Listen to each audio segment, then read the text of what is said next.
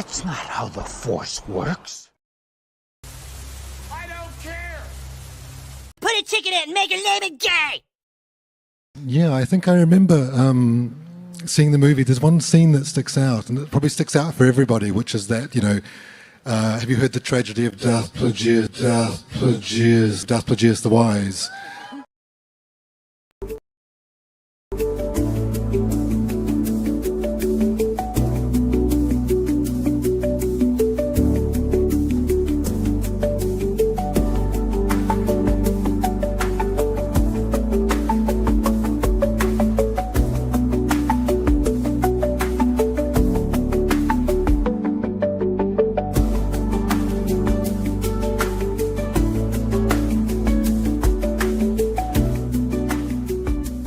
G'day guys and welcome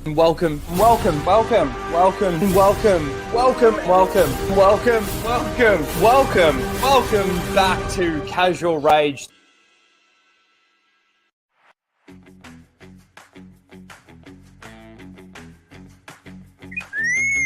Prepare to start the show, R2. This is where the fun begins.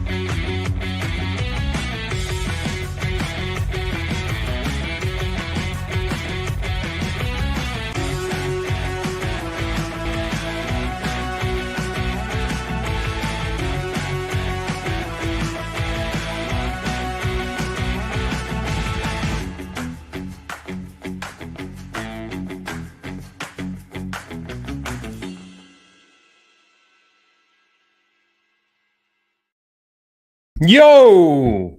And welcome to Casual Rage 223, where we casually rage out about the topics of the week, although I wasn't really going to talk about too many topics this week, but there was a few things that actually came up that we actually need to go over and actually need to cover. But we are going to be doing the Mr. Plinkett video. That's going to be the main event of the evening, is the Mr. Plinkett video. It is currently sitting at 943,000 views. God, I wish. Red Letter Media, I don't know, I must admit, I haven't been watching much of Red Letter Media recently. I don't think I've watched one of their videos for over a year. Oh, actually, maybe it was around a year ago. I think, didn't they do something on The Acolyte? Maybe they didn't. Actually, I can't remember. Anyway, it's been a long time since I watched a Red Letter Media video. They currently have 63,000 likes to 2.1 thousand dislikes. So nowhere near any kind of ratio. But yes, let's quickly say hello to the chat, because I wasn't actually planning on necessarily going through some of the topics, so we've got like a little bit to get through. So let's quickly say hello to who we've got here. We've got Jordan Star Wars. How you doing? Force choke the like button. Share the stream. Do all the good shit. You know what to do. I'm waiting to see everyone and Matt Wilkins. Sorry. God, see how retarded I am? I'm wanting to see everyone and Matt Wilkins. Yeah, I need to go and fix that blind. I've got the door open because it's actually quite a nice day. Yeah, I really would have loved to have gotten to that Legends thing that they're sort of getting together to do, and it's such a great idea just to, you know, for those people that did buy tickets and it got cancelled on them and everything, at least then they can sort of spend the credit that they've got from all of that stuff and still actually, you know, get together with some Star Wars people and actually have a good time. Mr. Bantham. Yeah, I think it's even been a big adjustment for me. Like, it's been so weird. Like, for 3 years, I've been every Friday. And to change it to Thursday, I know it's just one day, but even my work week feels weird. I got to get back into the routine of it. And also, too, like, we're currently obviously streaming over the top of Justin, who, if you don't know, it's the pinned comment. Go and subscribe to his new channel, Bane of the Shills. We're going to have to just start calling him Bane, as opposed to Purist, which is another change. But yes, go and subscribe to him. But he's streaming right now. I will probably send him the link to see if he wants to come on. Just shoot it over to him and see if he wants to jump on for a bit. Once he finishes, I know Anna's still going. We did well, I think, pushing the stream back. But then there's comments like this that make me go, fuck, like GT Weber can't hang around for the stream. It's too late for him. So does that make me think now, do I start earlier and begin before Anna even starts? Which is kind of annoying for me because it's sort of late morning. I like to have a little bit of a sleep in on my day off and, you know, get my day going, sort of clean up a little bit around the house, just do some stuff, wake up a little bit, and then sort of get into it. Whereas if I move the stream to sort of that late morning, like 10 in the morning or something, I don't get that, you know, if I want to do all of that stuff, I don't get the sleep in sort of that I want to get. And when I say sleep in, it's not like I'm sleeping till fucking midday or anything like that. But like, you know what I mean. And good day, GT Weber. When you do come back and catch the replay, thank you. I appreciate you. Mike Hill for his 54-month member chat. Thank you very much. 54 months, man, being a member. And you're a law master, I believe, too, aren't you? I'm pretty sure. Yeah, you're a law master. Fuck, man. Thank you. I appreciate it. Hail Rhino, unfortunately, won't be able to make the stream. We'll watch the replay tomorrow. I don't know whether or not that's got anything to do with the time, but anyway, it's good that you can all come back and watch the replay. And Lara always comes back and watches the stream. It's never a good time for her.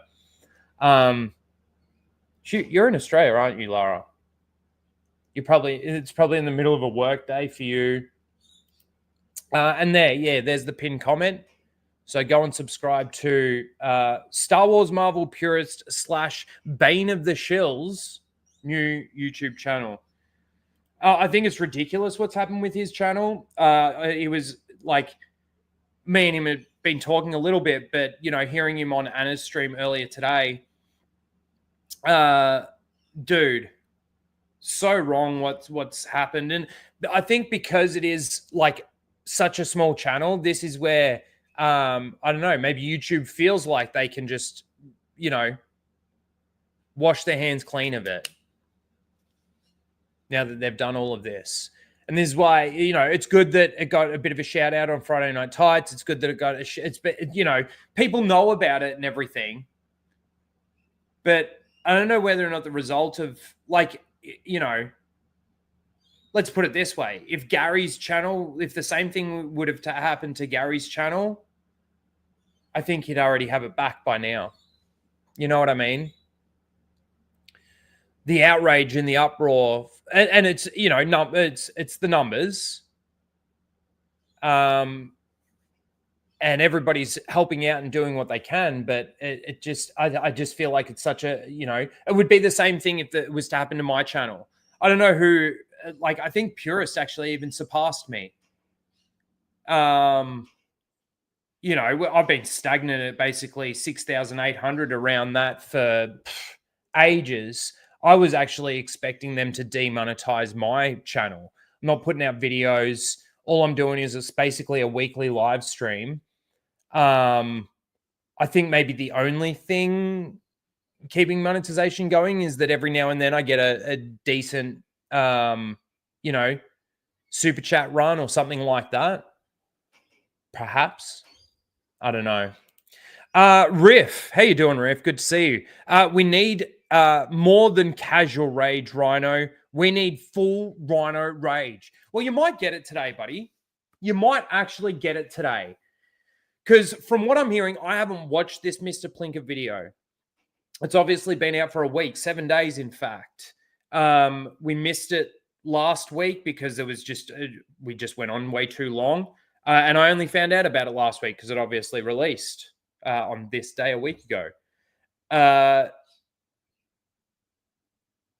But from what I'm hearing from the people out there that have watched it, I don't know what Red Letter Media's problem is anymore.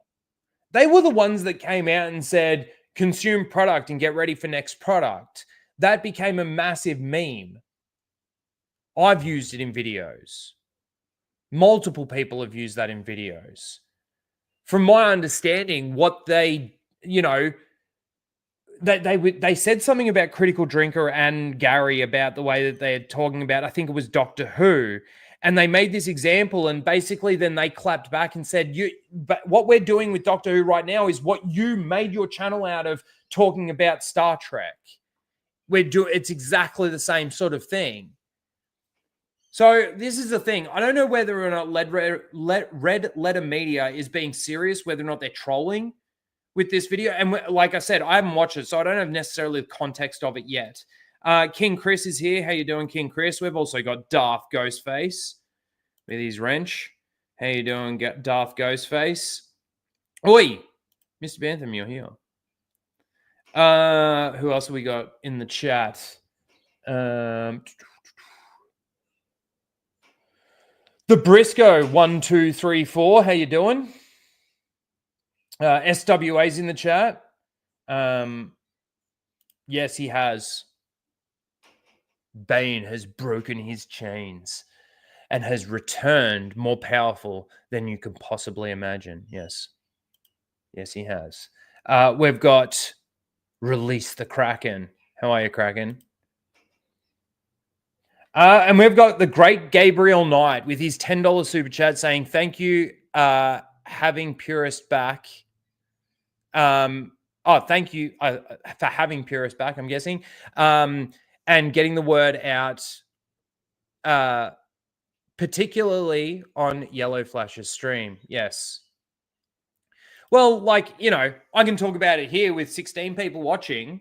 Maybe we get to 20. We talk about it then a little bit. You know, sometimes we get to that 50. But I think because Star Wars has hit such a lull and people don't necessarily come to my channel for just general pop culture, it's like more Star Wars based and related. And Star Wars has been so dead in this last half. Basically, the last 3 quarters of this year, like, it's just died for Star Wars. Star Wars news and Star Wars topics. We've been talking about it over fucking the last, I don't know how many weeks, where we go through what people have been talking about in regards to Star Wars, and it's like recycled news topics. You know, so I don't have the biggest audience here. I thought, you know, I was talking with Flash about it before the stream, and, you know, he didn't know because, I mean, there's so many channels out there. I mean, not everybody's going to know everything. But again, Purist was upcoming, you know, he was moving, it was gaining momentum, and he was doing well. And it's just to have the rug pulled out from under him like that. Fucking disgusting. Disgusting. And what? All because, you know, I heard on Anna's channel that apparently, was it Anna's channel? I think it was Anna's channel, that Chris Gore, like, LA Comic-Con's coming up and Chris Gore wasn't able to get his access, like the access or the panels or something that he usually sort of gets or whatever. And, you know, it wouldn't surprise me if, like, the thing that happened last year at LA Comic-Con got back to someone And I'm not trying to make anything about me. I'm just saying it could have been to the point where, what happened last year with Sawyer and me, and it got back that I was there with Chris. I don't know.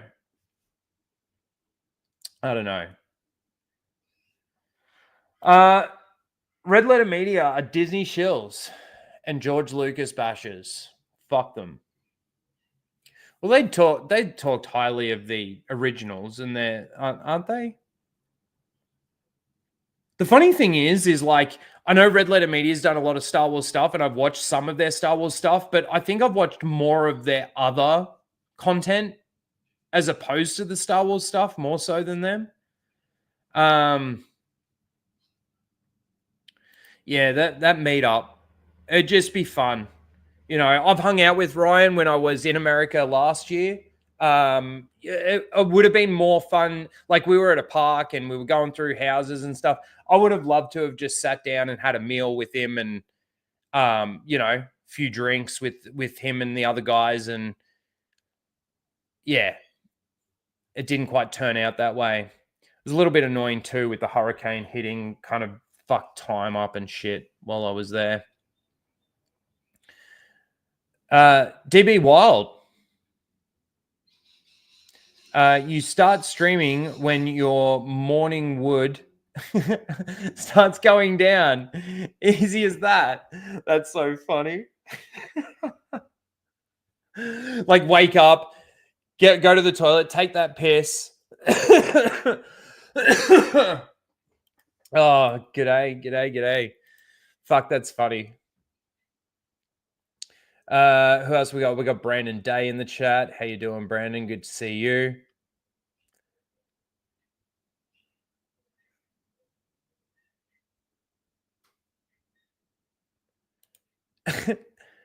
Oh shit, my Nullith fell off for, I'm guessing it's like $10. Saying that's such a funny name. Rhino, ain't it funny how EU haters get wet every time a new theory about the Vong coming to Disney canon shows up after hating on them? Yeah, for being space orcs. I didn't even know that there was a fucking work on my. I better not show that. There was a number there. Fucking work calls on my day off. Fucking annoying as shit. This is why not having the weekends really fucking annoying. Sorry about that. Fully interrupted my reading and answering the super chat. I didn't even know that there was rumors sort of going around or theories going around. It wouldn't surprise me. It's kind of like when people talk about, oh, they're going to bring Mara in, or they should bring Mara Jade in, or whatever.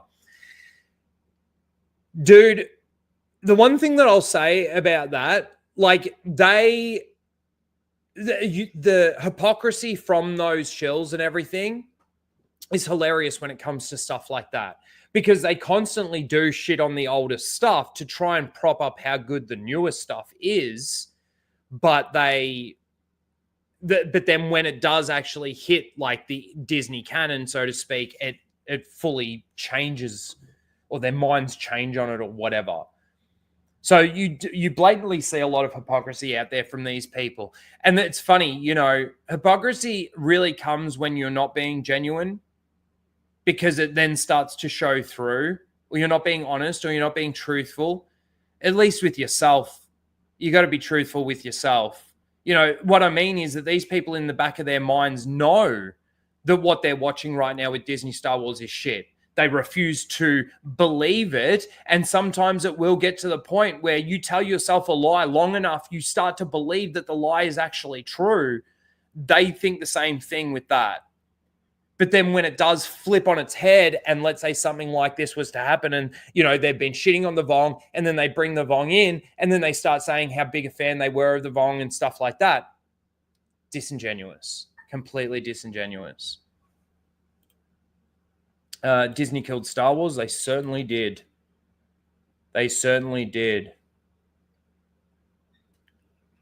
Arctic Warrior, I see you. Slayer Orc, Ogre, sorry, I see you. There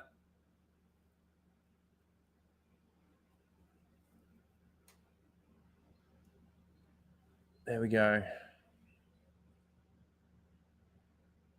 I think I've got everyone. Yes, that's correct.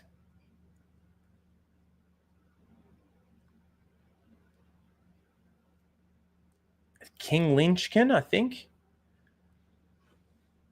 Anna is trying on Starfighter outfit. Her ass cheeks were out. Huh.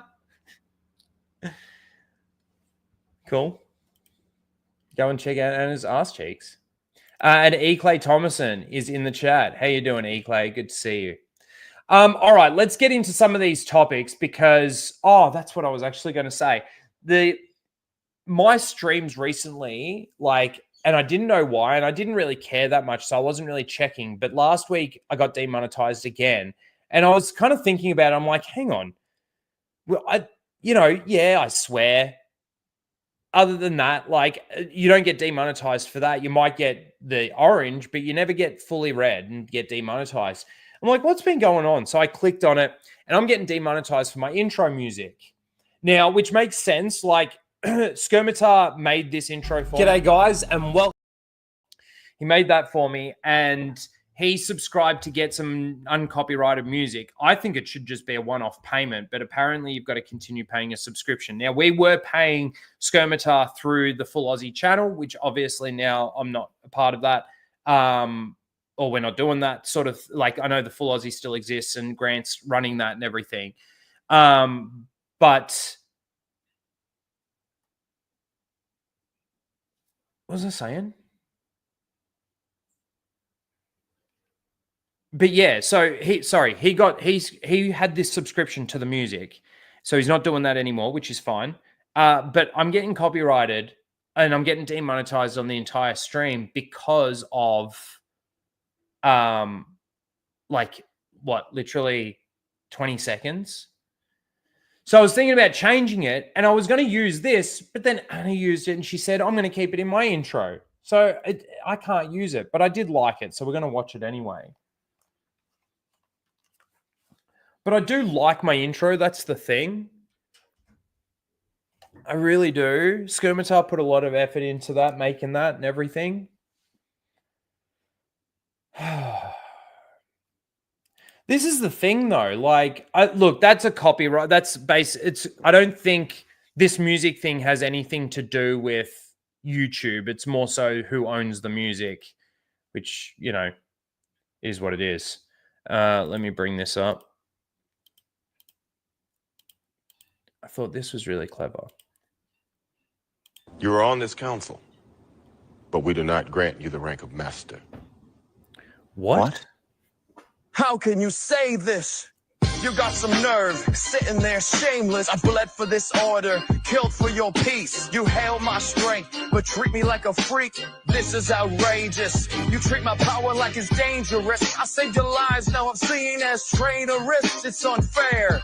I'm the chosen one, ain't no council pet. You gave me Jedi status, but still show disrespect.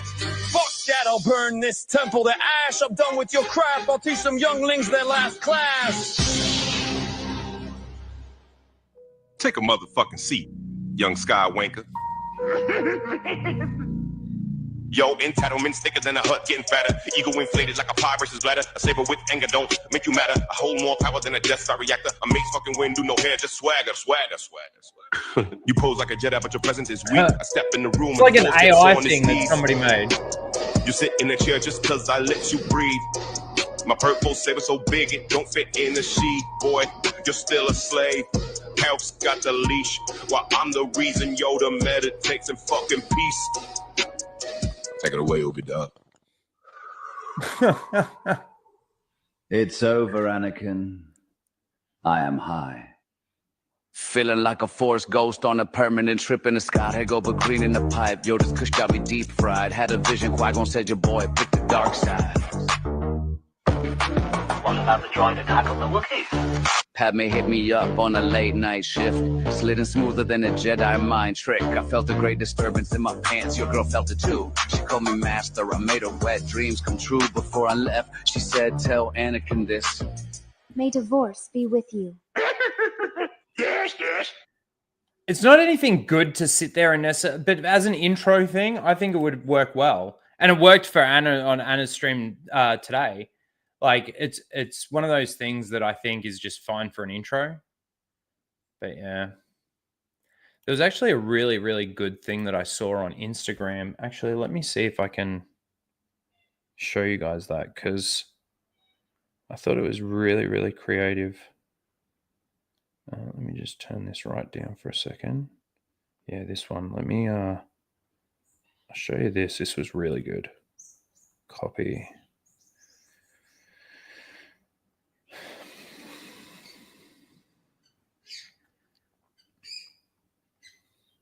Fuck, man, that I hate it when that happens. Like I said, I get these work calls. Oh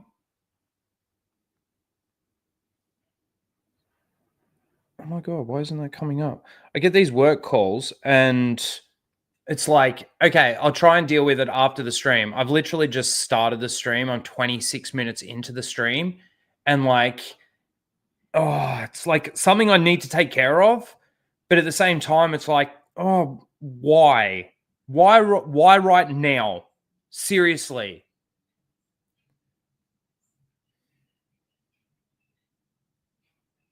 Fucking hell. All right, let me see if I can share this.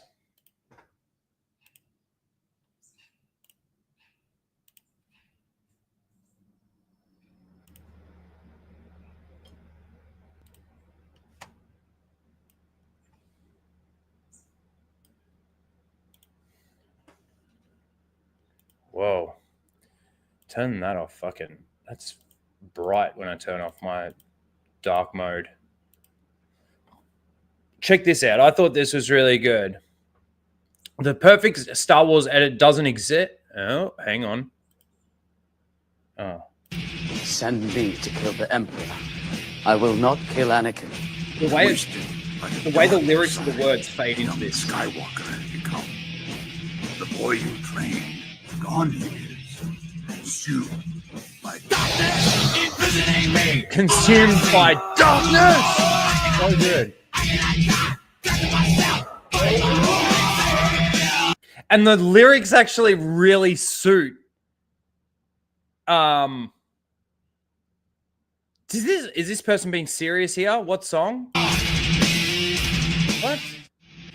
I think it's really good. Send me to kill the Emperor. I will not kill Anakin. Twisted by the dark side, young Skywalker has become. The boy you trained, gone he is. Consumed by darkness, imprisoning me. All that I see, I live. I cannot die. Death to myself. So good.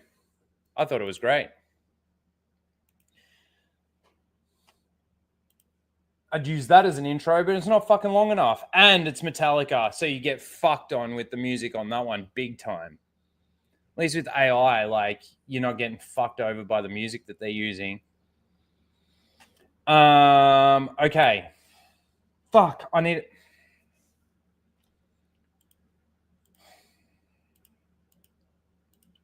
There's nothing I can really do right now. Okay.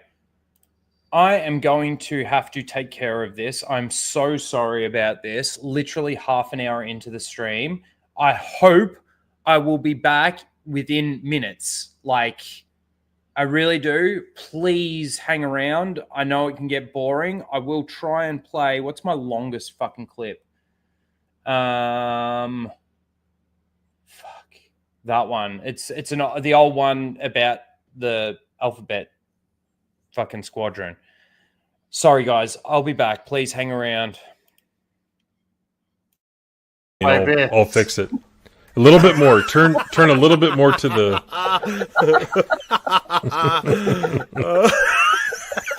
Is that better? There it is. Let's see what I look like on the playback. You're fine, Smith. You want to sit in your bed? I'm missing my bottom teeth, and I've got a triple chin. Derp! Derp! I make Star Wars. He looks like Kramer addressing Newman. He does. He looks like he's like, Tim, what the fuck? Oh my god, that's great though, Tim. That's great, man. Yeah, I'll fix yours right. Birds of Prey is going to deal with the misogynistic crowd that you guys have to deal with on a daily basis.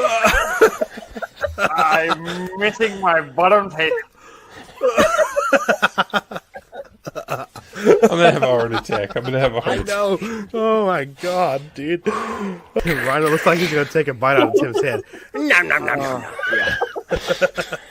Hey Tim, that ear looks quite delicious.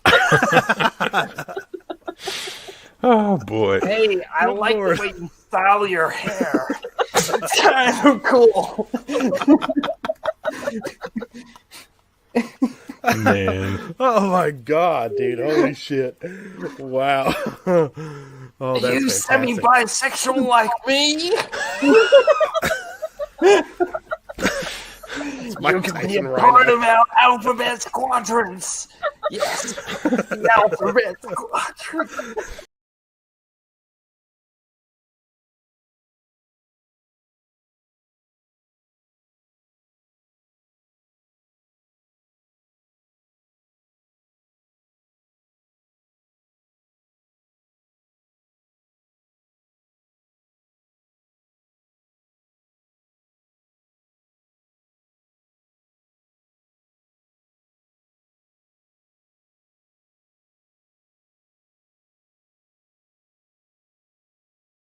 I said Lyndon would go to the tree and do some ASMR for you, Lethal. Mm. In your honor. I'm so and then He'd be hugging that tree. And then he'd be punching it and slapping it, going, "You took my friend."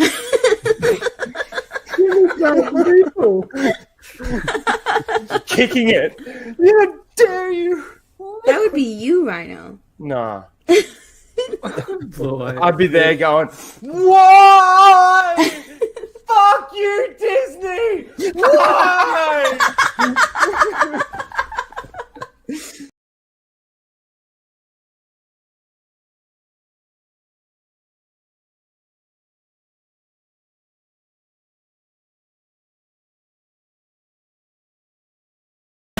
R4. Prepare to jettison the spare part canisters.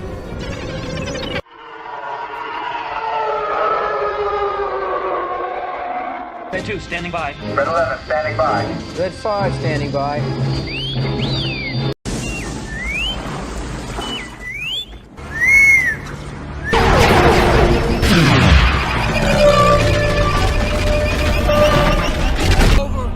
Anakin, Chancellor Palpatine is evil! From my point of view, the Jedi are evil! Well, then you are lost!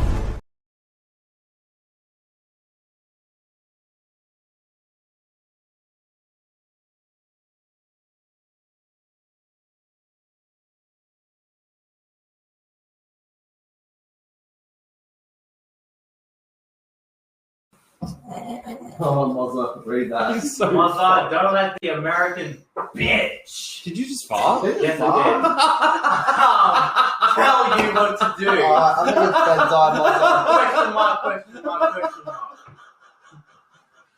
I think it's bedtime for Mozart. That's the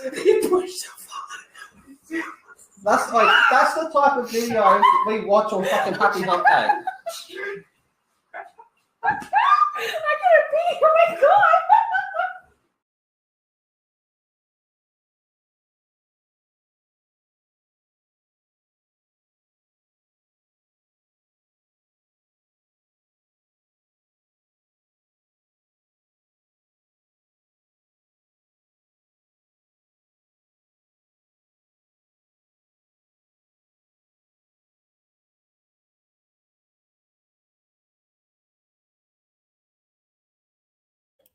I'm so sorry about that.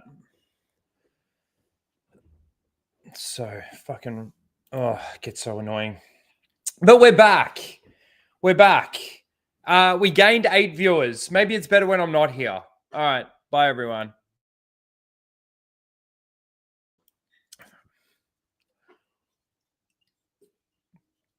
Oh, thank you. Thank you for hanging around. Welcome back. Yes, thank you, John Cena. How you doing? Yeah, game over. Oh, no, no one. All right, Fear of Femur, I see you. How you doing? All right, let's I should have fixed that blind when I was up, but I didn't, so too bad. Too bad for me. If you hear banging in the background, that's what it is. All right, so let's get through some of these topics so we can get into the Mr. Plinkett stuff. Let's get through some of these topics. So, again, I wasn't going to talk too much about any news because, like I said, we're just constantly repeating the same talking points that people have been talking about. Kathleen Kennedy's going, Dave doing this, fucking announcing fucking projects, fucking saying like people had an issue here, people had an issue there. Oh, this person's coming back. This person wants to come back and asking for their role back. It's all the same fucking talking points constantly with Star Wars at the moment. And as we've been saying, they blew their load early this year. And it's crazy to me that they did what they did in regards to the overlap of what their show with their shows, sorry, not the shows with the movie, the 2 shows that they had. They had the live action and the animated, those shorts or whatever. Or was it Tales of the Underworld? But now we got Visions coming and no one fucking cares. Like, no one cares. Like, who really gives a fuck about Visions? Now, I'm sure there are fans of Visions out there. It's a good thing that it's completely separate from like real canon.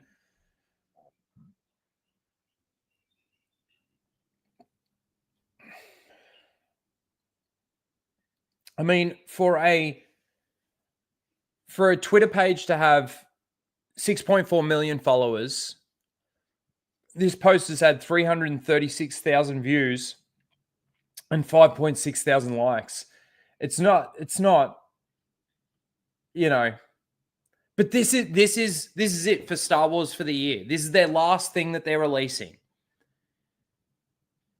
And really no one cares about it for multiple of reasons. There's obviously the fact that, like I said, it's not involved in the main canon, the main storyline or anything like that. It's completely separate. So there is that. I was going to watch the first season of Visions, like when it first came out, and I completely forgot when it released. I completely forgot that it was out. Didn't even bother like watching it and never thought to go back and watch it. I just don't care. I just don't care. But also too, I mean, look, animation and stuff like that isn't cheap. I think this is a lot more along the lines of like anime in the sense where I again, I haven't watched it. So I'm just going based on like the trailers and things that we have seen from it.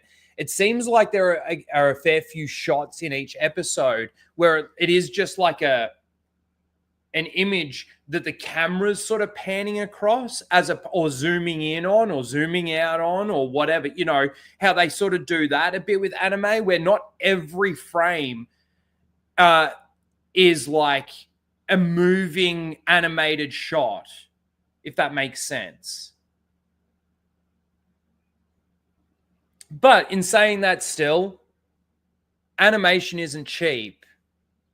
And to think that, I mean, Star Wars has had a horrible year, despite what people want to say about Andor. Andor was this year, right? That's what it overlapped with, right? God, it's so like messy. It really is messy. But yeah, that they haven't really had any success this year. They certainly didn't have any success last year. They're getting massive amounts of diminishing returns from this IP. And now they're coming out saying that they need more men. They've got a boys problem at Disney.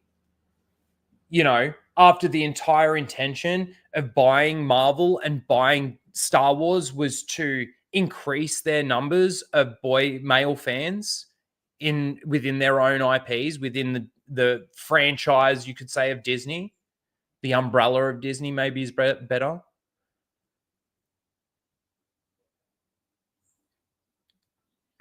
Like, the funny thing is, and I heard Ryan talking about this. I can't remember what stream it was on, but not only have you lost the male fans that you inherited when you bought Star Wars and Marvel, but you've lost the 20 to 30 to 40% of females that were were interested in those IPs as well, that were fans of those IPs as well, because they liked it for what it was. And now you've changed it to try and cater to all audiences, and it's now for no one. Crazy. And it's crazy to think that they can't see that. It's just, surely there's got to be someone there, just even one person sits there and goes, nah, like, what the fuck are we doing? But there's not. There's not, because it's kind of like with Lucasfilm, right? If Kathleen Kennedy was to leave, step down, get fired, who fucking cares how it happens? You think anything at Lucasfilm is going to change with the amount of cancer that Kathleen Kennedy has employed to run all aspects of Lucasfilm? Look at the result of everything that Kathleen Kennedy has released through Lucasfilm, whether it be Willow, whether it be Indiana Jones, or whether it be anything Star Wars. The only thing that they seem to be able to make profit or money on is based on any of the old stuff when it was owned by George, the stuff that was made by George. Craziness. So get ready because this is coming out October 29, and no one's going to care. No one's going to care. I truly think, unless they're able to make this really cheap and the amount of views that they get from it is enough, which I very much doubt, this has got to be the last season of this show. You wouldn't think it's going to get renewed. And what audience are they trying to cater to with this? I know it's the anime audience, but like, fuck. And I know that this is them learning the wrong lesson again, though. Because anime is dominating right now most forms of entertainment, and they think that the thing that they need to do is move or shift what they have into anime form, which is wrong. They just need to make what they have the thing that they have again. And it's so simple. They've changed it so much from what it was that they think now, it's just, we're going to make it anime instead of just making it its own thing that was for the audiences that were already there. You already had maximum audience. They could only get bigger through fucking continuing to tell timeless stories and those fans passing their love of that franchise down to their kids and so on and so forth. Craziness. Moving along. Katie Sackhoff comes out and reveals some very... We're not going to deep dive into any of this stuff today. It's just stuff that's come up through the week that seems to be a little bit different from everything else that we've been talking about over the last months, multiple months, because it has just been the same repetitive stuff that we've been talking about. This is something completely different. It reveals so much. So this is just the headline for it that IGN's put out. Star Wars actor Katie Sackhoff has said her experience on The Mandalorian left her largely unable to work. That is insane. After struggles understanding her character impacted her confidence. Wow. So somebody who can play a role in, what's she in? Is it Battlestar Galactica? You know, this isn't some like rom-com actress chick that I'm sure she's been in like all forms of movies and shows or whatever, right? And I haven't seen Katie Sackhoff in like a lot of stuff. I've seen Katie Sackhoff, I think she's a good actress and everything. It's not the fact that she's gone from being this rom-com actress to moving into sci-fi and it's confusing because it doesn't make any sense to her or she's not a fan of that or anything. She was in a show that involved a lot of imagination. And she did such a good job and she knew the character and everything. This tells you that the people that are writing these shows aren't writing characters. They're writing a platform for whatever the agenda is at the time. Because the characters make no sense. I believe that Katie Sackhoff wants to come out, or she has come out or something, and say that, hang on, I'm not the Mandalorian. This character, Din Djarin, is the Mandalorian. But that's not, but again, confusion. I can understand your confusion, Katie Sackhoff. But also, too, didn't you come out after The Mandalorian came out talking about how good it was and how, you were talking it up? Now, yeah, no doubt. I think that's probably a part of your contract that you've got to go around and you've got to talk this up and get eyes on it and get people watching it. Like, it's kind of like this is a reverse thing of Mark Hamill.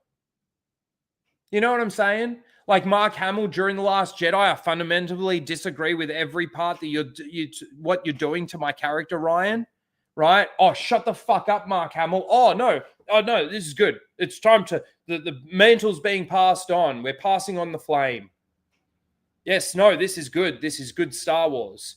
The only reason why the old stuff was bad was because of Trump. Fuck it. Like this is the reverse. Katie Sackhoff, when she finished everything, from everything that I saw, was talking it up. And now coming out, it's so crazy though how these actors do this, because you think about John Boyega. He flip-flops fucking, his mind changes more than the tide on who to blame. Everyone was behind you, John Boyega, when you were talking about how, you couldn't understand how Lucasfilm did this to your character. We agreed. We thought it was an intriguing idea to have a stormtrooper turn Jedi possibly be force sensitive in some way. The people that still think that you stormtroopers were all clones might not understand that. How does that work? But that's we're teaching somebody and telling them, Palpatine disbanded basically the clone army, destroyed the Kaminoans, and started recruiting. So stormtroopers just became normal people that wanted to be a part of the Empire, protecting the galaxy, because that's the way it was being promoted.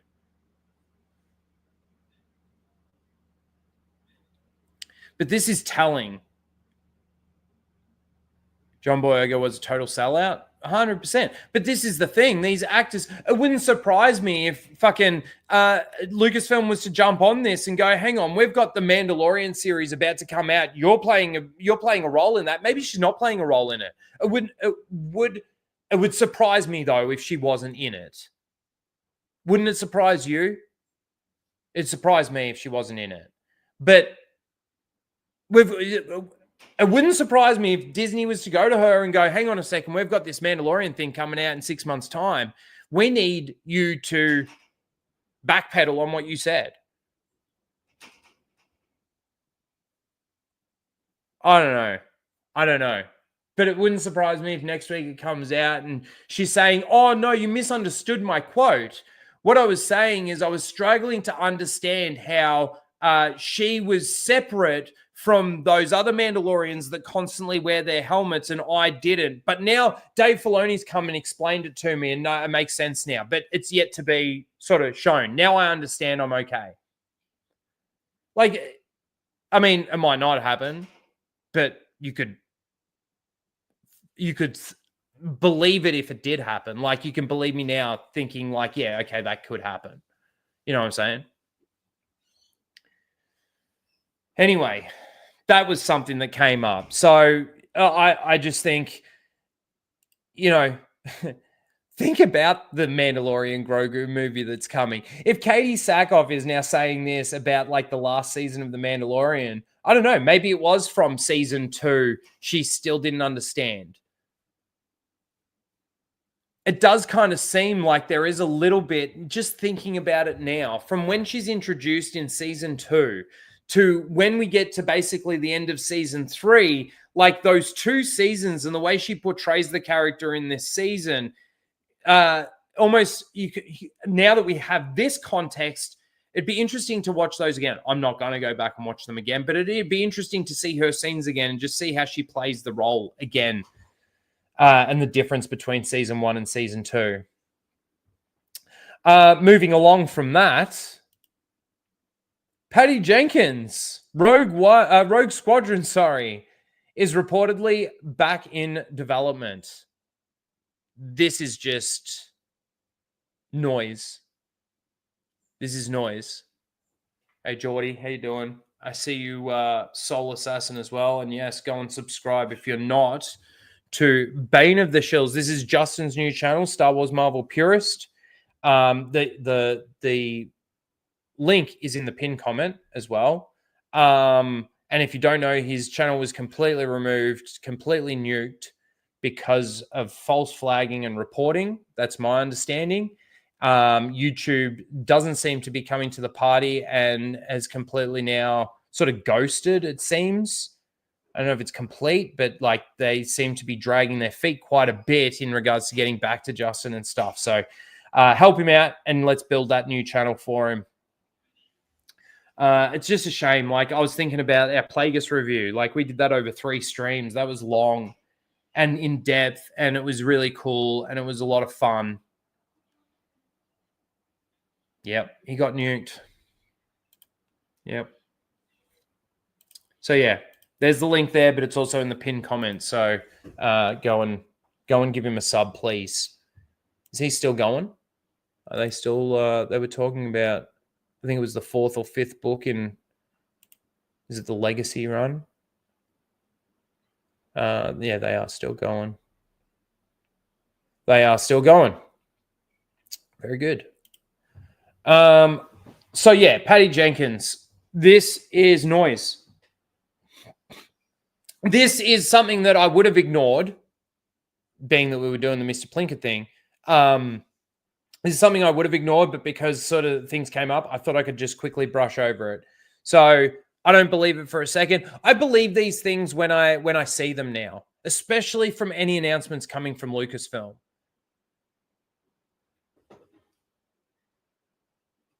Lucasfilm is so far like removed from what the entertainment that they should be making, that and the way that they run their business is so wrong in the announcements that they give.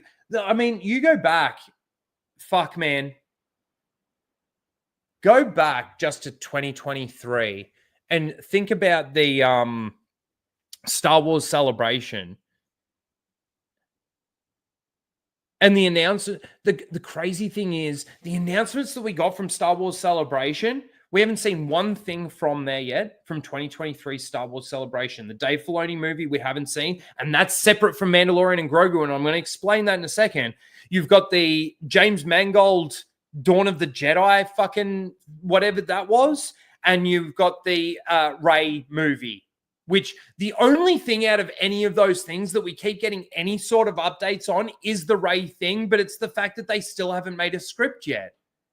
2 years in, and they still haven't completed, or even, I don't know what's going on there, right?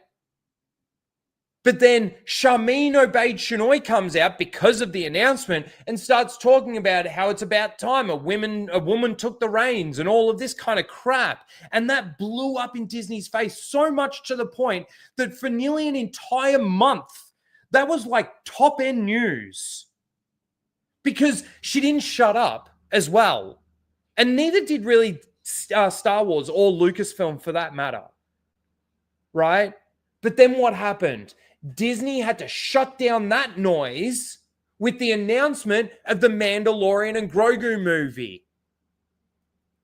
And in all the other announcements that we've even had, either since then or prior to then, the only thing that we've gotten out of any of that is the Mandalorian and Grogu movie.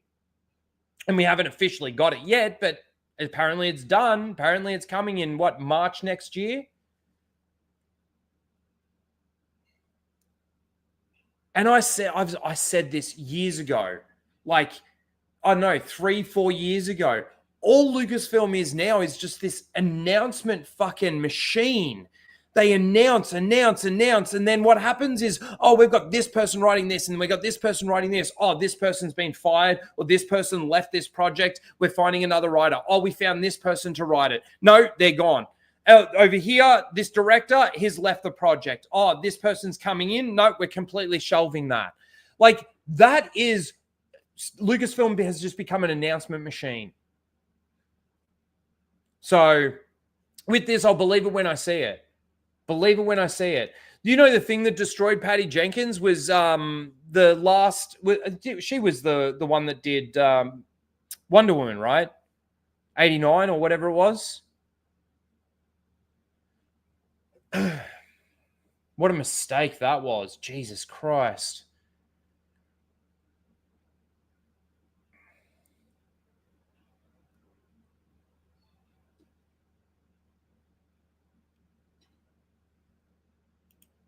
Dude, it started with the big board in December 2020. That's true. That's true, actually. You mean the whiteboard, right? The big whiteboard? With like dinosaurs written on there and equality or something written on there twice or whatever it was. That's what you're talking about. Right, Tim?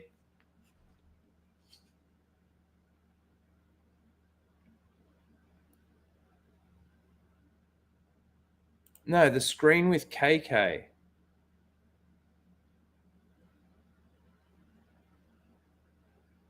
You're talking about the one where they had sort of like the line and they had like, this year we're going to have this, and then it had a thing underneath and a thing above and everything.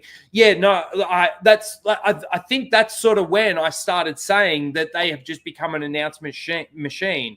I was thinking it had to be like maybe, like I said, 3 or 4 years ago. It's probably more 4 or 5 years ago. Really, not long after fucking Rise of Skywalker.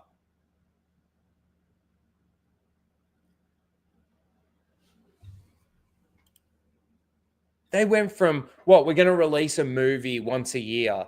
We're going to do a mainline movie and then like a Star Wars story movie and then a mainline movie and then a Star Wars story movie. Wasn't that what the plan originally was?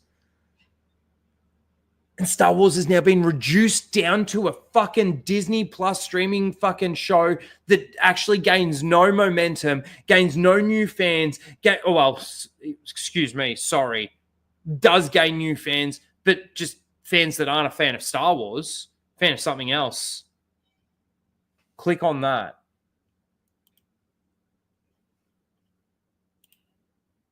Oh, no. I nearly reported you. Yeah, okay, this, yes.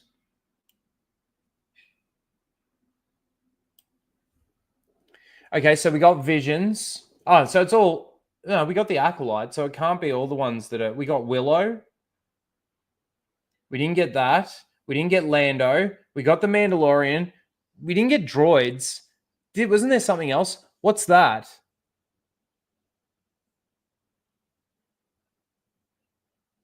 Open of, I don't know if that's a Star Wars thing or not.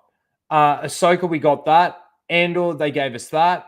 Obi-Wan Kenobi, they gave us that. Bad Batch, they actually gave us a bit more on this. There was another one, wasn't there, that they were like.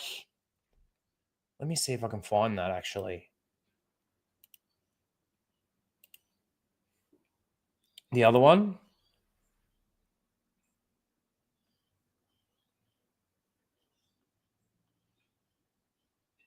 I don't want to go through all of that.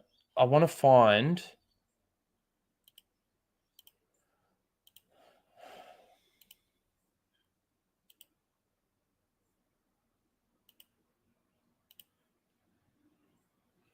No. No, that's not one.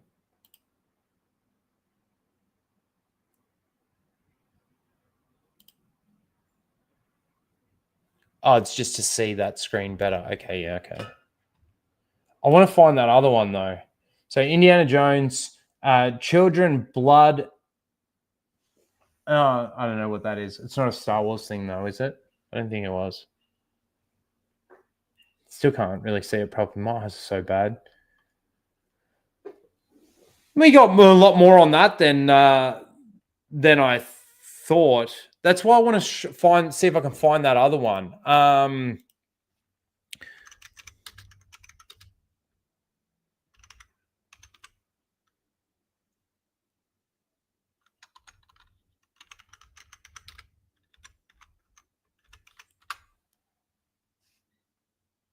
Images. Let's have a look. It's not that one. Is it that one? No, that was just trying to show. It was this one. Hang on, let me just drag this over for a second. See, where is it?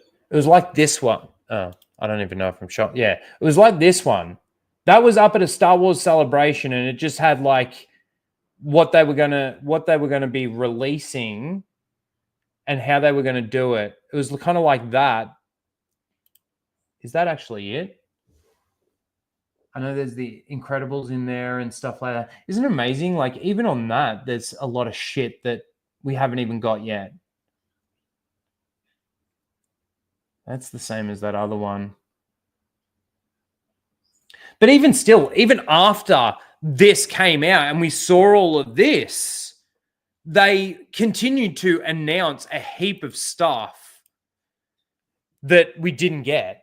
A heap of stuff that we didn't get. Anyway, I'll believe the Patty Jenkins thing when and if it ever happens. When and if it ever happens. Let's continue. Let's get rid of that. All right. Who would Bella Ramsey play in the Star Wars universe? I heard there's some interest. Okay. This is kind of hilarious if this actually does happen. I mean, come on. Do it. Do it at this point in time. Would she play an alien? I was actually trying to rack my brain of like beings or species or whatever in the Star Wars universe. I couldn't like pinpoint something. You would think it would probably be in the Mandalorian universe, being that it's Pedro Pascal. It's funny the fact that he doesn't get that anxiety attack or whatever around her. That is a funny narrative, isn't it? Bella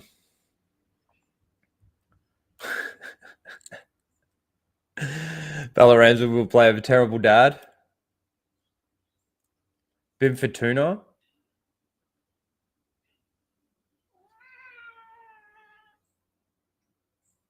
And Mon Calamari. Actually, that probably would suit. Get the makeup. You wouldn't need too much. You actually wouldn't need that much makeup. You'd need more colored makeup than actual like prosthetic and facial makeup. Isn't that bad? But there you go. I just saw it. I thought it was funny. And well, like, again, Disney Star Wars, why not? Why not? Lizzo, bring her back. Bring her back for a cameo from her cameo. Jack Black, why not? Christopher Lloyd, like, no, he can stay away. He's not coming back. it's crazy that they went from character cameos to celebrity cameos. You know what I mean? That's what Mando season 2 was character cameos, and Mando season 3 was celebrity cameos. Lizzo the Hutt, that's an easy one. But apparently she's lost a fucking heap of weight or something. She's lost even more weight or something. I don't pay attention to it, so I don't really. I just heard it, saw it. So there's that. It's too early. Look at this guy. Watch.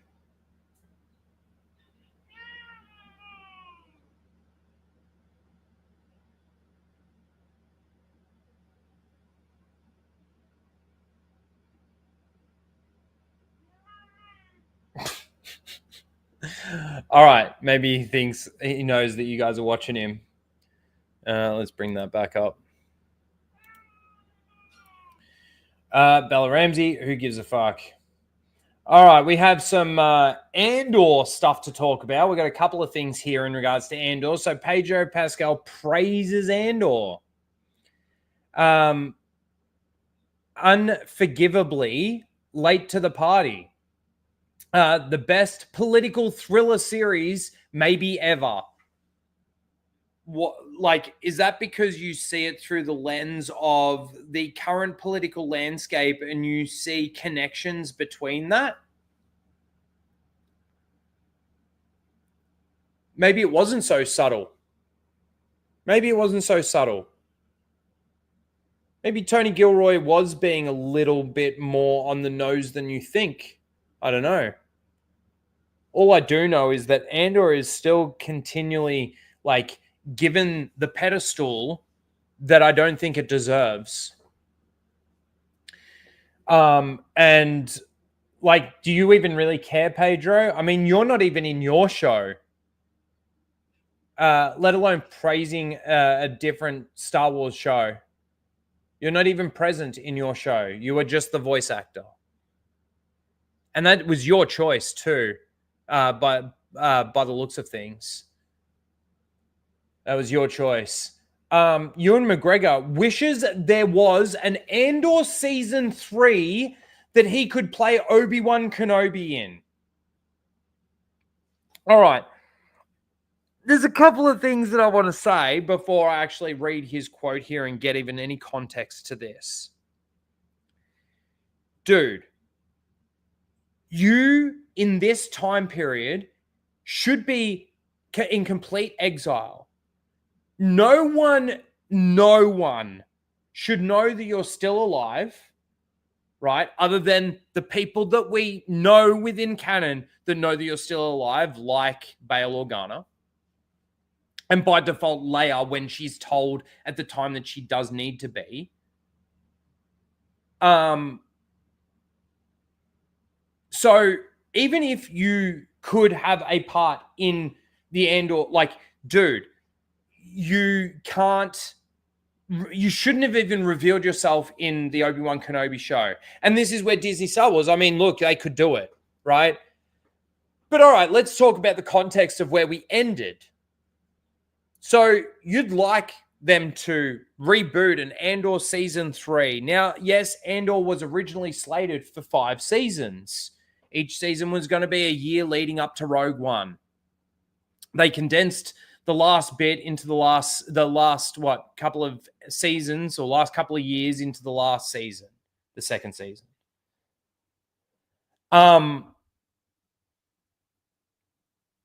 If there was going to be an Andor season 3, you're dead, dude. Obi-Wan Kenobi is dead. Because season 2 ends right when Rogue One begins. We know Andor's story. So Andor season 3 wouldn't even have Andor in it. So, I mean, I guess you could argue the fact that Ewan McGregor are an idiot for saying whatever it is that you say, and we will get the context here in a second. But you should have probably said something more along the lines of, I'd like them to continue the story of, but the continuation of the story of Andor's story is basically rolled through the movies, rolled through Rogue One, and then, which is a really bad connection. Oh, it's so dumb. These people are so stupid when they say shit like this. I was thinking I'm in this timeline. I think I could be in season 3. I was super excited, and then I realized, oh no. So anyway, maybe if there was, I could have squeezed in there. If only. There's always a chance that maybe there's a story that's happening at the same time where it basically, you did that, didn't you?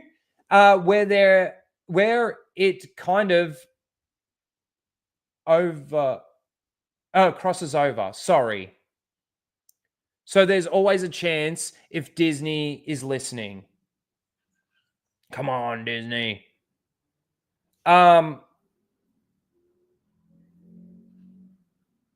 Dude, this is where the EU was so good. If there were stories that overlap like that, you basically get it through the expanded universe, and you could release that, you could make those and release those. But like, oh my god, the story that runs parallel with basically sort of these events and everything is like you looking after Luke and watching over Luke and being a hermit and being deserted, waiting for the message. Like, dude, this is the hard thing for me with Ewan McGregor is I used to think you understood the character. I used to think that you understood the Star Wars universe. At least to some degree. At least to the point where you wouldn't say something like this. But yes, he is a sellout. You're right, Ghostface. He, that car video that he did after the Obi-Wan Kenobi thing. If you're going up there, you're no Star Wars fan in my eyes. Shut up. We were talking about fucking her purpose in the show, what she did, who she was, how she found out the stuff, how it's law breaking and canon breaking and completely destructive to real Star Wars. So disappointing to see this in some actors. You know what I mean? And then there was this. The Galaxy is Watching. Nominated for 14 Emmy Awards. Consider Andor. Andor. 14. 14. This is them patting themselves on the back again as far as I'm concerned.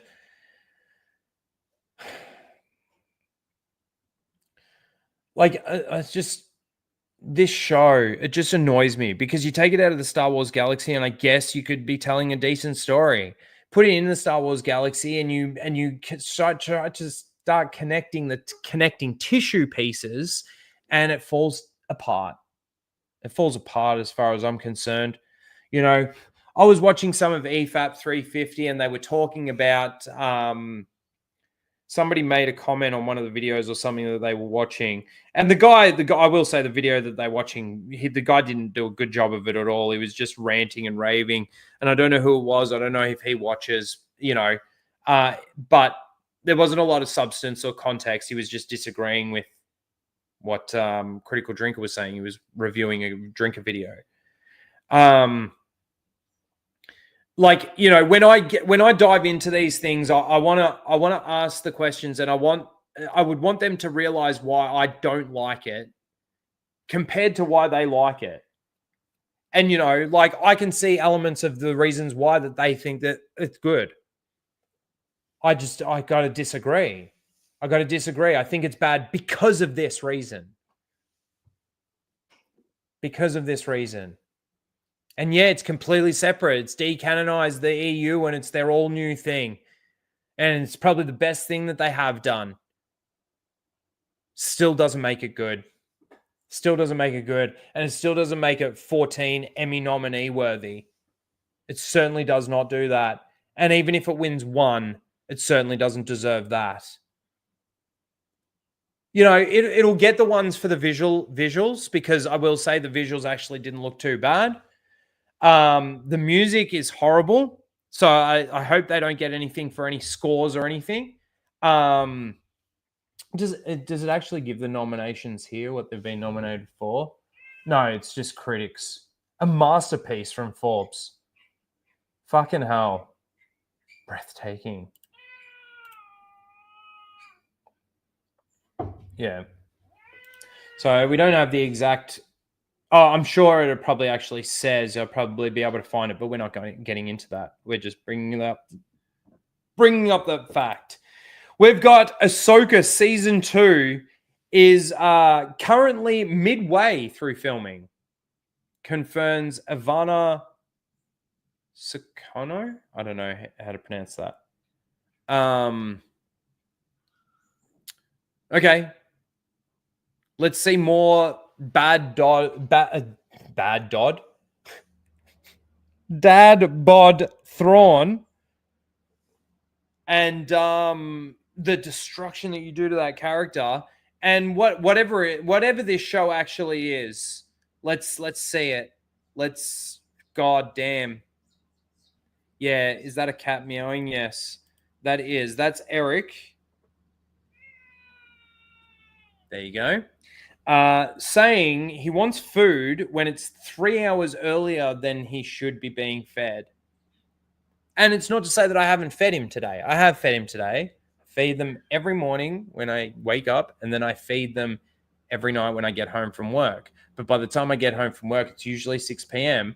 and it's currently 3 p.m. Man, this is one thing that I hate about my day off sometimes, is because I'm home. Like, he started this before the stream started. It's not about pats. It's not about attention. It's about my fucking food. Where's my fucking food? Isn't that right, Eric? That sounded like he said no, but he actually said yes.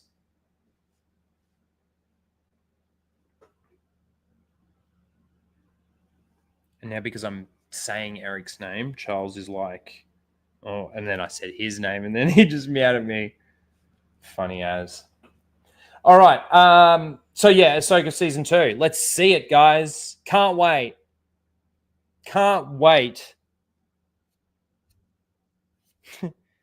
Oh man, is Ewan McGregor, is Hayden Christensen supposed to be in this season?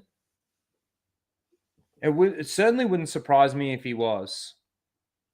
And then the last thing that I've got here is from Star Wars Holocron, saying Emperor Palpatine would have featured in Andor if the show had ran for 5 seasons as initially planned. Says Dan Gilroy. I can't imagine over 5 years we wouldn't have shown the Emperor at that point. I think we would have got closer to Palpatine's world. This is the thing, though. Like, even Tony did come out and he said, like, you know, we could have put Vader in and, you know, used these characters, but we didn't really like. I think there was some good, you know, it's limiting the amount of cameos and the amount of times we see them, so that when we do see them, there's a lot more. Unless you've got a real good reason to bring a Palpatine or a Vader completely in visually showing them, referencing them is fine, right? But completely showing them and actually having them be there for a scene, if it's just for having them there for the scene, which it seems to be most of the time for Disney Star Wars, it's pointless. So, I mean, to be fair, it actually surprises me a little bit that they didn't actually use Vader or Palpatine in the way that they actually do it. You know, Star Wars has become so self-referential that's why it surprises me.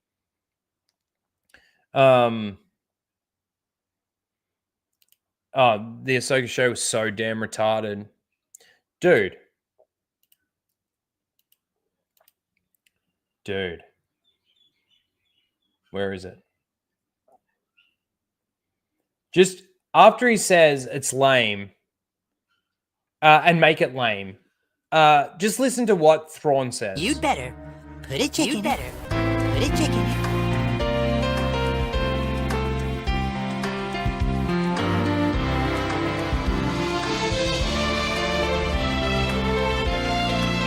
And make it fucking gay as fuck. Going somewhere?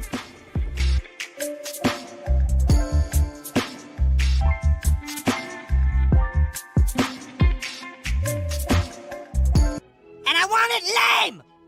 Put her on a path of her own choosing, so that no matter which direction she takes, we'll always be one step ahead of her. What? That is so lame!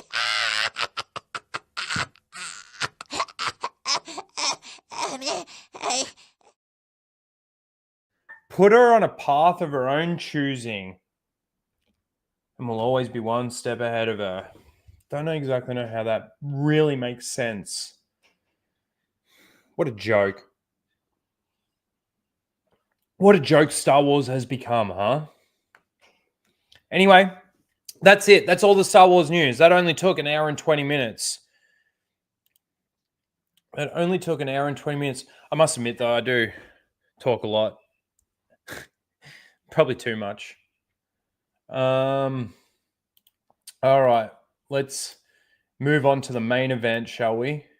I don't know if we're going to do Seal of the Week. I don't really have any Seal of the Week stuff, so we might just skip it this week, which is a little unfortunate, but not the worst thing in the world. All right. Prepare yourselves, guys. Get your popcorn. Get your popcorn out. I need to go close this fucking door. Get comfy. Have another coffee if you need to. Just closing the door. It is a beautiful day. Yeah, it's a beautiful day, and you're not getting your food yet. Actually, I might have to just fucking feed him so that it shuts him up. True. I can't. I'm gonna fucking be sitting here for ages, and he's just gonna be fucking either sitting there meowing at me or sitting there and meowing at me. All right, let me. This will be my getting my popcorn. Is feeding my cats. Listen to this. Can you hear that? Can you still hear that? I should say. Here we go, a little bit of an unconventional stream. I'm talking to you from across my house. Yeah, it's coming. Be quiet. You're so lucky. You're so spoiled as well. There, eat up and be quiet.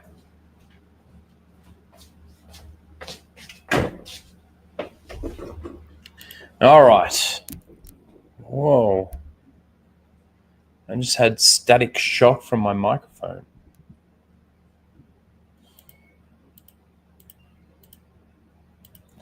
Mr. Plinkett, Red Letter Media. I must admit, guys, I don't think I've ever watched a Mr. Plinkett video. Like, Mr. Plinkett is like a character that they put on, or one of them puts on, right? Oh boy, here we go.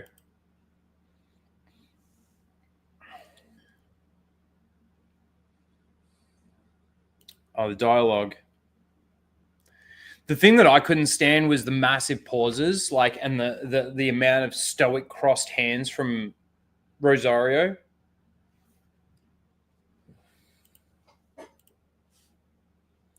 All right. What's up? How you doing? We're watching the Mr. Plinkett video now. We were talking about some of the stuff earlier, just some of the main Star Wars news and topics from this week. Oh, that's the wrong one. And now we're moving on to the main event, and we're watching the Mr. Plinkett video. It is called Mr. Plinkett's What Happened to Star Wars. Once again, it has 943,000 views from 7 days ago. 63,000 upvotes to 2.1 thousand down. I haven't seen it yet. There's a lot of people out there that have. Let's go. Hello, it's me, Mr. Plinkett. You know, Star Wars has been around for nearly 50 years now, and I'm finally coming to the conclusion that I'm not quite sure what it is anymore. Or if... Well, let's just say that's probably due to what Disney has done to Star Wars, right? I know that the Red Letter Media guys aren't massive fans, or let's just say that they hate the prequels. That's my understanding from them, and from what I've heard and seen. But you know what has truly destroyed Star Wars for a lot of fans is what Disney has done to it. Isn't that right? I even care. It's a weird, ubiquitous cultural thing that has no borders, no exact shape, and no manners. It appears in all forms and products. It has invaded our holidays, our homes. Hey, honey, you want to watch Star Wars with me? I'm busy, Dad. Our personal lives. And I hear that you also had a bit of a Star Wars wedding. We did have a Star Wars wedding. Our bodies. And our collective mental... Who puts porg tattoos on their fucking... A Star Wars wedding. We did have a Star Wars wedding. Our Isn't it funny how they had a Star Wars wedding and she's dressed as Leia and he's dressed as Han? Interesting, isn't that? They got porgs, man. Fucking porgs. You're a Star Wars fan, and the tattoo that you think to get being a Star Wars fan is a fucking porg. And look, obviously, boyfriend, girlfriend tattoo or something here. But even if, like, fucking... bodies and our collective mental health. I can't seem to read the room anymore, and it's fueled by endless greed and desperate branding and rebranding. It is the ever-changing face of evil. Look what you have made. And when a thing is everywhere and omnipresent, it has the danger of also being nothing at the same time. Star Wars used to be simple and fun. It was about Luke, Han, and Leia having adventures fighting the Empire. Alongside them was a cast of colorful and heroic, likable characters, as well as great and memorable villains, too. Great. Watching the films, we laughed, we cried, and we were enthralled by the adventure and amazing, groundbreaking visual effects. Agreed, but did you also notice that he is just using OT stuff? Let's see. Are you old enough to remember a time when people used to say, "You should see that movie, it has amazing special effects"? Now amazing special effects are a prerequisite. Now people complain that the CGI looked bad. Or they say Sonic the Hedgehog's eyes aren't exactly the way I want them to be, so redo it. Or But hang on a second. Hang on a second. The Sonic the Hedgehog thing, there was so much, like... There's so much context to that. You can't just say that the fans complained and that, like, that was it. The studio or the people that made it agreed, delayed it, changed it, made it better, and guess what? The fans rewarded them for it. That's so, like... just scaling over that and using that as like, yes, there are people out there that are saying, I'm guilty of it, that are saying that the CGI these days is shit, right?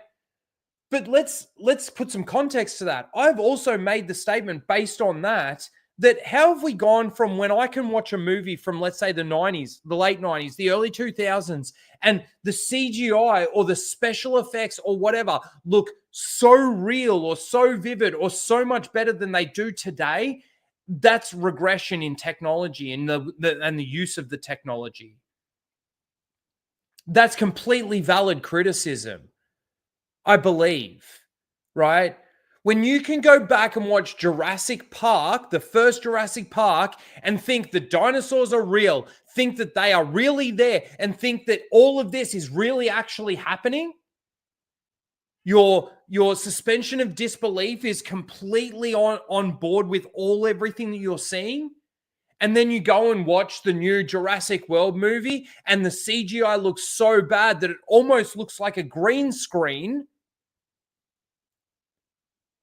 Like one of those old 1970s, 1980s sorts of kind of green screen movies when, you know, James Bond's sitting in the car and the background's like this and everything. And it's like, Jesus, you can really see that then they could be flying right now. That's what it looks like.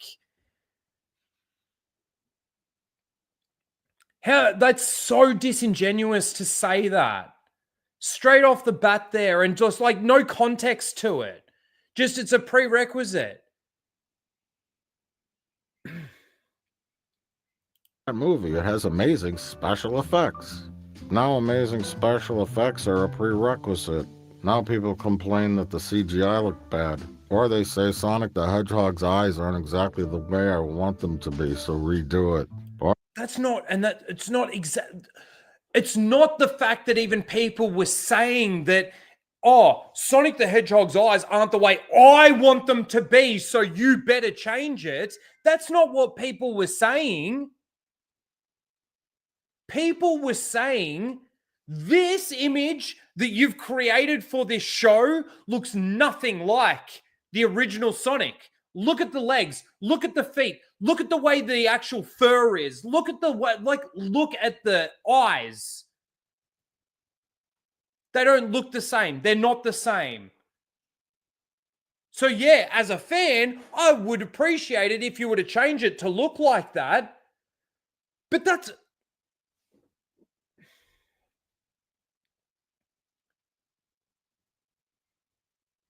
It's like me saying I would like them to bring back the element of time in space travel in Star Wars. And then I don't even know how to, sorry, I had it on the tip of my tongue in regards to how to use that as an analogy, but I lost it. Anyway, fucking, that's so stupid, man. Oh boy, things have really changed in the last 50 years. Heck, things have changed in the last 10 years. So let's get into it. Number 1, what is a Star Wars? Or rather, what is this video about? I figured it was about time to revisit the Star Wars for... I was thinking about doing a video like a few weeks ago, and I'm still like considering doing it. And I was thinking of the title of it as I was sort of coming up with the concept of it in my head. And it was just like the rise and fall of Star Wars. And I was I kept putting in my head, do I do it the rise of Star Wars and the fall of Disney Star Wars? Or do I just do it the rise and fall of Star Wars? Something like that. I haven't even started making a video about it. It was just something that I thought about. Maybe we'll wait. Maybe I should start coming up with that idea and then sort of wait until we get the Mandalorian and Grogu movie and then use that as the sort of the premise for the video, I should say. Bits and so much has happened, and especially after 2 critical and important turning points, The Acolyte and Andor. Now, I've been watching some of this crap here and there, but with new shows coming out and announcements of new trilogies and things starting and unstarting and being canceled and maybe more Obi-Wan shows, Darth Maul dancing videos, Yoda shows, Baby Yoda movies, Grimace shows. Wait, was he a Star Wars Muppet? Or was that the other guy that was a member of Ronald McDonald's Pleasure Palace Band? Oh, whatever. Fuck it. Lego movies, Baby Jedi adventures, kids in Star Wars exposed to extreme violence, and these fan-made AI videos, which I can't even tell if it's real anymore or not. I'm sorry, but is anyone gonna start suing someone yet? May the Force be with you, always. I just can't I don't even keep know what up that or is. really even care that much anymore. Eh. But I think the breaking Well, see, point that's for the other me thing too, and I completely understand. I agree with him on everything that basically he said there. What is Star Wars now? What is it now? Star Wars used to be this big special event, a moment, a thing within entertainment, within the culture, right? Now, it wasn't always like, not like, you get the first episode of a trilogy that comes out. It's huge. You saw it with the sequel trilogy, right? The hype and everything behind The Force Awakens. Every single person here in the chat, arguably maybe a couple weren't because they did decanonize the EU. But like even Ryan will admit that he was willing to give them a chance. All right, you're getting rid of all of these great stories and characters I love and things that I've invested my time and effort and money and everything into. I'll give you the chance. Gave them the chance and they blew it. But every single person, mostly, when they announced The Force Awakens, when Disney bought it and everything, was excited. We were going to get more Star Wars and people were excited. I was excited. But those moments have now been taken away by, well, the crappiness of what we're actually getting and what we're seeing. But it's also like, Star Wars was never a TV brand. It was always that movie brand. They have now shifted it from a movie brand to not even a TV brand anymore. It's an old merchandising brand now that is losing momentum. it was really Andor and how much it illustrated Oh, that hang stuff. on, I think yeah. the break, I just can't keep up or really even care that much anymore. But I think the breaking point for me was really Andor and how much it illustrated that Star Wars is really just a very large, expensive ship that's adrift without a captain. That's interesting. It's all very fascinating to me, so I'm going to ramble on about it while my pizza rolls are in the oven. You gotta cook them just right until the goo starts to come out. If anyone wants a pizza roll, send me a message on X, formerly Twitter, or post on my Insta. I could DM use me a on pizza roll right Facebook, now. hit me up on Snapchat, or communicate with me through Telegram, WhatsApp, WeChat, Discord, Threads, Mastodon, Twitch, or Blue Sky.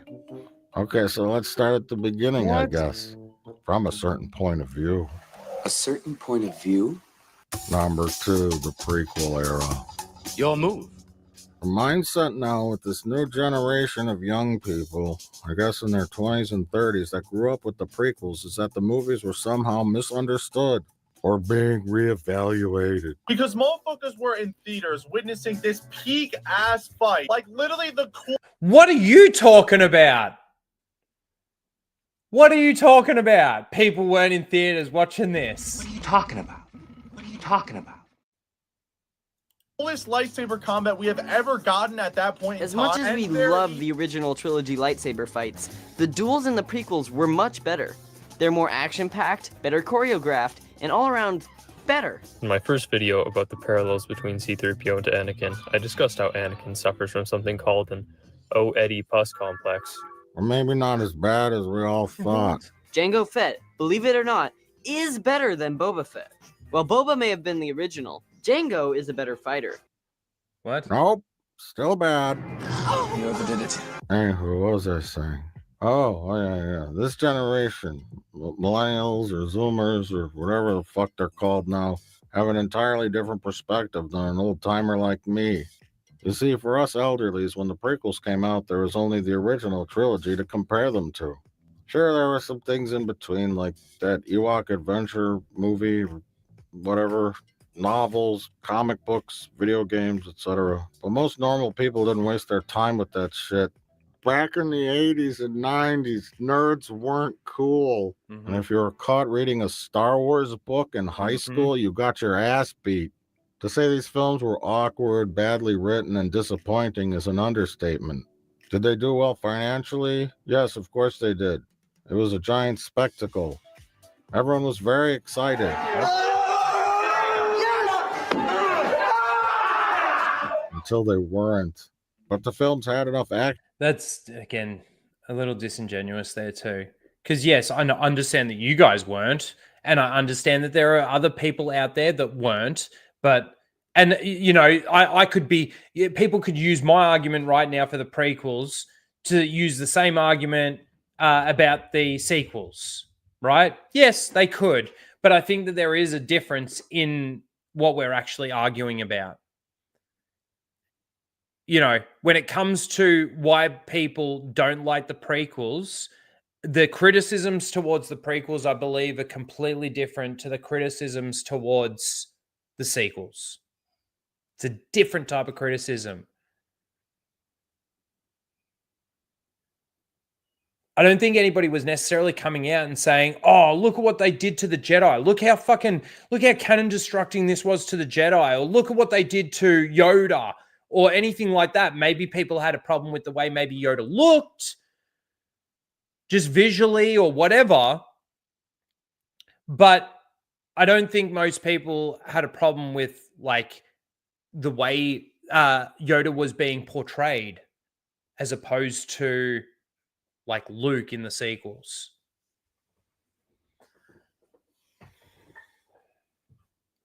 And visually neat things happening on the screen to satiate audiences. The embarrassing, awkward, lame, strange, annoying, and unfunny outweighed anything cool or well done. I think most I disagree. rational people can agree with that. We all know at the time that some... I think a lot of the cool and epic moments within all three movies, can outweigh the stupid, lame, chonky dialogue stuff.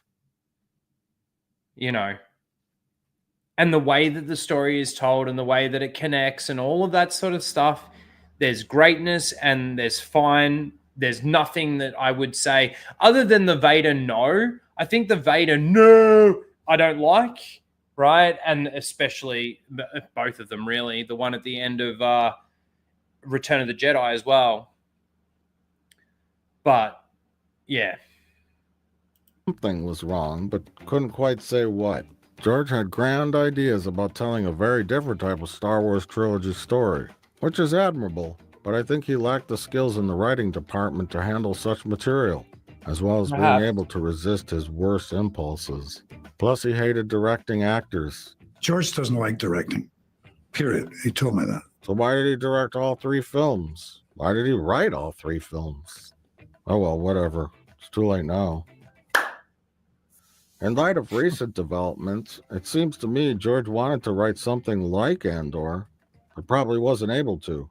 And at the same time, it's you know, how do democracies turn back into dictatorships? Why do people who have the power to have the freedom and everything turn it over to somebody who's going to take it all away from them? Which is actually good, because Andor wouldn't work as a 3-film Star Wars trilogy meant for all audiences. It would not work at all. The original trilogy balanced the more serious... Hang on, you got to understand something. There were like things, I believe, that were being worked on or in development, was there not? 1313 was something. There was always a little bit of talk. Obviously, George had already started talking to the guys about doing 7, 8, 9 before he sold it.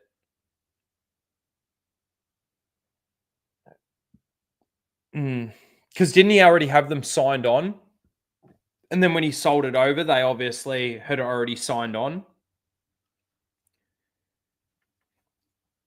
Elements of the bad guy's plans and actions with levity and things kids can enjoy without going too far in either direction. So what is the secret ingredient that makes Star Wars truly work? Is it taking the subject matter really, really seriously? Is it purely fan service? and action-oriented stuff, aka Star Wars porn, a lighthearted approach, taking new and weird risks. I don't know. Let's discuss further. But first, let's eat. Hi, Harry. It's George Lucas, creator of the Star Wars saga. Listen, I heard you're talking about Star Wars again. You know, it's just Misa getting, kind of pissed off. Misa kind of irritated. You know, I warned you about this. I told you, keep Star Wars out of your filthy mouth, but you didn't listen. So I'm gonna give you just one more chance here to just take the video down and just don't move forward with this project, or else I'll be forced to do a force chokehold on you or something. No, but seriously, I will take you for everything you've got, which I know is probably meager at best, but I just I'll do it. Yeah, you got to think so. I'll do it. This is me worked up. You hear how angry I'm getting, Harry? You hear my The mailbox is full and cannot accept any messages at this time. Goodbye. Number 3, the Disney takeover and the sequel trilogy.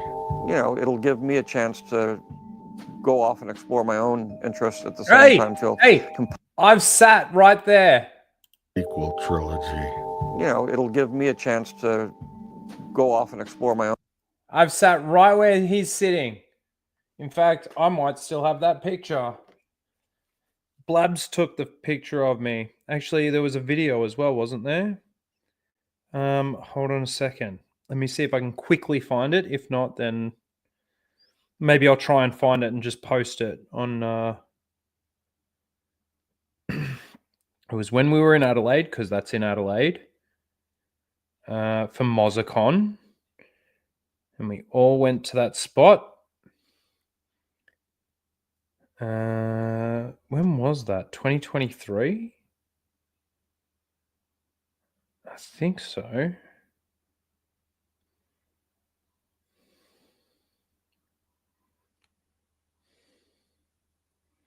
God, I got so many pictures. All right, we've hit, I believe, the right year.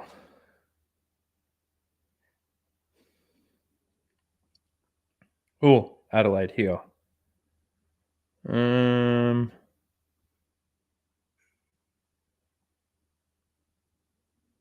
Oh, maybe Blabs has got it. I'll see if I can find it and I'll post it if I can. But anyway, I sat in that spot when we went to Adelaide for MozzaCon. Funny picture.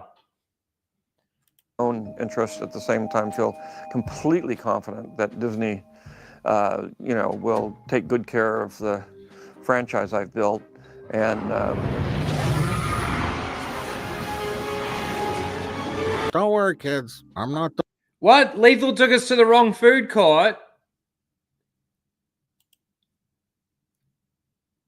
Oh, well. It had the green thing behind it. It looked like the right spot. Fucking Lethal. Done talking about the I lied. I haven't been there. I got to go back a little bit because I missed that because I was reading that. The franchise I've built, and Don't worry, kids. I'm not done talking about the prequels, but this next part is important. While maintaining control of the Star Wars brand for nearly He looks fat there, doesn't he? 10 years after Revenge of the Sith, and only making a few Clone Wars products, George Lucas decided to sell it to Disney of all places. It's ironic, isn't it? Lucas was a man who was always the maverick. He hated the studio system and always fought against it. George was the kind of maverick from Northern California, an independent filmmaker. Shut up. No one was asked always you. extremely proud that he had very few attachments to Hollywood. some of the worst thing that happens when they think they know how to do it, then they start making decisions that the first place I thought. Dude, you sold it, man. You sold it. You can't take that away from you. You can't take the responsibility of that away from you. Yeah, I got another reason to go to Adelaide now. MozzaCon 2. Man, I haven't spoken to those boys in ages. I need to get back in touch with them. Say hello. Was Disney. In the end, though, he became more machine than man. More ATM machine. For me, I look at it as I'm investing in Disney because that's my retirement fund. And sold his baby to the Disney conglomerate for buckets of cash. I sold them to the white slavers that take these things and But I digress. All right, should we rehearse one more time? To me, it's shocking that such an important new saga in the hands of a large company would wing it, so to speak. And therein was the problem. When I first talked about The Phantom Menace, it was only 10 years after it was released.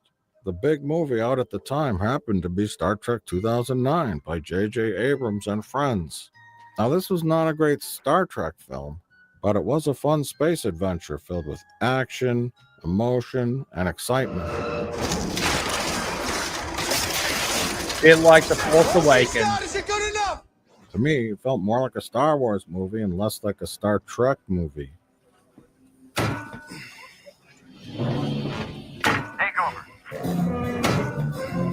Ben, tell him I'm Now, JJ did a fine job directing The Force Awakens, but the script was essentially a rehash, a reboot, retelling, reimagining, restart, whatever you want to call it. Even James Cameron knew it. I don't want to say too much about the film. Yeah, 'cause I also have a lot of respect for J.J. Abrams, and I want to see where they're taking it next. You know, see what they're doing with it. Hello, the Jedi. From the perspective of a company that just paid a fortune for this brand name, they needed a movie that had all the elements that made Star Wars successful before. They looked at the stories and they said, we want to make something for the fans. You don't kick everything off with a dark and weirdly off-putting movie that will frighten children. What's happened? Or something that's... I don't understand what he's trying to say there. I mean, Andor wasn't a movie, it was a show, but like, do you think that terrified the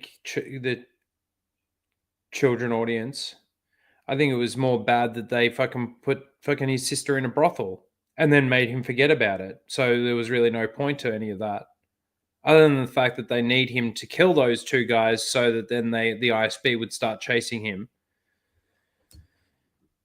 Too specific. You have a gender-swapped Luke, a cute droid. He wrote it so that they could have this thing of like, this is why this happened and this is why this happened, so this is why this is happening. And yeah, you can have a story that's sort of told that way, but the way that they did it was like, we're gonna say that this is what he was doing here, and this is really important to him. And then by the time he does get to here, he's going to completely forget about what that was that he was doing over there. And guys that are different, but familiar. And throw in some nostalgia, too. Is there a big, giant, planet-sized weapon in Force Awakens? Yes. And does it blow up? It does blow up.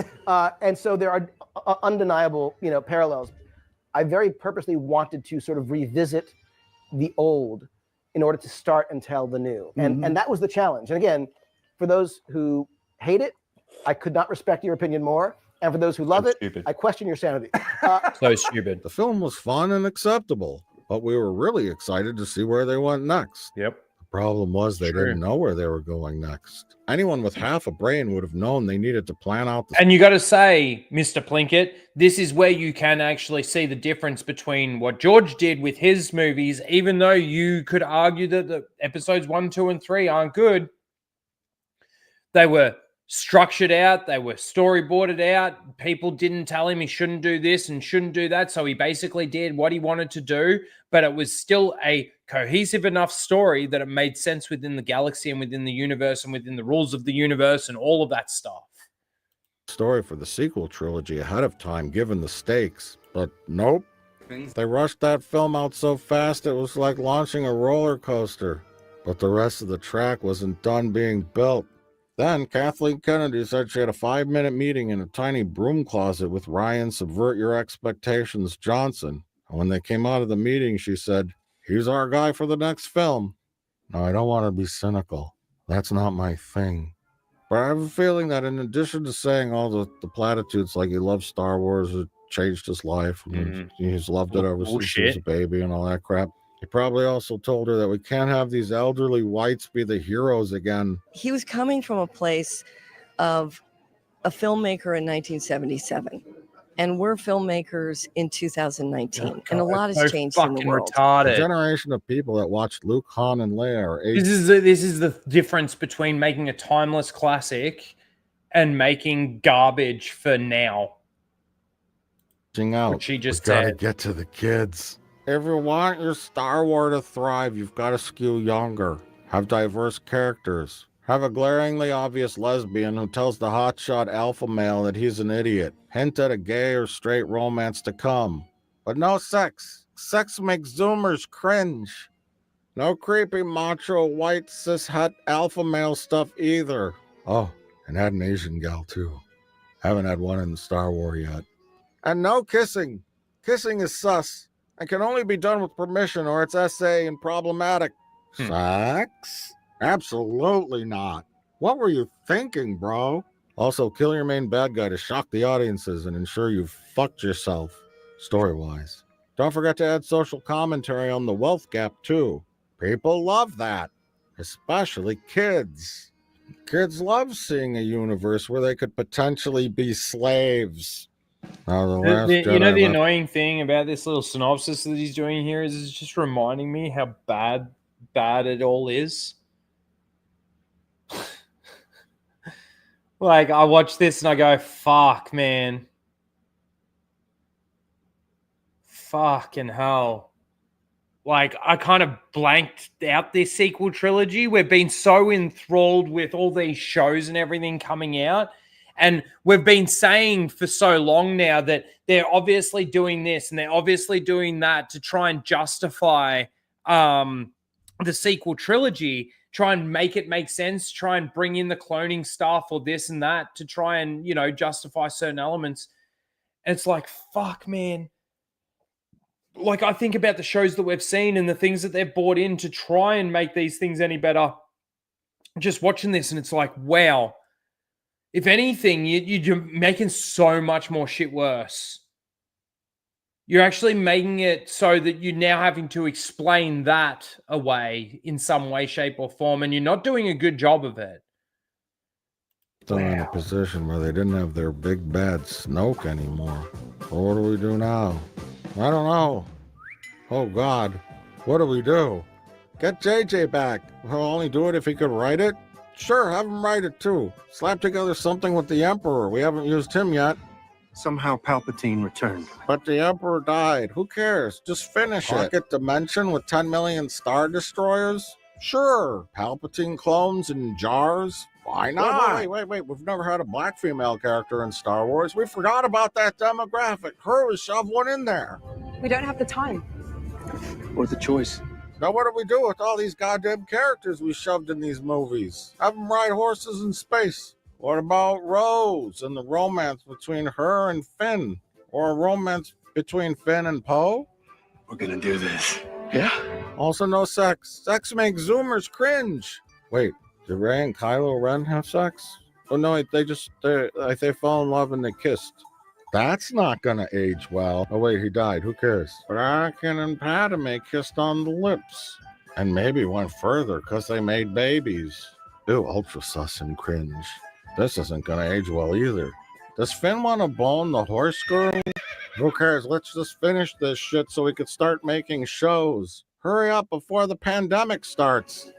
What now? So I've said all this crap before in one way or the other, so what's my point? Yeah, what is Bringing this back to the prequels. The recent rethinking of the Star Wars prequels doesn't really come from a place of discovering that they were really great and misunderstood films. I mean, sure, you can explain away anything, really, as having a secret meaning or intention, like a horoscope, or the quatrains of Nostradamus. You can interpret that in any way you want.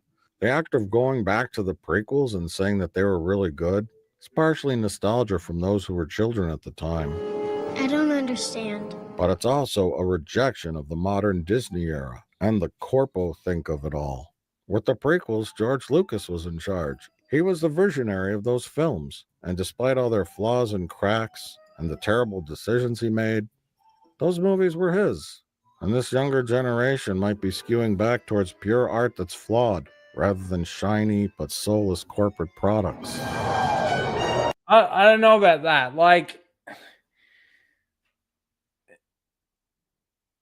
people have come out and said, and they're making the argument that the sequels have made them realize that the prequels aren't as bad as what they originally thought. Now, yes, I'm going to say that I think that there's a minority of people that are actually thinking that way. I think that a lot of people, when they saw the prequels, yeah, they saw some of the flaws, and I still even hate. I love what she's wearing, but I hate the fucking fireplace scene. I hate the dialogue in the fireplace scene. And I know there's people out there that don't mind it and they think it's fine, and they argue with me on that, and that's cool. But like, again, I don't think that anyone thought that that it wasn't good connection. Like, I don't know. I don't know. Maybe I'm wrong because, like, look, I was in my mid to late teens when the prequels came out. I liked them. I certainly have my problems with them from all the way back then, and I still have those problems with them now, but I can still say, like, fuck, man, those problems that I had with that are nowhere near on the same level as the problems that I have with the sequels. So by default, yes, seeing the sequels makes the prequels better. But like, my perspective on how good or bad the prequels are hasn't changed because of this. Like, the level that I give it. Like, if I was to give like out of 10 ratings for, let's say, all the Star Wars movies, including the sequels, including the Disney Star Wars movies,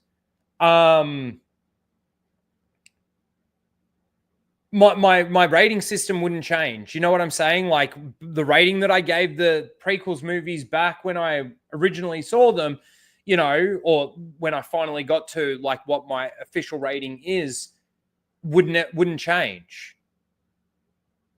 But see, that's where you get your disingenuous people that say, oh, I only do my out of 10 ratings based on only Star Wars stuff. I rate it against itself. I never rate it against what I think is actually a 10 out of 10 movie compared to a 0 out of 10 movie. Just in the general entertainment zeitgeist.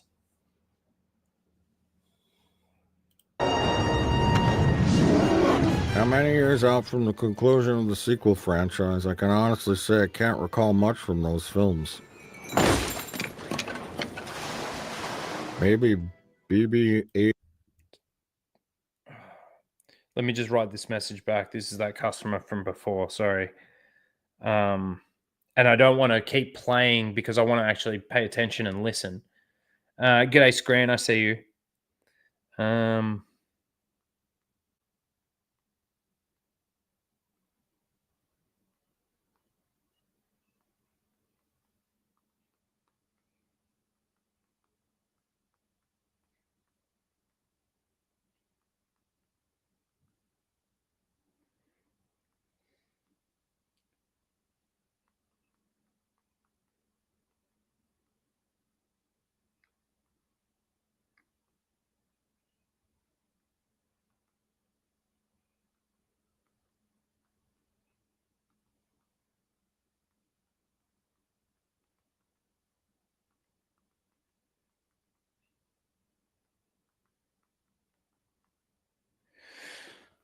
Cool. Sorry. Rhino fell asleep. No, I didn't fall asleep. I was just writing a message. Let's just go back 10 seconds. Maybe Team on. BB-88, the soccer ball. I remember Ray made some kind of weird gray bread. And then she lived in an old AT-AT walker. There was a cartoon creature with butthole eyes, and someone rode a horse through a casino pond. I Oh, certainly remember remember that? Remember this? It's a story for another time that we never got any answers on. I don't even know if they've answered that through like their expanded universe, their books or comics or novels or anything. Zombie Palpatine, but this I don't remember. Or this? Or this? It was all for nothing. Yeah, I blocked it out too. All this time. But the visuals and characters from the prequels are distinct and actually memorable. I'm sorry, I still like we're nearly 20 minutes into this video and I actually still don't really understand his point in this video yet. Like the closest that we've come to is him not being happy with the fact that people think that seeing the sequels has made the prequels better. And all he's trying to say is it's just your childhood nostalgia that's doing that. That's it. Got Darth Maul, Gungans, battle droids, Dexter Jetster, Palpy being Palpy, long neck guy, arena monsters with cartoon slash cat, Jedi Council room, salamander dreadlock guy, clone making aliens from the water planet, gooberfish, Obi-Wan floats, Bingo Fett, Obi-Wan silly spaceship, Count Dooku, Mace Windu cuts off Boba Fett's head, and of course, Jar Jar Binks. Movies and franchises today are less and less run. Okay, if you're saying that all of those things that you just mentioned are a problem in the prequels, wow, I reckon 2 of all of that stuff. I gotta go back. Sorry, guys. Like you mentioned Obi-Wan's ship being a stupid ship. Like, I'm sorry, Obi-Wan's ship in that is one of my favorite ships. And no, I'm not talking about Din Cobb, everyone. All this time. But the visuals and characters from the prequels are distinct and actually memorable. Got Darth Maul, Okay, so he's saying that they're distinct and memorable. But then goes on within his explanation here and basically slams on a fucking heap of shit. The Gungans and the Gungan army looked, despite what you think about the way they speak or the way Jar Jar was or anything, they looked good. It was well done. The battle was reasonable and was there for a good reason. What was the first thing he said? Darth Maul, yeah. From the prequels are distinct and actually memorable. Got Yep. Darth Maul, Gungans, battle droids, Dexter Jetster, Palpy being Palpy, long neck guy, arena monsters with cartoon slash cat, Jedi Council room, salamander dreadlock guy, clone making aliens from the water planet, gooberfish, Obi-Wan floats, Bingo Fett, Obi-Wan silly spaceship, Count Dooku, Mace Windu cuts off Boba Fett's head, and of course, Jar Jar Binks. Movies and franchises today are less and less run by a singular weird and embarrassing man, more run by committees. We couldn't be more And they were better when they were done by the single weird embarrassing man. thrilled to present the exciting new series, Willow. And teams of market research people, focus groups, and pollsters that all meet up at a fascist political rally to pump up their base. I am one with the Force, and the Force is with me. I Okay. am one with the Force, and the Force. Look, they're all doing Hitler symbols while they're chanting, "We're one with the Force and the Force is with me." I did not see that. Look at this. Look at them all. No way. They're all doing it. And the Force is with me. Oh my God. That's from the same one where she said, "Where's all my, what is it? High Republic fans," or whatever she said out there. They're making the audience do sea kales. I am one with the Force, and the Force is with me. Doesn't that feel so good? Would Disney put a Acting third-rate like a Nazi? CGI Count Chocula in a film? Probably not. So what the prequel revisionists are saying is that if you squint really hard, you could see what George was going for, which was odd and different. No, I always said I could see what George was going for. From always. You can't say the same thing for the sequels, though, can you? I can see what they were going for. They don't even know what they were going for. And attempting to say something about good and evil in a new way. Evil in the original trilogy was black and white. In the prequels, it was something that was creeping and hidden. While this is a good idea in theory, it was still not well achieved in my opinion. Fair the enough. attempt is I more think it was- admirable I than think it was done recycled well. shiny corporal slop. In fact, I think Palpatine's story throughout the prequels is really good. Really well done. Are we actually playing? Number 4, Star Wars continues and continues and continues. Luke Skywalker has jumped from the entertainment page to the front page of North America's newspapers. You can't escape from Star Wars mania. Star Wars has morphed from a worldwide cultural phenomenon to a business model for a streaming platform. Yes, What happens when there's something new? People have a tendency to overdo it. They abuse it. But Harry, you say, movies have always been a business. Yes, that's true. Movies need to make money to be made in the first place. But I think if you asked every person on Earth in the 1970s and 80s, they probably would have heard of Star Wars. Mm-hmm. Ask anyone to name Darth Vader, and they probably could. Even precious starving Africa. Dude, there are people out there that have never even seen Star Wars that will actually still use the line, "I am your father."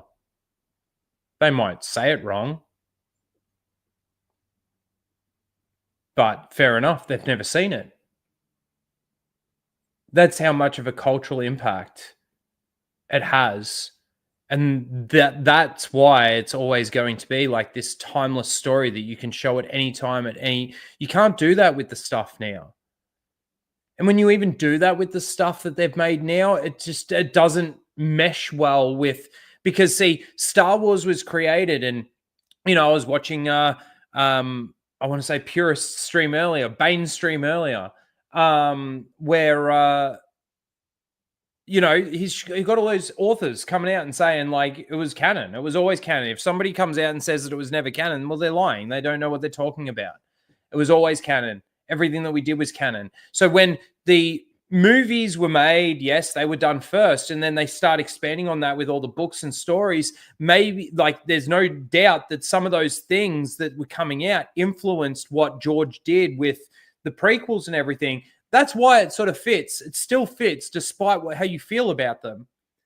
But then you move to the sequels and all the shows that they've done, and it doesn't fit. I don't care what anyone says. It does not fit.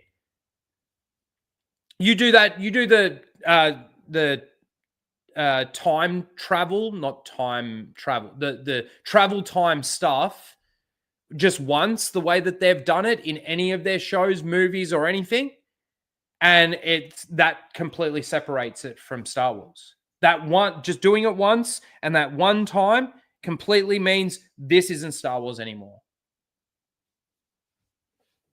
Children. There was a movie and subsequent trilogy of movies and characters the world embraced and shared together. Yep. Like the Beatles, or Elvis, or polio. In more recent times, especially since the pandemic, most of Star Wars is on the Disney Plus streaming app, which are primarily only series now, just to keep you subscribed. And if you have the Disney Plus app, you can watch all the Star Wars you want, movies and shows. Pre-pandemic, Disney did some shows, but mainly alternated between spin-off movies with the sequel trilogy entries. There was Star Wars The Force Awakens, Rogue One, a Star Wars story, Star Wars The Last Jedi, Solo, a Star Wars story, Star Wars Resistance, Mandalorian, Star Wars Rise of Skywalker. Then post-pandemic, it's been nothing but shows. Exclusive to Disney Plus. Yeah, but okay, I want to make the argument here that I don't think that the pandemic was what stopped them from making movies. I feel like even if there was no pandemic, they would still be struggling to make a movie. If they were still able to film and make shows and stuff like that, they could have done a movie. There were other people out there that were doing movies, and I don't know if you've heard or not, but Tom Cruise basically manipulated all the studios into actually getting back to work, which you almost kind of wish now that he didn't. Boba Fett, Star Wars, The Bad Batch, Obi-Wan Kenobi, Andor, Star Wars Tales of the Jedi, Ashka, Star Wars Tales of the Empire, The Acolyte, Skeleton Crew, Star Wars Tales of the Underworld. Now, a dear colleague of mine once suggested that the Star Wars brand should make exclusive movies for smaller private audiences and charge way more than a normal movie ticket. And then to see the film, we charge each person between $150 and $200. What? And essentially, that kind of became true. What's that Disney video? Plus- I kind of want to see that. I gotta say, like the Red Letter Media guys, they do make me laugh, but that was kind of funny. I want to see that again. Private audiences and charge way more than a normal movie ticket. And then to see the film, we charge each person between $150 and $200. What? And essentially, that kind of became true. That's what Disney Plus basically is. Yeah. I'll let that same colleague of mine explain further. Hello, it's me, Scientist Man. As of this recording, there are 126 million worldwide subscribers to Disney Plus. That makes up about 1.57% of the world's population. Here are the numbers broken down by country. Where? Does this count towards my court-ordered community service? Yes. India, 52 million. United States, 42 million. Brazil, 8 million. The United Kingdom, 7.5 million. Mexico, 6 million. Indonesia, 6 million. Germany, 5 million. Who cares? Now, are people in India really digging on the multiverses of Marvel? Watching Inside Out, Star Wars, or perhaps other Disney products? Sure, maybe some of them are. But the high subscriber rate is due to the fact that in India, Disney has paired up with Hotstar, and that's the only way they can watch cricket. Into the final of the World Cup 2023. It's kind of like Disney pairing up with ESPN here in the US. It's all business, you see. Smoke and mirrors, bundled subscriptions and lies. The US does come in second with 42 million subscribers, but out of that number, how many of those subscribers are just soccer moms looking to put on Disney Plus for their kids to watch while they do laundry and dishes? I only have Disney Plus because I signed up 2 years ago and forgot my password. I wish somebody would wash my dishes. Now, if you break that 126 million figure down even further by what percentage of people are watching what on Disney Plus, according to my research and calculations, about 20%, now let's be kind, 40% of all Disney Plus users subscribe to the service just to watch Star Wars products. I like Star Wars. Me too. Shut up. So now, if you calculate that out of the 126 million worldwide Disney Plus subscribers, only 50.4 million of them are watching Star Wars products exclusively, that makes the global population of Star Wars watchers on the Disney Plus streaming app 0.63%. That's less than 1%. So Star Wars really has become a private product meant for the world's elite rich 1%, bitch.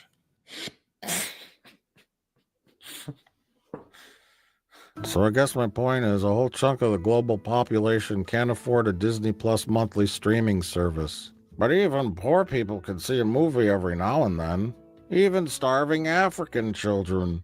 Movies were escapism even during the Great Depression. In the olden days, TV shows were free. As long as you had... Is that starving African children a stab at theory? That's a deep cut, if that's what they were going for. A TV that was in range of a broadcast signal, and we could go Was see. it him that said that, or was it one of the? I can't remember now. Fuck. This is the other thing too. Is like they've gone over after some of the fucking people in the community. You know that they used to be sort of more aligned with or in agreement with, and on a lot of the entertainment sphere stuff. A movie of your choice for a nickel. Now things are different, very different. And essentially, Disney has done just what I suggested. Make premier content for the world's elite population, just like their theme parks.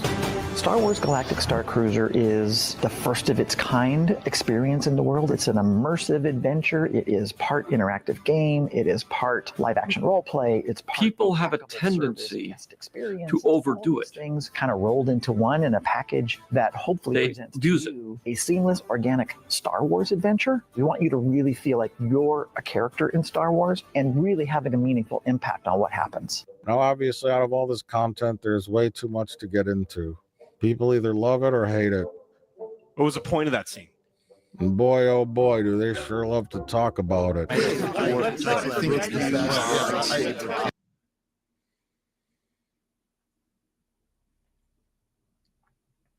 Drinker explained. Fuck, I've seen. Who's that? Theory. Dash. Rule of Two. Dark Hour. I don't know. I've seen before, but don't know. Seen before, but don't know. Robert Meyer Burnett, Disparu. Don't know. Don't know. What's his name? Fucking. Oh, I can't remember. And the Echo Base guys. And like that game, it's happened.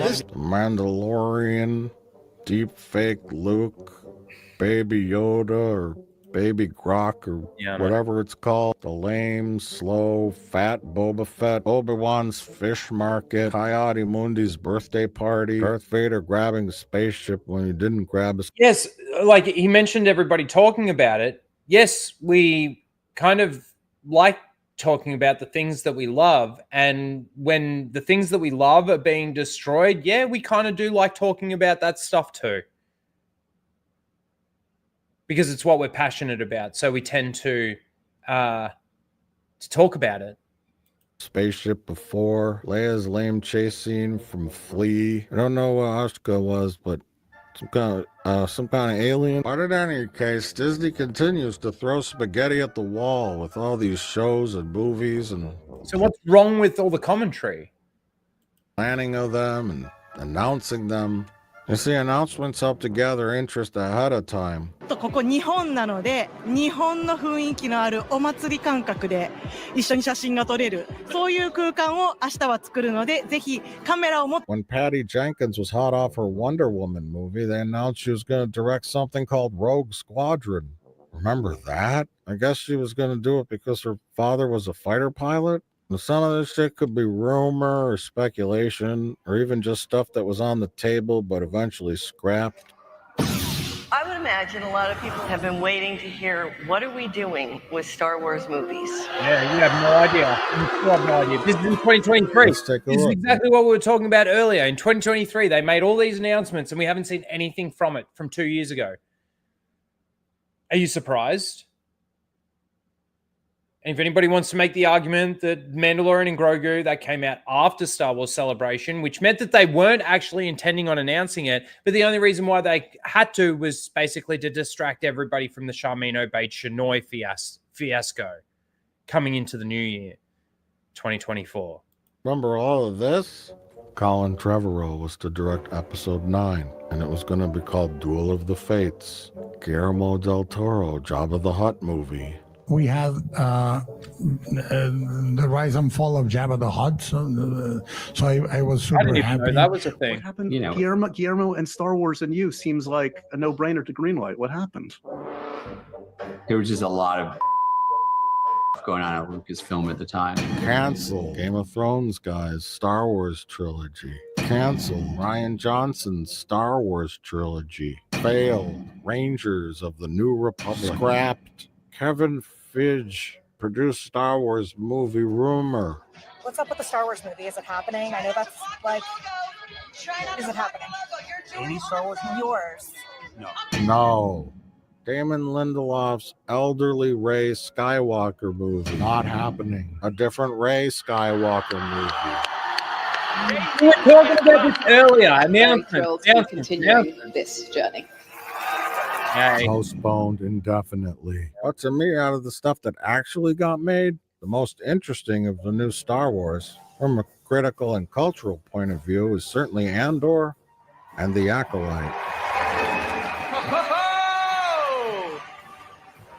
Oh! And since you're watching this video, it means you're probably in the literal 1%er bubble with me. Let's talk about them.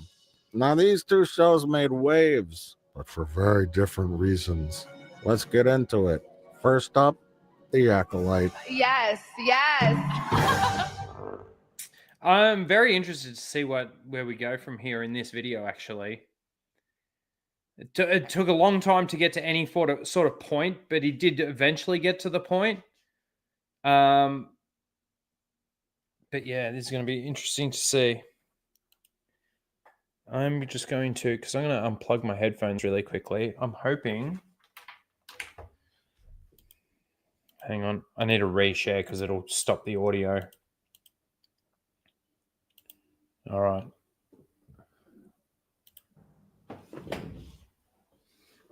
Hi, Harry. It's George Lucas, creator of the Star Wars saga, calling you again. Listen, man, you got to do me a solid here. You know, I mean, you're comparing Star Wars, you know, my saga. You're comparing that to the Acolyte, Bantha Poodoo. You know, this space witch claptrap bullshit. I mean, are you kidding me? You got to be kidding. You're killing me. You're just killing me. All right, listen. All right, you win. You know what I mean? You got the higher ground. Okay. All right. You made your point. Just please, you got to stop this whole project. It's just I can't. I have nothing to do with this. You know, Disney, a bunch of white slavers. They totally shut me out. I had some great ideas for the new Star Wars pictures, and they didn't want anything to do with that. And this is what they came up with. Are you serious? This forbidden love with some couple of annoying twin girls who know how to do the Force, and some Asian Jedi. You think you can't understand what Jar Jar is saying? I couldn't understand a word that guy was saying. You know, I know he's a great. The mailbox is full and cannot accept any messages at this time. Goodbye. Number 5, Gen Alpha is rethinking the Acolyte. It's true. Wait, is it? Those articles are already in the works, set to be written a few years from now. Trust me.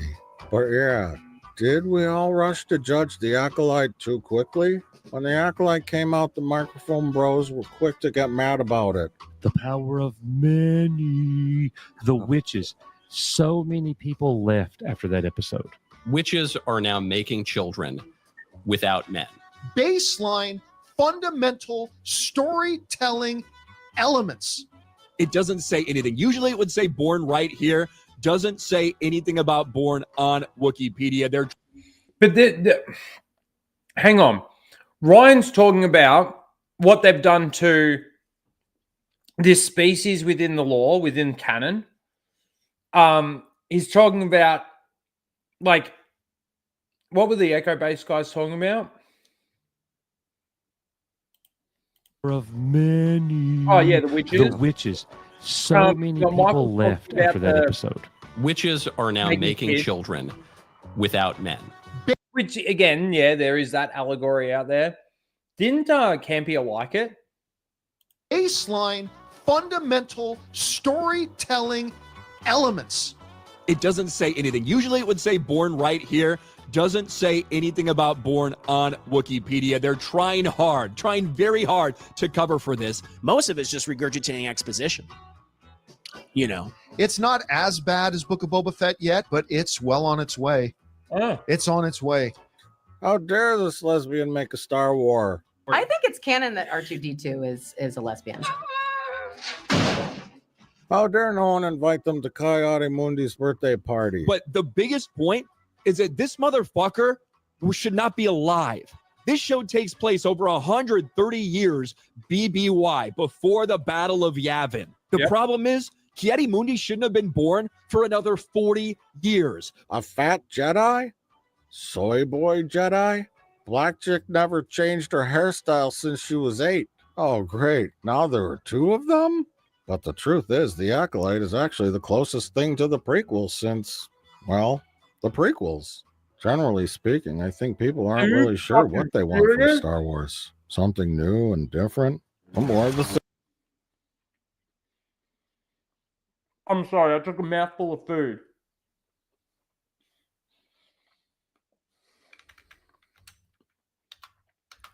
Now there are 2 of them? But the truth is, the Acolyte is actually the closest thing to the prequels since, well, the prequels. Wow.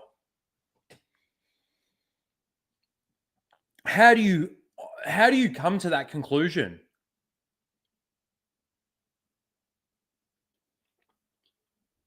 I think that there would be even people out there that didn't really like the prequels that would completely disagree with you on that.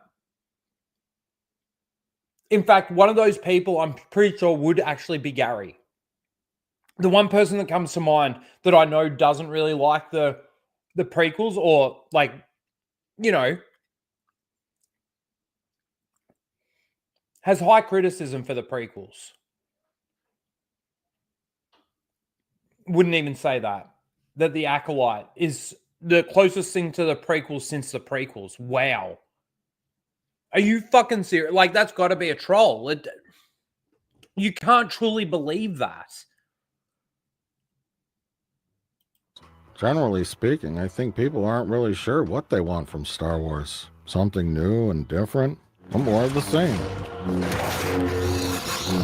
More of the same can be comforting, and new and different can be challenging at first, but once settled into, can become a comfort. Now, remember when I read that list of shows and movies that came out since Disney took over? We had a seemingly endless slew of rehashed stuff and characters and things we knew and recognized in the form of Boba Fett's and Luke's and Stormtroopers and AT-ATs and Darth Vaders, X-Wings, Death Stars, and Star Wars porn, IG-88s and Obi-Wans fighting Vaders again. Was some of it pretty good? Sure. Was a lot of it kind of meh? Yeah. Then came along the Acolyte, set in the year negative 10,000 BBY or whatever, 100 years before the prequel. It's supposed to be one canon. I don't know why you're laughing at that. First of all, thank goodness. We probably won't run into too many things we know and recognize, except for a little cameo by Yoda and Kool-Aid Mundi. But the harsh response to the Acolyte came in part by the idea that the show had somehow made Star Wars woke, but also that the idea the Jedi could It wasn't necessarily just on the fact that the Acolyte made Star Wars woke. Star Wars was getting woke well before the Acolyte. Sorry, guys. It was more based on the fact that the story that you were trying to tell was pretty fucking stupid. Didn't really fit in the Star Wars galaxy and was purely just made for the shippers and the pronoun fucking people. Your new audience, the Disney Star Wars fans. That's what it was made for. They made it for their fans, but it was the Disney Star Wars fans, not Star Wars fans. somehow be corrupted or be capable of maintaining a conspiracy was blasphemy. I will say, just to some of the people in the chat, the good thing about having dyslexia is it's easy to ignore those shills in the chat. I don't know. Setting aside the canon from the novels and games and whatnot, what did we really know about the Jedi from the original trilogy and the prequels? They want me to spy on the Chancellor. This assignment is not to be on record. Obi-Wan told us that the Jedi were the guardians of truth and justice and the American way. For over 1,000 generations, the Jedi Knights were the guardians of peace and justice in the old Republic. This is almost like ripping on the prequels and the OT to justify why it's okay for the shit that they're coming out with now to be as bad as it is. That's where I feel like he's going with this argument. Learned in the prequels that the Jedi are a bunch of weird people that have purged emotions in order to run around and meddle in other people's affairs. Sort of outdated part of the Republic. They took kids away from their parents and raised them in what looked to me like a weird religious cult. All of this, by the way, literally came from Yoda casually tossing out that Luke was, quote, too old to begin the training. That was because he just didn't feel like training him because he was so old and just wanted to die. But for me, after thinking about the events in the Acolyte and how Sol accidentally killed Osha's ghost mother and decided to never tell her so he could turn her into a Jedi, I'm proud of him. I'm proud of the Jedi conspiracy. That was quite clever. I'm okay with lying. Sure beats the alternative. Stupid. Telling that little girl that you killed her ghost mother Stupid. and then have her become so angry she becomes an evil Sith. But it also beats the Jedi sitting around in a circle, being completely useless and unaware that Palpatine is obviously plotting to take over the... It's not obvious, and it's certainly not obvious to the Jedi, and this is where the expanded universe, and especially like the Plagueis novel, is really fucking good. And the overlap with the Plagueis novel as well.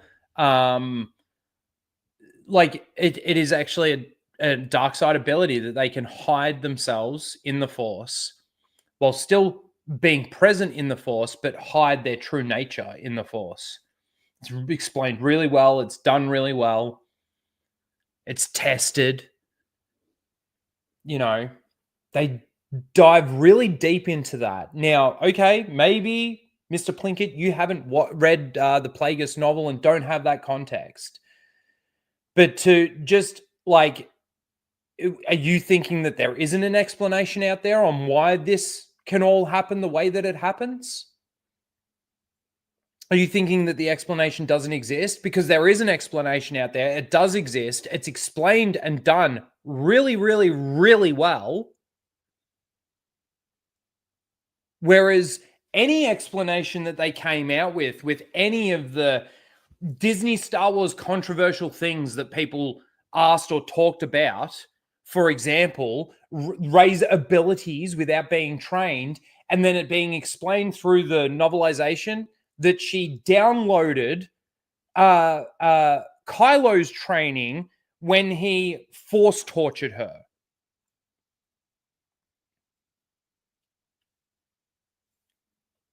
Big difference there. Republic. What? You see, people view the prequels in one of two ways. That there's some kind of high art that's filled with literary and philosophical references that are so way out of your league you won't understand them unless you have a PhD. I don't think so. Or they're corny, melodramatic, serial sci-fi schlock. I'm in neither of those categories. I lean towards the latter. Not again. Obi-Wan's gonna kill me. In retrospect, I kind of see the Acolyte the same way. When it started, I was shocked at how dumb... Yeah, this is all... Obviously, this is all from his perspective and his view on the prequels and how he sees the prequels being silly, stupid, and dumb. And this is silly, stupid, and dumb. So it's basically on par for Star Wars, right? It's so different. It's so different in the way that I criticize it. The way I talk about the Acolyte and the things that I saw in the Acolyte, tell you what, those fucking, what is it, the narrating or whatever, the commentary over the top, that made the Acolyte even fucking funnier, to be fair. She holds the lightsaber throbbing at his throat or whatever the fuck that was. Fucking stalking him and watching him and simping for him. Like, it's just fucking... It's made for Twilight, people. That first scene was, May walks right into a Western saloon and finds Carrie-Anne Moss chilling with some villains. She hits her in the heart with a little tiny dagger. What? Did that even go through her robes? Kind of poetic, but also kind of silly. In the start of the Phantom Menace, they bust out their lightsabers to fight some gas. This is just embarrassing. Or it was dumb when Obi-Wan and Qui-Gon just kind of jumped in front of a bunch of battle droids to rescue the Queen. I thought they'd do something a little more clever. I think there's a large segment of the audience that wanted more epic Star Wars stuff. It's garbage. And I expect this score will continue to creep down and down and down because they just can't stop doing retarded. They're really using Ryan a lot, aren't they? Well, see, the thing that I noticed with Ryan is Ryan, like I've said on multiple occasions, he's one of the most, if not the most knowledgeable person that I know that knows Star Wars. Knows Star Wars better than most. Knows a lot about the lore, knows a lot about the canon, knows a lot about timelines and characters within timelines, and even some of the most minute characters. He knows such detail and information about them. He's an encyclopedia of Star Wars information. So, yeah, okay, maybe using his videos to show what the criticisms or whatever are for the Acolyte. But I know for a fact that Ryan certainly doesn't see the Acolyte on the same level as the prequels.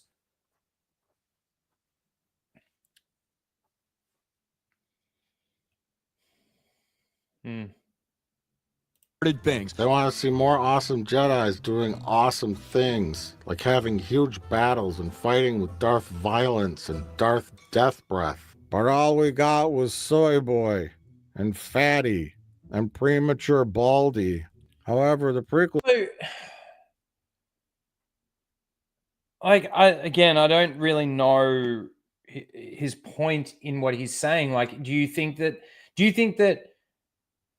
like, you obviously don't think that the Acolyte was any good based on what I'm getting from what you're saying. But the fact that you're trying to equate the Acolyte to the prequels and you think that they are basically the same thing. So it is technically then, like, you know, this is Star Wars and this is Star Wars and they're basically both shit and they're basically the same thing. Like, I don't know. That's fucking... illustrated that Jedis could be anyone, really.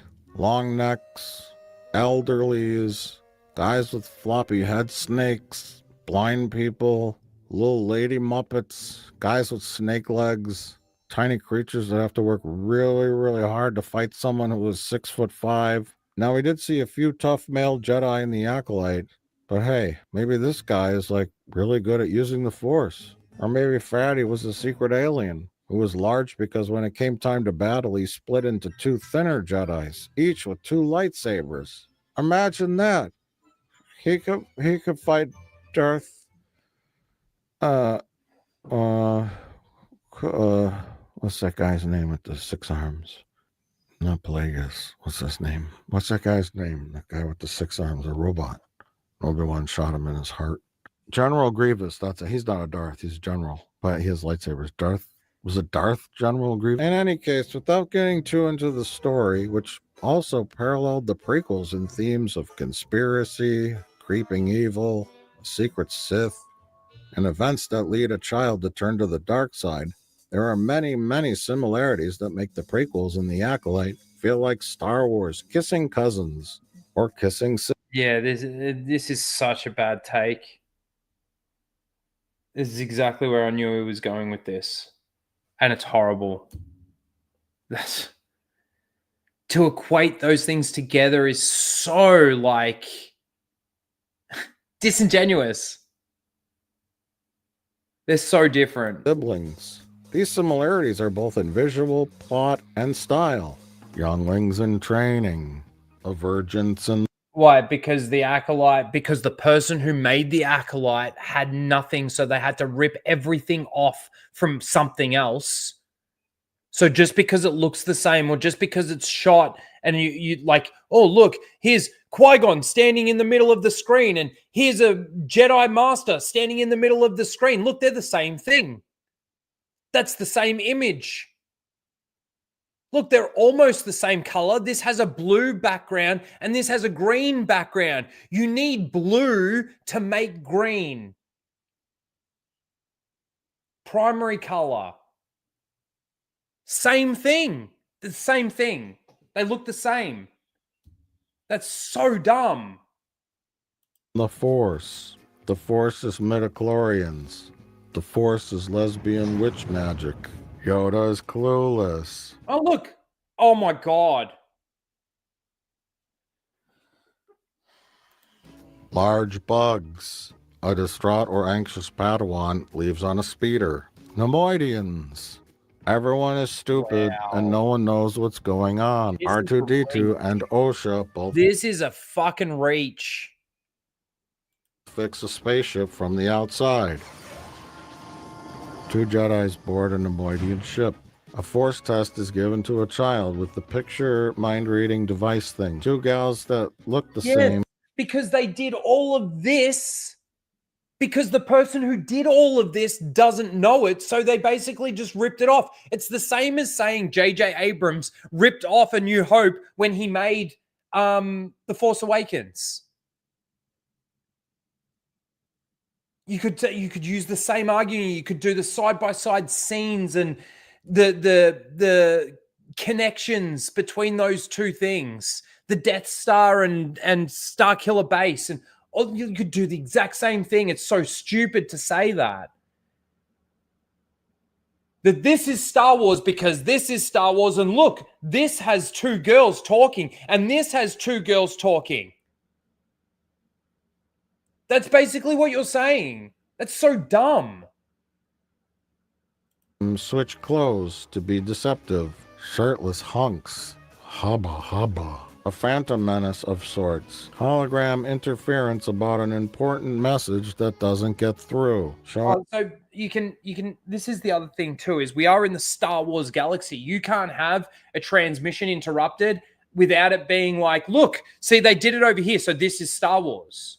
You could have you could put a hologram, right? Let's say a hologram scene or something. It's got nothing to do with Star Wars. It's not even in the Star Wars galaxy, and say, look, that's Star Wars because it's got a hologram that flashes that's being interrupted. And see, in Star Wars, they do that. In this show, which has nothing to do with Star Wars, it's the same thing, though. It's Star Wars. Fucking dumb. Off by using the Force or the thread to float around a piece of fruit.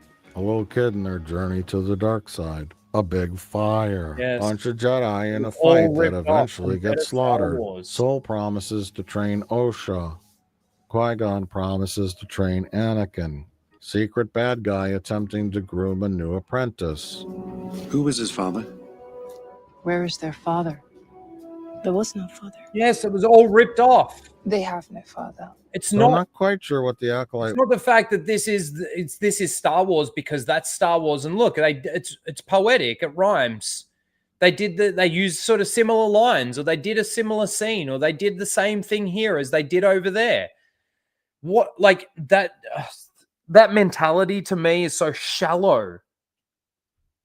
Was attempting to do, to be honest, or who it was trying to appeal to. Was it trying to be a serious, dramatic Star Wars program? Were the creators just having fun with their own fanfic? Were they trying to do something different? That's what it was. It was fan fiction where they just ripped off shit from better Star Wars, which is what they do at Disney. That's why for years now, people have been saying that Star Wars is just self-referential. It doesn't mean that this is Star Wars and that's Star Wars. It means that it now just references itself. It's gone away from what Star Wars was in regards to telling good stories, giving you good morals, showing you good morals, showing you bad and evil people and what they can achieve, and overcoming that evil and overcoming fear and all of that stuff. It's not about that anymore. And that's why, like, you know, when you go back to when Star Wars first came out and all those other movies and shows that came out that tried to replicate that, you know why they failed? Because they didn't have that heart and soul and that character, like moral integrity and stuff like that that was actually being shown, and, you know, conflict and the fact that you have to choose between you come to a fork in the road and you've got to choose between 2 things, 3 things that you have to make a choice in which way you go, what you do, and what that means, and the result of that, the consequences of actions. No, things don't happen like that in Star Wars anymore as well. The storytelling isn't that smooth.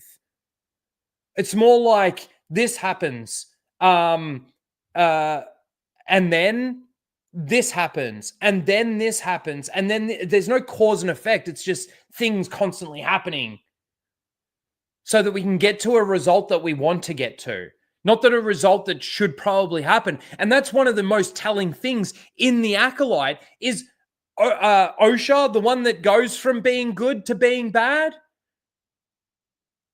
Like, and her connection to the stranger or whatever, like, it's like no normal person with a thinking brain, right, would trust this person, would ally with this person, would, you know, become partners with this person after what they witnessed and everything and who they killed. And like, there's no way. That's what's wrong with The Acolyte.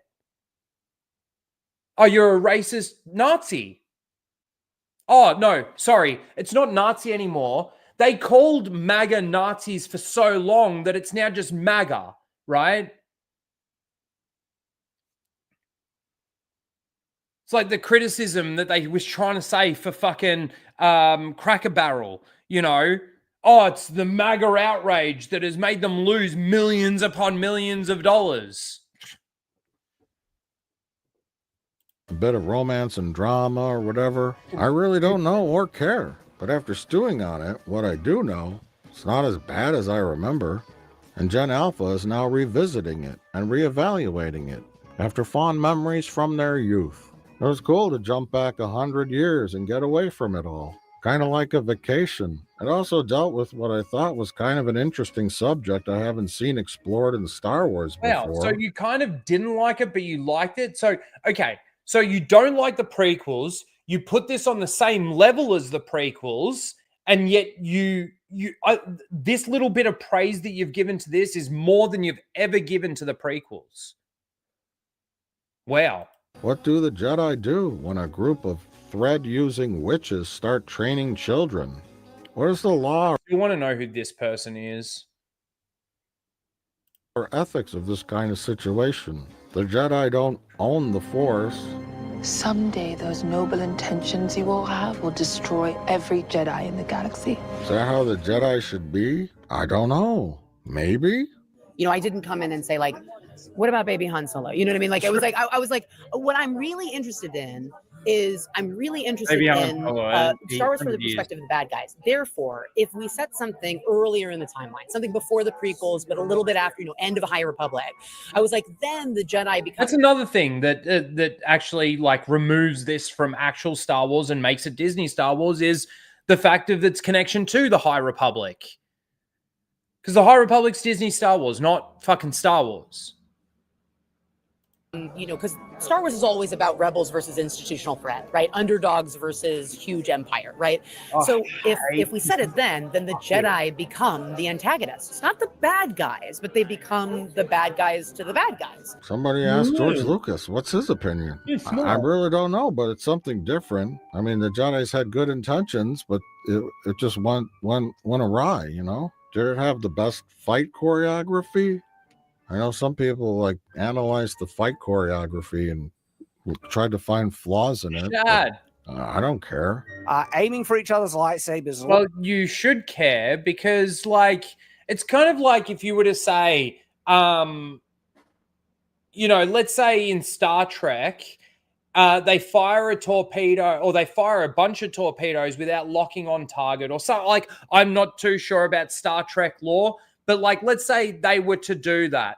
Are you telling me that you're not going to analyze how ridiculous that is when it's established law that they need to, let's say, lock on target before they fire torpedoes or something along those lines? You're not going to fully break that down and maybe do an entire video just based around that? You know, light speed skipping. You know, there's people out there that have done videos just on how light speed or hyperspace travel time. I've done one myself. That's so stupid to say that you can't break down the choreography of a lightsaber fight to see like whether or not they've done this well or really badly. We're not allowed to compare it to the Duel of the Fates or Battle of the Heroes, or any of those other lightsaber fights, we're not allowed to do any comparisons? Okay. All right. Well, then you better stop, like, what? I don't know, maybe 50% of your content, Red Letter Media? Oh, aiming, what are they aiming for at all? They're just aiming for nothing as well as the Apprentice lightsabers. Action. Jackie wasn't even in that position.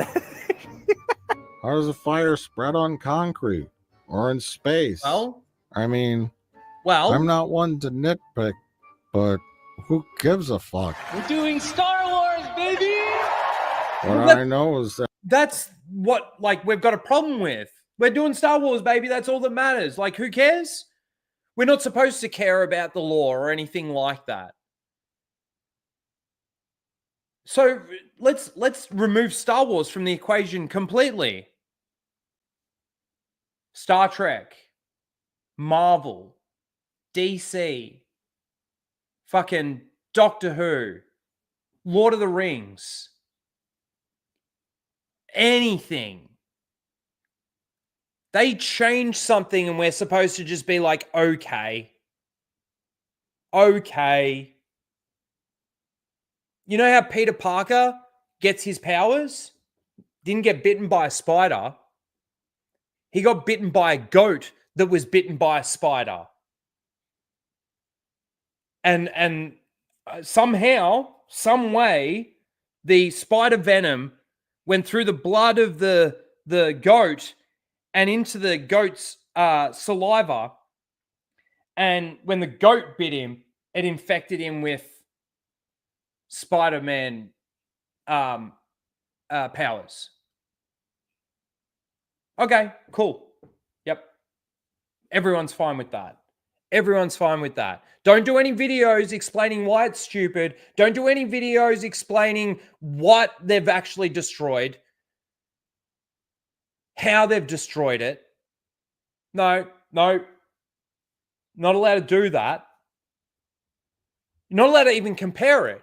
In fact, not even allowed to compare it to the Tobey Maguire, like, you know, him just getting bitten by a spider directly. Not even allowed to compare it to that. I and many others, including John Alpha, are starting to rethink the There were people that fucking broke down, and it wasn't even just Shad, but there were people that broke down the entire throne room fight and how fucking stupid that was. How people were throwing their weapons away so they could be stabbed. The disappearing dagger. No, don't. I don't care. You don't care, Mr. Plinkett, so nobody should care.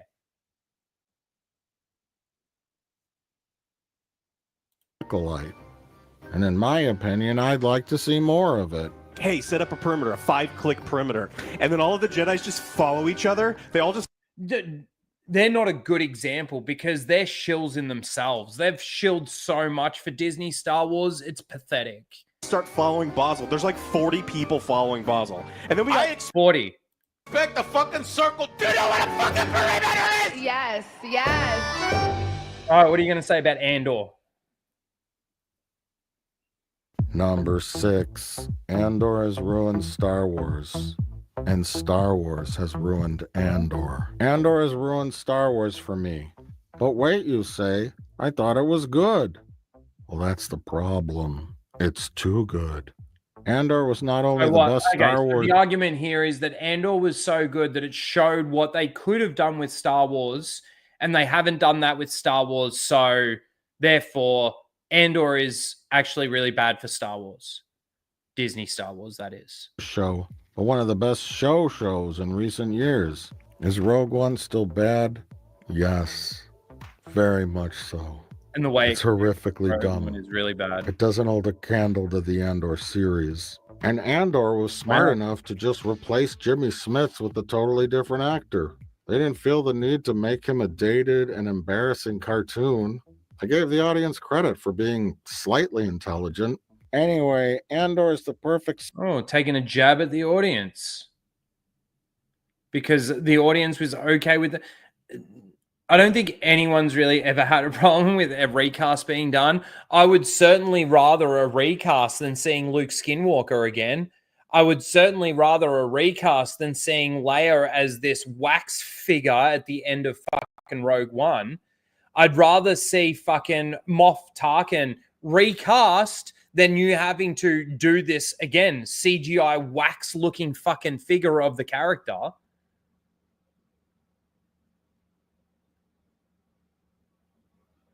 They're the ones making that decision, not because the fans aren't willing. Science fiction show, a show that accurately reflects the historical struggles of the oppressed and the oppressors that oppress the oppressed. Concepts of tyranny, fascism, bureaucracy, freedom, rebellion, resistance, all without being too on the nose or preachy.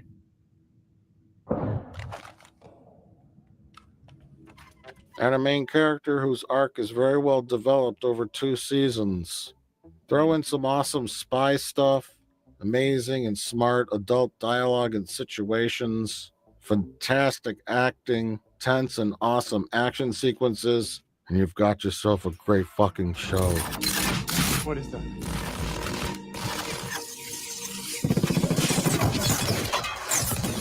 However, whenever they say Palpatine or Death Star, I laugh. I spoke with Emperor Palpatine last night. The show really isn't Star You know why Wars. you laugh? Because this, like, the fact that this is in the Star Wars galaxy. Like, you obviously you see it differently. You don't see a problem with all the stuff that's in Luthen's store. You don't see a problem with the way that the jailbreak thing in season 1 is all set up. You don't have a problem with there being no droids. You don't have a problem with there being no aliens. You don't have a problem with the things that should make this show more Star Wars and actually should make it Star Wars is completely removed from it. Right? And that's just some of the visual things that you see when it comes to this show. There are other elements of this show that are destructive. It's funny, I was watching again EFAP 350, and there was something that they were bringing up about how in one of the videos, the person mentions the change or the decanonization, basically, of the original massacre that takes place on that planet. I can't even fucking remember the name of the planet, right? The one where Tarkin... Is it Tarkin? I think it was Tarkin. Lands his Star Destroyer. And they're trying to say that they kept it in the canon, right? Which, yes, they kept it in their canon, but like where that story actually takes place within the canon and everything, and then the result of that has now been changed. They've changed it, right? Just like they changed Thrawn. Just like they changed Luke. Just like they changed hyperspace, just like they invented and changed how bounties track their bounties with tracking fobs instead of, you know, having a unique way of tracking it, their own way of tracking it. Just beep, beep, beep, beep, beep, go. Right? They have made these changes to the lore, to what Star Wars is, which again is what makes it different from actual Star Wars. It is no longer Star Wars. It's Disney Star Wars. Very different. That's why you've got Star Wars and Disney Star Wars fans. Funny thing is that the Star Wars fans are like, guys, all we're trying to say is that your crap that you like doesn't fit in with the original canon and lore, right? Now, if you want to use your headcanon and your own way of thinking to try and mesh it together and make it make sense, then go for it. I don't give a fuck. But it's not going to stop me from telling the world in videos or streams or whatever what I think and how I think that this thing or this element or what they've done with hyperspace or whatever is wrong and how it separates itself from Star Wars in that sense. It's quite simple, really. Problem is that those people out there that do like all of this crap want it to be Star Wars so much that when we say it's not Star Wars, you're like, nah! You sound fucking stupid, like that retard in the chat earlier.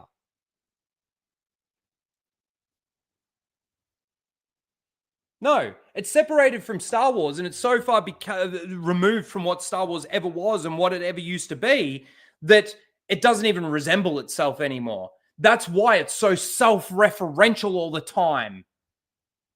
Because it needs to keep telling you, remember that this is why we're doing this. The fact that he's got 2 holocrons behind him in his fucking store on fucking Coruscant, and fucking Palpatine can't sense that shit and fucking go in there and raid the crap out of this force sensitive, fucking probably pulsating force energy. You know why? That's one of the big reasons why fucking Palpatine and Plagueis essentially had like all of their shit hidden on a completely different isolated planet.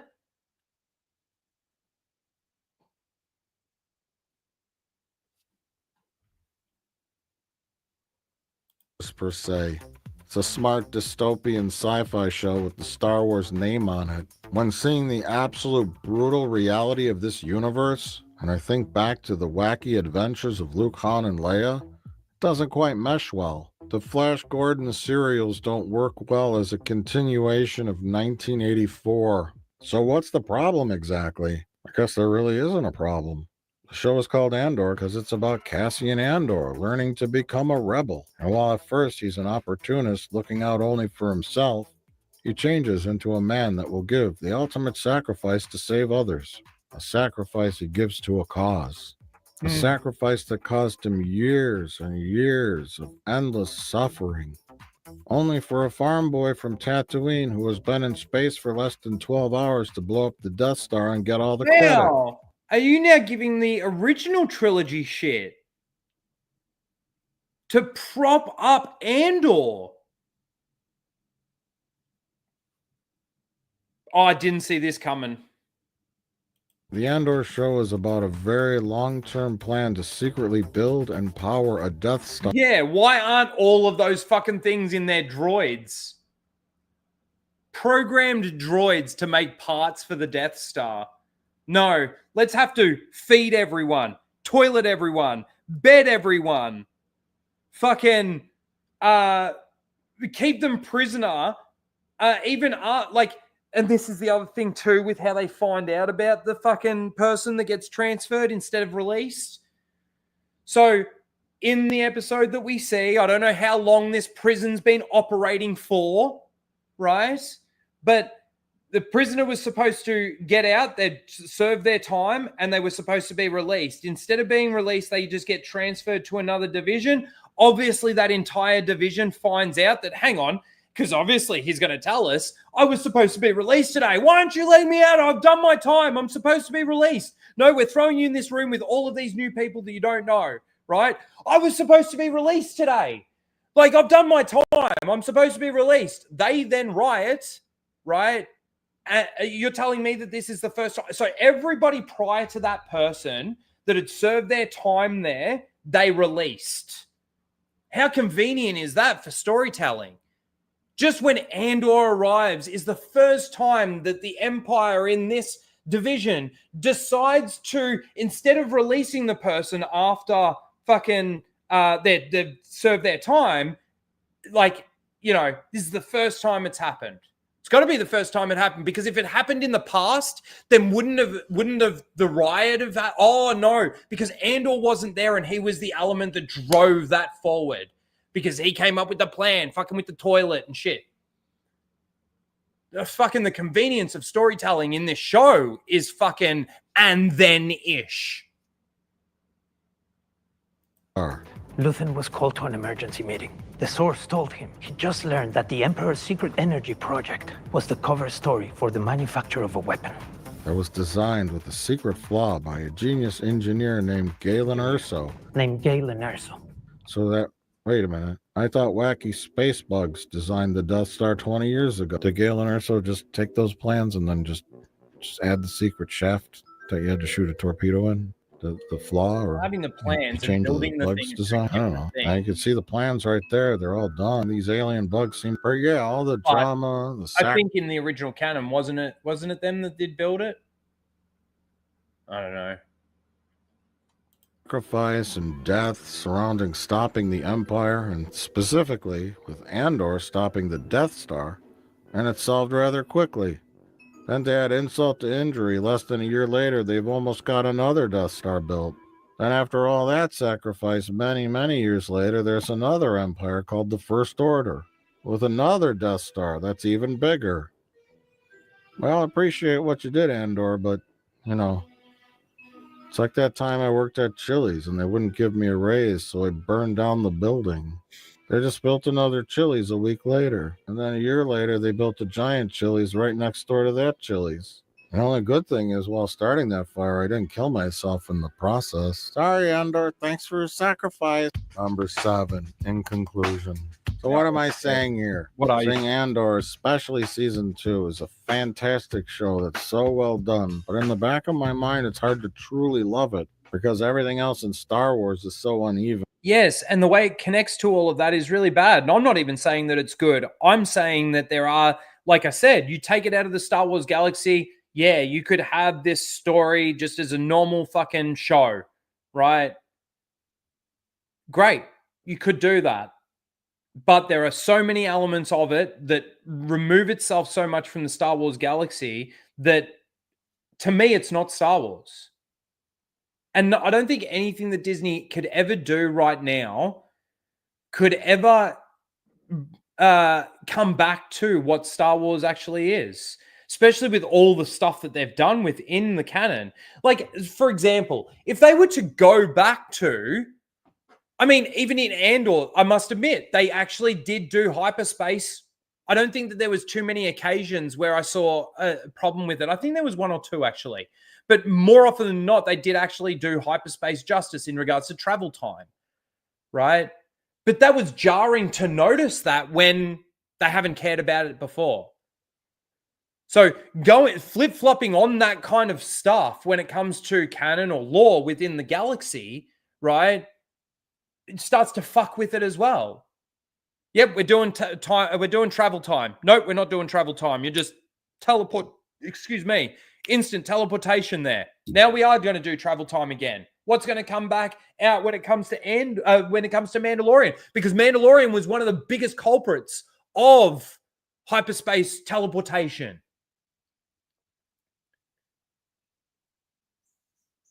So what? We're going, yep, this is how hyperspace works. It's all correct. That's the correct law and everything. Hyperspace travel, it takes time to get from one destination to another, even though you're traveling through hyperspace.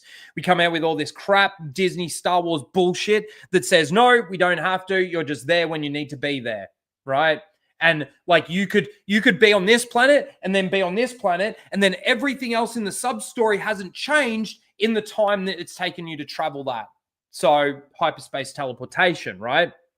Now we're coming back. Yeah, Andor's done hyperspace justice again, and it's actually doing it better. It's doing it the way that it's at least supposed to be done. And then what? Mandalorian comes out and it goes back to being hyperspace teleportation again? I've no doubt that they think that they're not going to have time to be able to fill like some of it with some good dialogue or some good moments, like when Han, Luke, and Obi-Wan leave Tatooine to go to Alderaan. You know, we get the training sequence.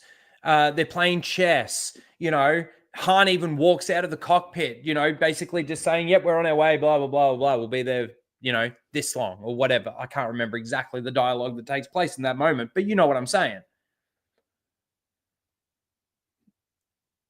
There's not going to be any moments like that. Nothing. Uh-oh. It's not good. I know in different iterations of Star Wars, these villains are portrayed as everything from horrifically terrifying to moderately scary to kind of lighthearted and a bit goofy to downright silly. Andor and Star Wars Legos exist in the same universe, in the same canon. I can't quite wrap my head around. That's incorrect, because the Star Wars Lego stuff is removed from it. That's such a silly comparison. That, like I said earlier, a ship adrift without a captain. The attempts to appeal to all demographics have, in essence, nullified the art and believability of the Star Wars universe. It's like in Star Trek. From the original series all the way to Star Trek Enterprise, they kept the universe and canon mostly intact, with a few forgivable exceptions. Those are Klingons? They are Klingons. And it is a long story. Then everything changed post Star Trek 2009 and onward, from singing and dancing to bizarre misunderstandings of canon to puppets. Everything turned into shit. And Star Wars after Disney. Oh, you're not allowed to say that. You're not allowed to do that comparison. You're not allowed to say that. You know, if we're not allowed to say that this alien species shouldn't be alive at this time and do our comparisons to the information and the law that we know, then you can't say that. Go fuck yourself, you hypocritical piece of shit. How dare you? How dare you go through this entire fucking video and like a portion of this video is criticizing people that make videos criticizing those things based on their understanding. Full breakdowns of lightsaber fights and, you know, talking about certain character destruction or certain lore destruction or whatever. And you're criticizing them for that. And then you come out and say, oh, let me use Star Trek as an example. They did this and then they did this, which was shit and completely different to what they did. You said before that fucking the Sonic the Hedgehog thing. The fan, like, oh my God, how dare you? How dare you? You just fucked yourself in your entire video. You ripped your own dick off and stuck it in your own ass in one video.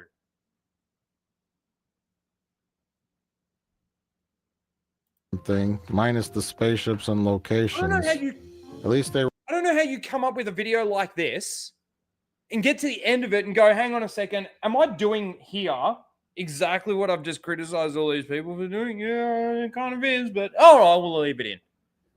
Wow. Everything turned into shit. In Star Wars after Disney, it was kind of the same thing, minus the spaceships and locations. At least they respected all of that. I love the what? No, they didn't. No, they did not respect locations and fucking ships. Look of Andor and the 1970s technology. No need to add this kind of bullshit and fuck with something that was just perfect. Oh, how dare you say that? Wow. I mean, we were arguing that the lightsaber duels that we've seen were kind of perfect. Now, there might have been a couple of things in there, but all in all, they were pretty fucking damn good. And we're just comparing these Acolyte duels to those duels. And guess what? These ones don't stack up. I mean, I don't know where that the person's swinging to or what the fuck is actually going on there. It's shit in comparison to that. How dare you say that? How dare you? I can't believe that he's ending the video like this. There is no reimagined Millennium Falcon from one time period or different universe or any shit. No, but there was the fact that Rey was able to jump in this thing and just pilot it out of absolute nowhere and like a fucking champ. Shit like that. There was also the fact that Rogue One, was it Rogue One? No, Solo made the line, where'd your ship learn to communicate or whatever that fucking thing is, got an unusual way of communicating or whatever, you made it a fucking lesbian droid. Fucking piece of shit. Are we not allowed to criticize that? Are we not allowed to say that? Plinkett, Mr. fucking Plinkett, Red Letter Media, are we not allowed to fucking do that anymore? Take down all of your, if you want to save face here at all, you've got to take down all your old Star Trek videos immediately. Immediately. What a joke. I still can't believe they're ending the video like this. How hypocritical. It's the same damn ship and it always looks the same. I guess as most movie franchises expand, they start to fall apart. This is really nothing new. But they shouldn't, because the people that are making them should actually be like in love with what they're actually doing and be able to create these stories and actually be able to continue the stories and do it with, you know, the lore and the canon of these universes still being pretty consistent. Different creatives, different artists, different writers, different attempts to appeal to different demographics, blah, blah, blah. Nothing can be truly perfect. Along the way, someone will always fuck something up. But what are next for Star Wars? A Mandalorian and Grogu movie? Star Wars Starfighter? Dawn of the Jedi movie? More Filoni baloney? A new Jedi Order movie? I don't know. More shows, more cartoons. So is it all becoming too much? Too quickly? What's the point of an endless... I agree with that point. It is a lot. I mean, don't get me wrong. This year's been one of the lightest years for Star Wars, as we've mentioned on multiple occasions. But he's not wrong. They're flooding it so much with, and a lot of it is actually crap when you think about it. I mean, I think all 3 seasons of Mandalorian are fucking garbage, but, you know, people want to make the argument that it only fell off the cliff in season 3. So dumb, but fair enough. Okay, you want to think that? Still, season 3 to you was garbage. And that's most people that even did like Mandalorian season 1 and 2. You've got Book of Boba Fett that most people thought was a joke and shit, and more people laughed at it than fucking, you know, thought anything else of it. You got Obi-Wan Kenobi, which was complete law breaking, canon breaking, and like a joke of a show, and so like damaging, just damaging. You've got Ahsoka, which again, basically you've got more EU destruction, but on top of that, you've got just a shit story with shit performances, with massive amounts of law breaking, canon breaking stuff, like fucking what's her name gaining the ability to use the Force out of nowhere, like a lot of shit. Bad Batch, you got the animated stuff. I see you, Blake, in the chat. Bad Batch, like I said, out of what, 2 seasons, they had 3 decent episodes. Almost completely isolated episodes as well. They were almost filler episodes that were decent. And other than that, it was garbage.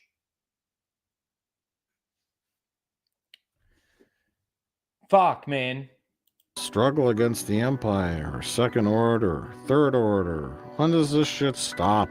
But this is all just my opinion. Clearly, there are people that still watch and love Star Wars content. And I think you can fill a convention hall with a group of people obsessed with anything, really. A large crowd of weird, obsessed people certainly makes your brand look better. It's kind of like a political rally. But hey, if it makes all of them happy and they truly love this stuff, then fantastic. And if Disney has found a way to not oversaturate the market and turn Star Wars... I agree. If they like it and they're happy with the crap that they're being served up, then good for them. I'm going to continue criticizing it, and I'm going to continue to criticize them. Because if they think that this is Star Wars, then I'm going to criticize them. Into a viable and profitable... Because I'm going to show them, and I'm going to tell them, and I'm going to explain to them in detail why these things aren't Star Wars. Product? Well... And if they choose to listen, and then they choose to ignore those facts, those details, to basically blank it out so that they can continue to enjoy, then that's on them. Mine too. Will it ever be as magical as it once was? Never.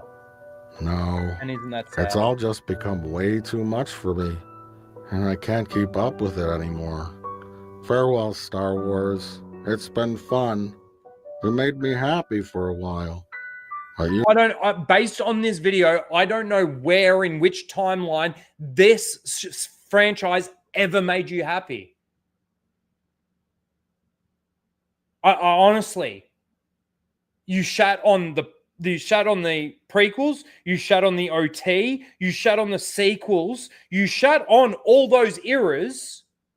You've shat on most of the shows. The only thing that I've gotten out of this video is the fact that Mr. Plinkett and Red Letter Media think that Andor was good in which case that shows how bad Star Wars is, because it shows how good Star Wars can be, and everything else that they've come out with is absolute garbage.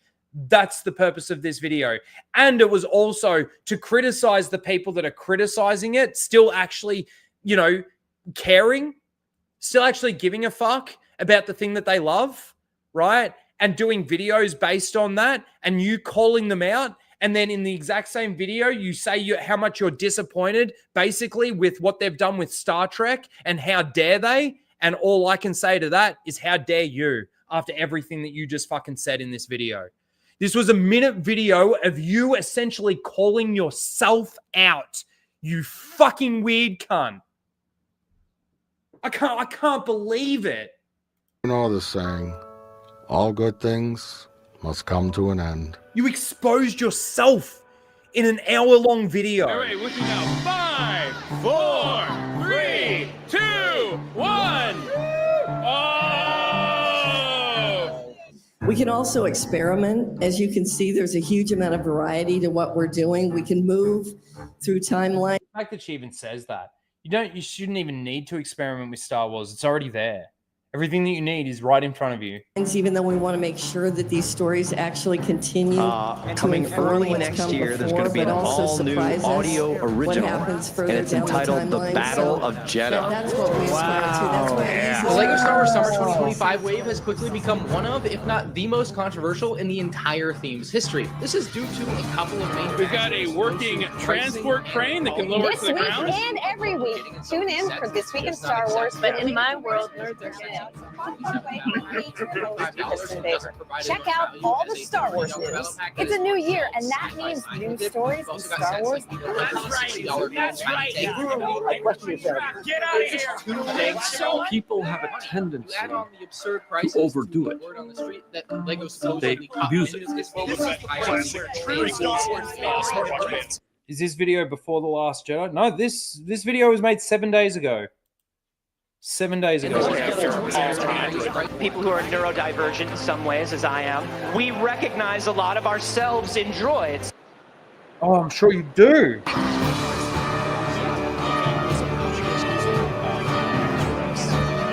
You know, I actually do really like sand. Oh my god. Look what you have made.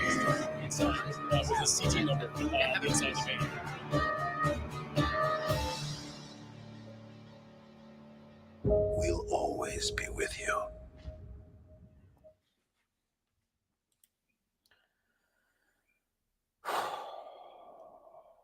Man, I'm glad that's over. I'm so happy that's done. Oh no, we don't want to do that. I want to stay. I pushed the wrong button. I went to leave studio, and now it comes up with a warning instead of just bailing out. G'day, Grant. How you doing? Stargate stream tonight. Nice. That was shocking to me, that video. There was some stuff in there that I agreed with him on, but like the biggest part of that video for me is the criticism that he basically gave to people making videos about these things, and why should they care, and why do I care, and all of this kind of thing. There's plenty of people out there that still do care, dude. But then to then say that, and then to then go on and say what he said about Star Trek, and like that's you exposed yourself, buddy. And in one video, you showed your own hypocrisy. Can't believe it. I actually can't believe it.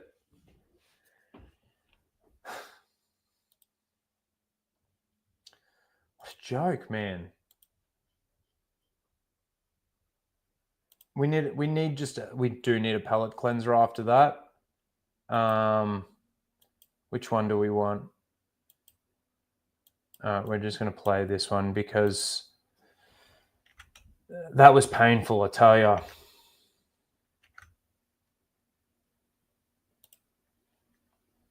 We're going to watch a little bit of a palate cleanser just to, just cause. And then we'll end the stream. We've been going for 3.5 hours. It's actually been a bit of a longer one, obviously, because that was an hour long. I should have given a dislike, actually. That was pathetic. Can you guess what we're going to watch right now for a palate cleanser? Some Knights of the Old Republic video. Or just one anyway. Ancient birthplace of the Sith. One of the best ones. We believed ruins were all that remained of their evil empire. I swear, I had no idea what was in those crates. I'm innocent. You were smuggling Sith artifacts, Captain. Fine, keep the artifacts. Just give me back my ship. Eyes front. Just inspecting the troops, Corporal. Satele, what's wrong? I sense a great darkness. It's coming. In fact, it's arriving as we speak.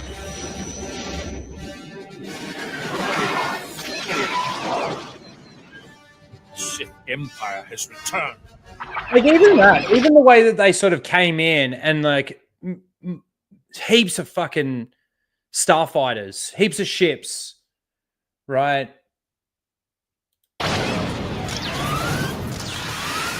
This galaxy is huge. It's very vast, and you don't get really any of that kind of in any of even Andor. You don't get the sense of scale. I'm sorry, but you just don't.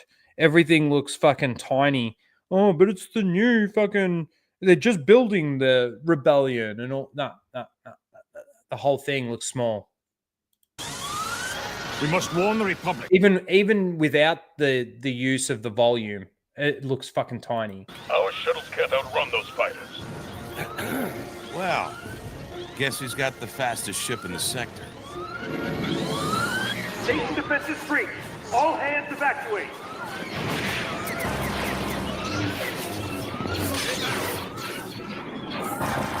Look out!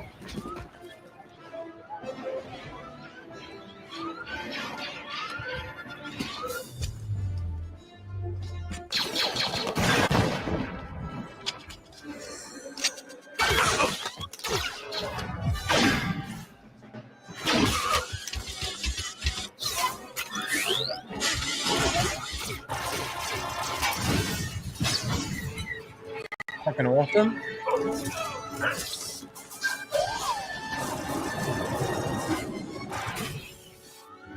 My shit!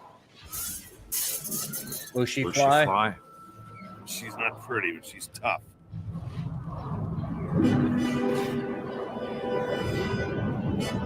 Sorry, yes, you're right. These are KOTOR trailers, not KOTOR trailers. That's correct. My bad.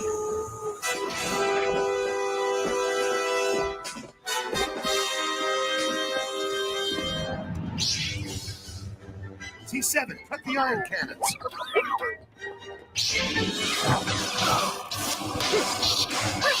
Disney even went so far to rename Korriban to Moraban. Like, for what purpose was that? Oh, because they decanonized Korriban. Or Korriban, however you want to say it. Sorry, I gotta go back and see this from the beginning. God, I love it so much.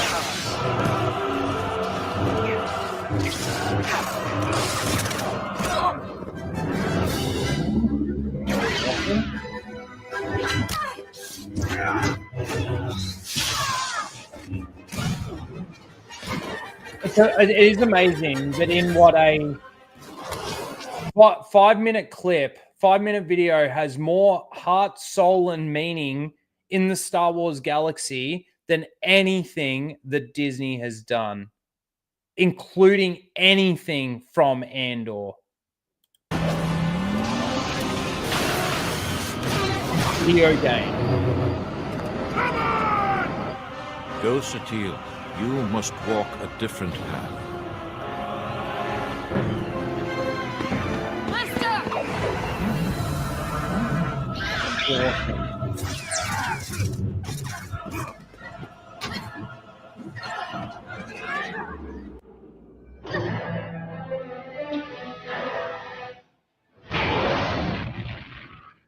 those guns now! Did the audio just shift? Change for you? Why does it sound like that?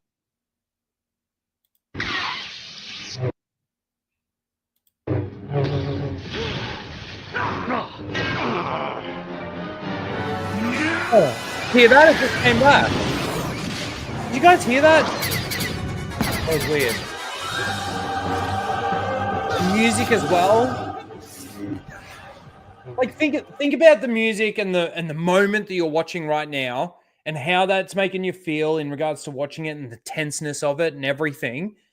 And then you think about like the music that they bring in with like Mandalorian, this techno as he's flying in with his ship or something, or fucking there's a fight like when he's stranded on like Grogu goes and gets Bo-Katan or something, and you've got this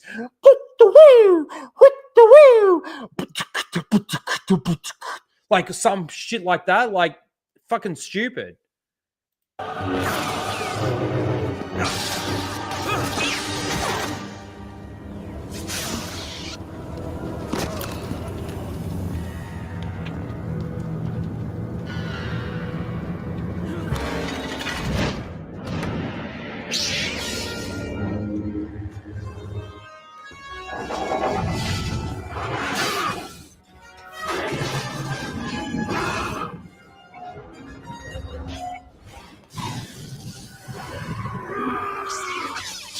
Yeah.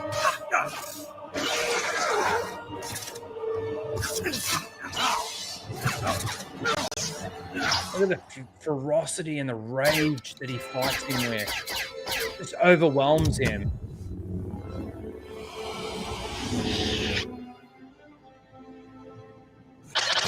Force of Teal. Keep him off me!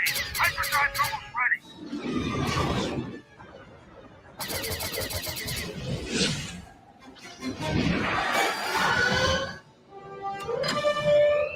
And they're out of there.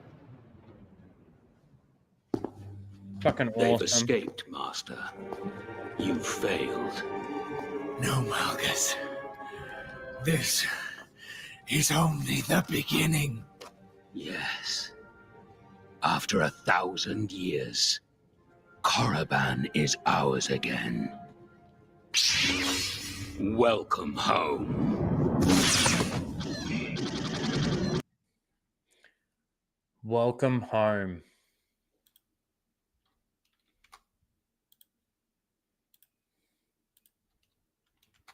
Sorry, man. I forgot.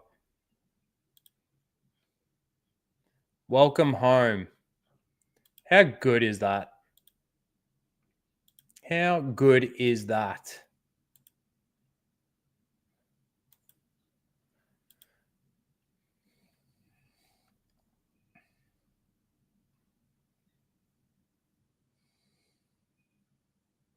Fuck it. Let's watch one more. It's the continuation of the same storyline anyway.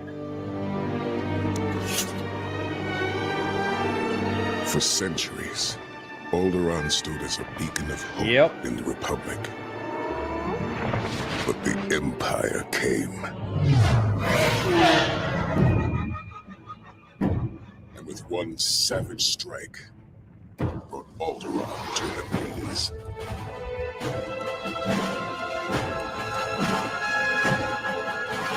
Now, time is running out, as few are left to face the enemy. For those that remain, there is but one choice. We must fight to victory or death for the Republic!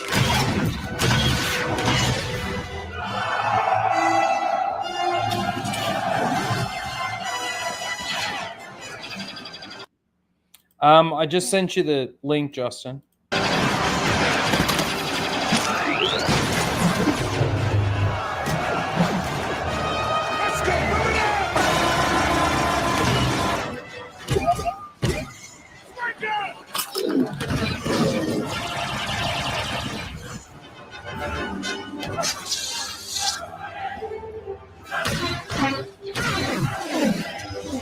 Oh. I love this fight too. Teal. Melgus.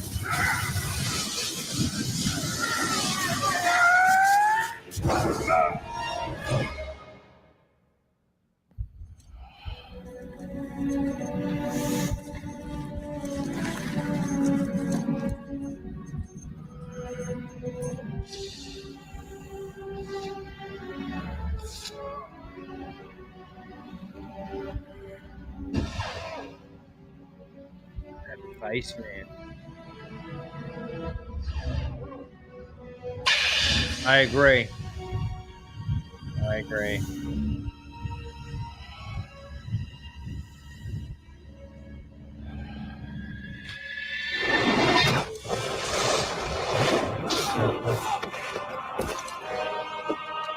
Here she is.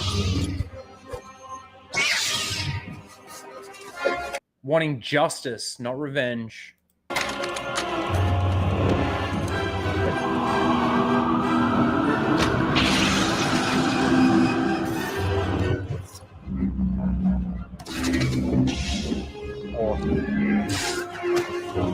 So fucking awesome.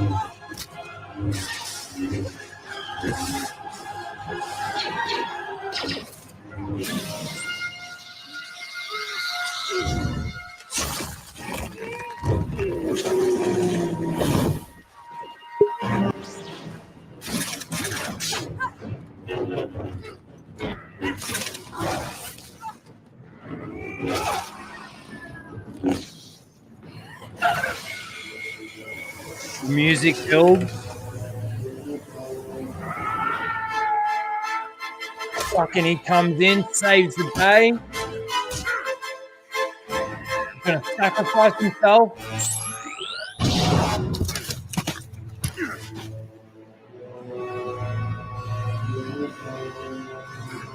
Like he's copped a fucking beating. He's about to get more.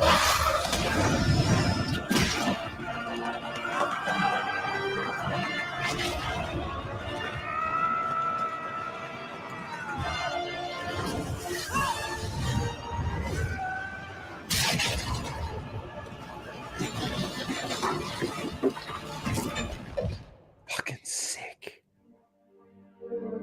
So fucking sick. Justin's here. He's muted though. I'm No, like he's fucking here. eating. It's been a long night. Yeah, I bet. Am I coming in clear? I'm not. Like, Yeah. popping No, on you're you? good. Look at all the emotion in this shit. Yeah, I know. Over more than all of Disney Star Wars, dude. I know. Sacrifices are heavy. With animation. We fight knowing that a single spark of courage can ignite the fires of hope. But see, that's the other thing too about like Star Wars is that there's a lot of like just moral lessons and things that you can just take in your own self and learn from. Like I find, like even in that little bit that he's saying at the end here, right? Turn this back up again. We fight knowing that a single spark of courage. Now, it's a little corny in regards to saying that or showing the, you know, connection between what you can learn from a fucking, well, a show or a video game like this that does actually give, but that's the difference in entertainment. It doesn't give you any respect of that. for like George Lucas though, right? Like, because when they were Yeah. doing New Jedi Order, we were talking about like, oh, I wonder if George Lucas made them do like the hero's journey and all the stuff that they were trying to do. No, the authors took it upon themselves, and the publishing team, like they were doing it because they knew and wanted to honor George Lucas Star Wars. Like that's how it fucking works, you know? Yeah. But how you doing, man? Good. It's been man. a long time. I know. I always try to get on, and it's like I'm always working or doing some shit in the background. And yeah, your streaming schedule's kind of been all over the place for a little all bit over too. the place, so yeah. You're going to be like solid now on Wednesdays. I was kind of like breaking everyone's schedule down at the end of the stream earlier. I'm like, yeah. Rhino's on Well, Wednesday now. I did push the stream back like an hour later than I usually start, because like Anna's stream, like there was too much crossover. There was obviously not as much crossover, but then starting later meant that some of the people that do come in live weren't able to be here live. So it's like a bit of a catch-22. Just got to find the right balance, I think. And it seems that like a lot of people are streaming on this day, and I say this day because it's Thursday here and obviously Wednesday there.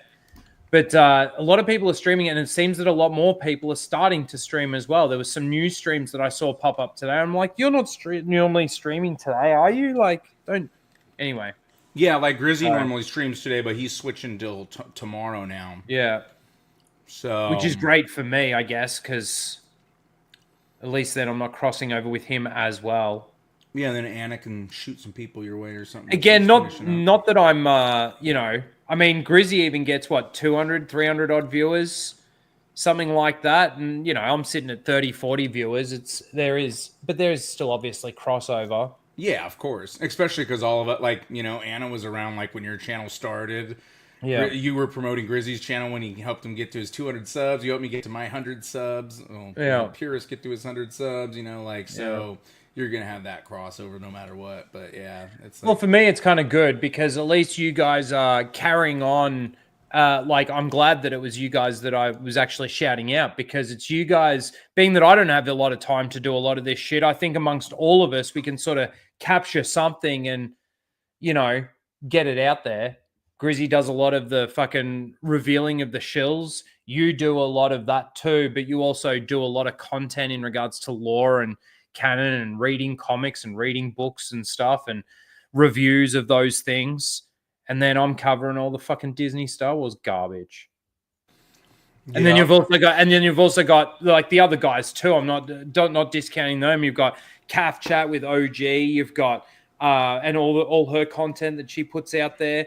Fucking her paintings were fantastic, I gotta say. Yeah, I've been telling her Darth Talon for the next Sith Eye. I want to see Darth Talons. You know? Yeah, and then you got Tim out there as well doing what he can do. Well, now that he's coming back, man, we've been needing the spacing. It's going to be very fun. Yeah, and you've got Melvin, of course, that is still covering all of this stuff. I just like, even with Casual Rage now, I just don't want to just do Star Wars. It's so dead. Like, especially now, like when they take a bit of a hiatus like they have this year in regards to, you know, blowing their load early and then it just going to shit and nothing's happening. Like, obviously we could go into expanded universe stuff, but I with the expanded universe and with like, obviously like real Star Wars, I'd rather be on a panel stream doing something like that. We still got to do Dark Lord Rise of Darth Vader. Yeah. I'm going to probably have to read it again by the time we get around to fucking doing it. I just reread it. Oh, yeah. So good, dude. I read that and Shadows of the Empire, and honestly, Lucino evoked some of the stuff from Shadows, right? Like a lot of the internal monologue. Like, it's a totally different type of internal monologues that are going on with Vader, but you could definitely tell, like, it was in the same, like, respect to that. Like, I love that book so much. I'm actually currently reading the first book in the Thrawn duology. Really? I've read them before, but I never really got a lot from them. Like, I never really, like, you know, I listen to a lot of books when I'm sort of falling asleep, when I'm driving as well sometimes. But like sometimes I might miss something because I'm sort of dozing and going to sleep to it. So like sometimes I need to go back and reread these things a couple of times. That book is the longest EU book. I thought it was Star by Star, but it's actually Vision of the Future or Spectre of the Past, whatever the first book is. It's called, which one is it? That's the longest one. It is Visions of the Future. Visions of the Future. One. Yeah, I'm pretty sure that's the long one, right? Yeah. I think the second one's a little shorter. Yeah. Good stuff. But how are things going with the Purist channel? Is it just, are you just done with it, or are you still? I mean, I don't know. That Purist guy got in trouble, and I'm just gonna pull from whatever archives I can get, and yeah. Yeah, I was saying in your stream, in your chat before I started, like I'm pissed off about the Plagueis streams. Oh yeah. I mean, fuck, bro. The only thing that's saved is like not even Vector Prime, which had Ryan come on, right? We had Ryan unexpectedly came on, talked about like his first experiences with the EU, the NJO in general. Like, we broke down the story Bible and all that shit. Yeah, it's, oh, man. It's fucking... That's all I really, like, just give me all my shit, and then you could re-delete my shit. Right? Like, yeah. I don't even really give a fuck. Yeah. You know, the other part it makes me doesn't think bother I need to archive some of my videos, like even especially my video essay videos. I think I'll just, because all the other stuff, like the reviews and stuff like that, yeah, look, I would care if they were to be gone so people can't see them, but I would care more about my video essays, especially like, you know, I did one that... all my TCW shit, bro. Yeah, I remember you were live on those when I was doing those, and then I made them into videos, and I did all kinds of fucking editing. Like, and those were all on the road to like 10,000 views. Like, for 1,500 sub channel, that's a massive amount of fucking views, you know? This is an every week stream, Casual Rage. Yes. What used to be... I don't know how to say it too, because I don't know where you are in the world, but for me right now, it's Thursday. For you, if you're in America, it's Wednesday. I would do it on Friday, which in America, it would normally be Thursday. So this is the new time slot at this point in time on this day. The day won't change, but the time slot might. But yeah. On the Marvel side, my streams with Blake are gone, except for the new one. Speaking of which... Yeah, but that's the other thing, too, that I hate about the fact that you've lost your channel is that you did a lot of stuff with, like, even just the read-throughs of the comics. And the way that you do it, obviously, with your little bit of sound effects and stuff like that you try and put into it and make it... They were fun to listen to. They're fun to watch and they're fun to listen to. They're, like, all that's gone. You're like, for you to do that, you've got to go through it all again. It's just... Here's the thing, I had it backed up, but I'm on a laptop. Now I have a really good laptop, right? But I ran out of fucking room because every intro, like I do different clips and shit, and I fucking mix it up with music and all that. So then I have recordings on top of recordings, and then I add those and pull those. And then, like, to consolidate it, you don't want to accidentally delete shit that you have two of. So I was thinking, oh, this YouTube shit, I'll just have it on YouTube to store. And then I was starting to move shit over to Rumble anyways. But I was thinking... Rumble kind of sucks. I don't have a lot of people on Rumble. Let me build it up and then drop my good shit, right? I should have just dropped my good shit, then I'd have fucking backups of it and I'd be good to go. So, pretty fucking stupid, dude. But, yeah. Well, I mean, if you're reading the Thrawn duology, you gotta hit up Anna, because I'd already talked to her on the last stream we did with her. When we were doing the Andor review, and that's like her favorite book. See, I like to get what people like. She loves the duology. So she loves it. So let's get her to reread it right now while you're rereading it, and then I'll try to like squeeze it in between one of these NGO That'd be a good one to go through. Especially if it's been that long since you've done the Dark Lord one. We can just revisit that later on. Yeah, that's what we should do. I think that'd be fun. I mean, the Dark Lord one, like. It's so good. I just raised my rating. And I've read it. I've read that book so many times that, like, even if I was to go in without having a recent, let's say, reread of it, there's so much that I feel like I can still contribute to the conversation and remember, because it's like, man, it's so good. And as soon as somebody says something and it reminds me of, you know, something within the book or whatever, it's like, if you can have those conversations with people, it makes it easy to review it or easy to go through it. Yeah, I had it at a 9. I raised it to 9.5. It's pretty fucking good, man. Yeah, it's awesome, man.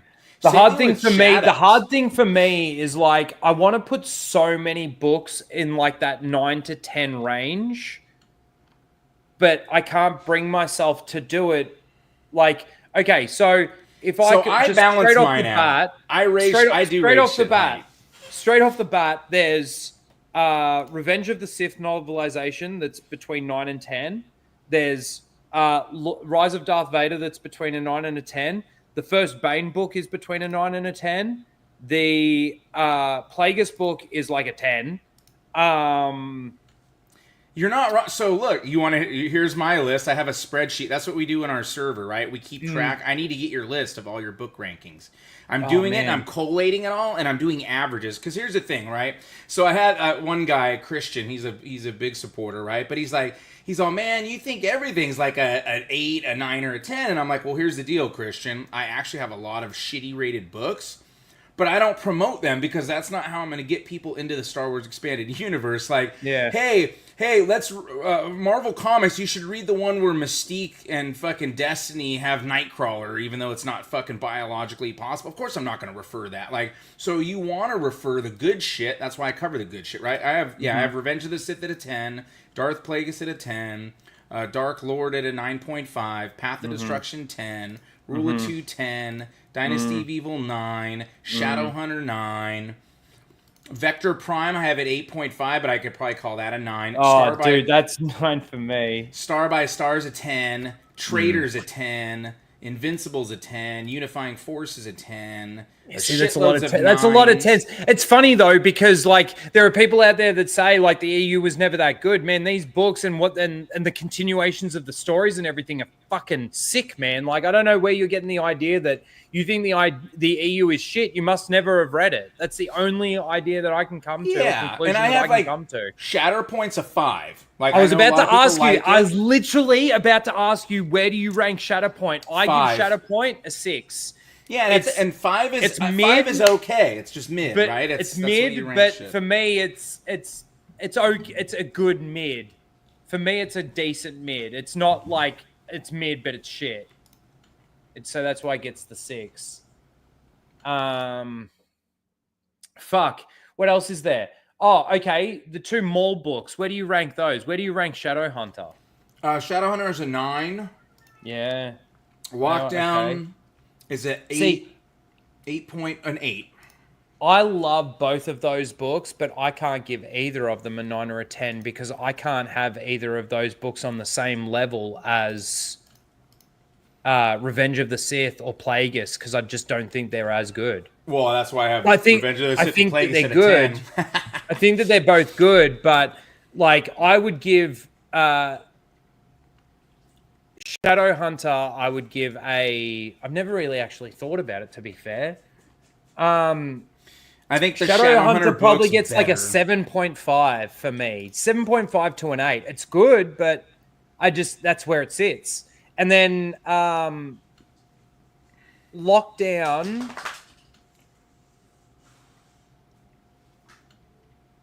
No. Your Ghostface. No. Real quick while you're thinking. Shadowhunter probably is better than Lockdown, I reckon. It is. So it's a better book, and it's more. It more ties into the prequels into Plagueis and stuff as well. Yeah, and the prequels. Lockdown does, but it's very isolated, right? Like he's getting the bomb to use for Cloak of Deception and shit, right? Like it's like very, Yeah. So I think that Shadowhunter actually, now that I've thought about that, gets an 8.5. The ending is sick. Yeah, it is, isn't it? It's so like I wish I could read that every time I read that. I wish I could read it for the first time, just because of how shocked I was the very first time I read it at the end. Yeah, I was just like, no, perfect, no, don't do that. Why? But if you haven't read Shadowhunter, guys, seriously, fucking. So that's why I did what I did with my server. Not only am I collating to like get a consensus on what all the books are, or good books are, but I noticed, I said, why do I only have one person in this server that has a rating for Shadowhunter? That means you motherfuckers need to go pick that book up because you're all telling me that you're missing out on a really awesome book, right? It's a really good book, and then when you read that and you're like, hang on, like I've heard people talk about how this connects to Plagueis. How does it connect to Plagueis? And then you reread through the Plagueis thing, and as soon as you hear about it, you're like, oh, no shit. Yeah. Like, it's so good. So good. But that's and why Lockdown's really good. Like, it's definitely Lockdown more gets a violent 7. and all that. Lockdown But gets the a 7, story's maybe a less. 7.5. Yeah, it's pretty solid, dude. It is solid. But yeah. Ghostface, here's the thing, man. Like, everyone says Rumble's so good. Give me some fucking subscribers on Rumble, bro, because even people with massive YouTube channels can't get followers on Rumble, man. So, I mean, it sounds real good, but, like, if I'm just going to talk to a wall... I think it was Anna that made a good point. She's like, I need an alternative, or we need an alternative other than... she put some post out or something, other than YouTube. And somebody said, oh, give Rumble a try. And she's like, that just proves to me that Rumble isn't the answer. because Rumble's been around for so long. Yeah. She's on Rumble, and the advice to her is to get a Rumble. Like, yeah. that's and they don't failure. even know because you're not really on there either. Yeah, exactly. You're just yeah. It sounds good. I will say the engagement's gone up on there, but why wouldn't it? You know, I mean, there can't be any engagement on the channel that no. Well, longer maybe exists. the engagement's gone up a little bit too because of the AI system that they've bought into YouTube. Well, I'm saying like right after this whole thing happened. I mean, Yeah. obviously people knew to like go over there because there was no other fucking choice, right? Yeah. But I did seem to pick up more views on some SOTOR shit. Now, see, I think Rumble's more gauged for gaming and politics, right? Like, that's what I see. And live streaming to a degree, right? Like, I'm looking at the stream I just did. Yeah, 15 views. It's 59 raw views, and then they have unique views, whatever.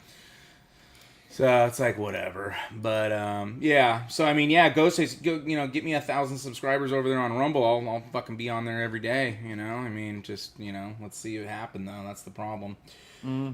But yeah, but we so right now we're monetized day one though.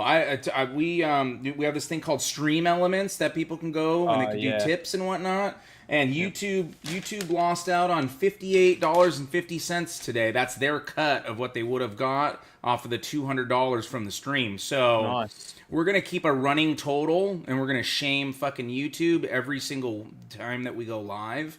And we're gonna keep the running total as well as the daily total every time we fucking live stream. And it's not a lot to them, but I mean it all adds up, right? If they deplatform 1,000 people, and they lose, $600, $1,000 off of each creator, all of a sudden they're losing more money. So it is what it is. Thank you. Good to see you too. So go and subscribe to Justin's new channel, Bane of the Shills. So are we no longer calling you Purist anymore? Or are we just calling you Bane now? Purist is dead. Justin is dead. There's only I don't want Bane that. the Sithari, I like Purist. I like Purist. I It's know so it pure. worked. Everything was good. We have some cool branding stuff, dude. Here, let me I'm see sorry. some. I will say this, Justin. It's going to be hard for me to stop calling you either Justin or Purist. So Technically, I would you just have need to to. make the distinction when I say it that it's you, Bane, as well. Bane Yeah, of the Shills. exactly. Just subbed. Beautiful. Thank Go you. and subscribe, guys. If there's any mods, drop the link in the chat, but also, too, it is in the pinned comment. It's been there for the entirety of the stream. We're sitting at 198. I'm going to give it a little refresh. I wanted That's to pretty just good say, for let's get it 5 over. days. I wanted to say, let's get it over 200. I thought you said you just subbed. That didn't change, unless you did it just before. It was before, because I was at 197, I think. Oh, okay, good. All right. Can we get that 2 more, guys? I'm sure that there is 2 people out of the roughly 40 people that are in the chat right now that haven't yet subscribed. It would be greatly appreciated. Justin had his original channel completely ripped down. He was gaining momentum. It was monetized. He was doing really well, and it was enjoyable for him. It was enjoyable for us, the audience, as well. And the rug got pulled completely out from underneath him. And this is the only way forward that we can, well, that he can see. I don't think YouTube is really coming to the party when it comes to, I saw like you got that bot response, like that was immediate, like within minutes or 20 minutes or something like that.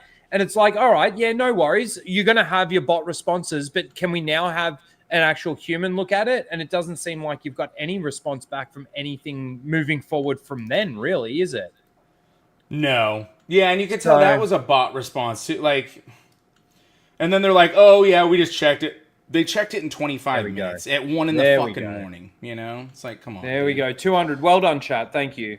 Awesome. I know it's only a couple, but every sub at this point in time helps and counts. Let's help get this channel to at least the 1,000, that first milestone that it needs to be achieved, and then we can get him remonetized again. If you can you? Yeah.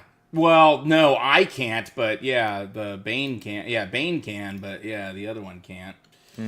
So, but that's what the whole thing. So it's okay. I already know. So can you use the same AdSense, or do you need to now create a new AdSense? I have. Well, my AdSense is going to be somebody else is going to have AdSense, not me. Well, can't you just set up a new email address and set up an AdSense to that email address? Well, that's but I don't know if when you match the names, if they're going to do. You see, what they've been doing with with other creators, like their PayPal's getting frozen and shit like that. So yeah, I'm gonna like totally avoid Oh my all god, this that. cat is pissing me off. I'm sorry. My dog's over here trying to play fetch. Dude, I get it, I fed him 2 hours ago to shut him up, and now that it's actual dinner time, he's back again. You saw me earlier, chat.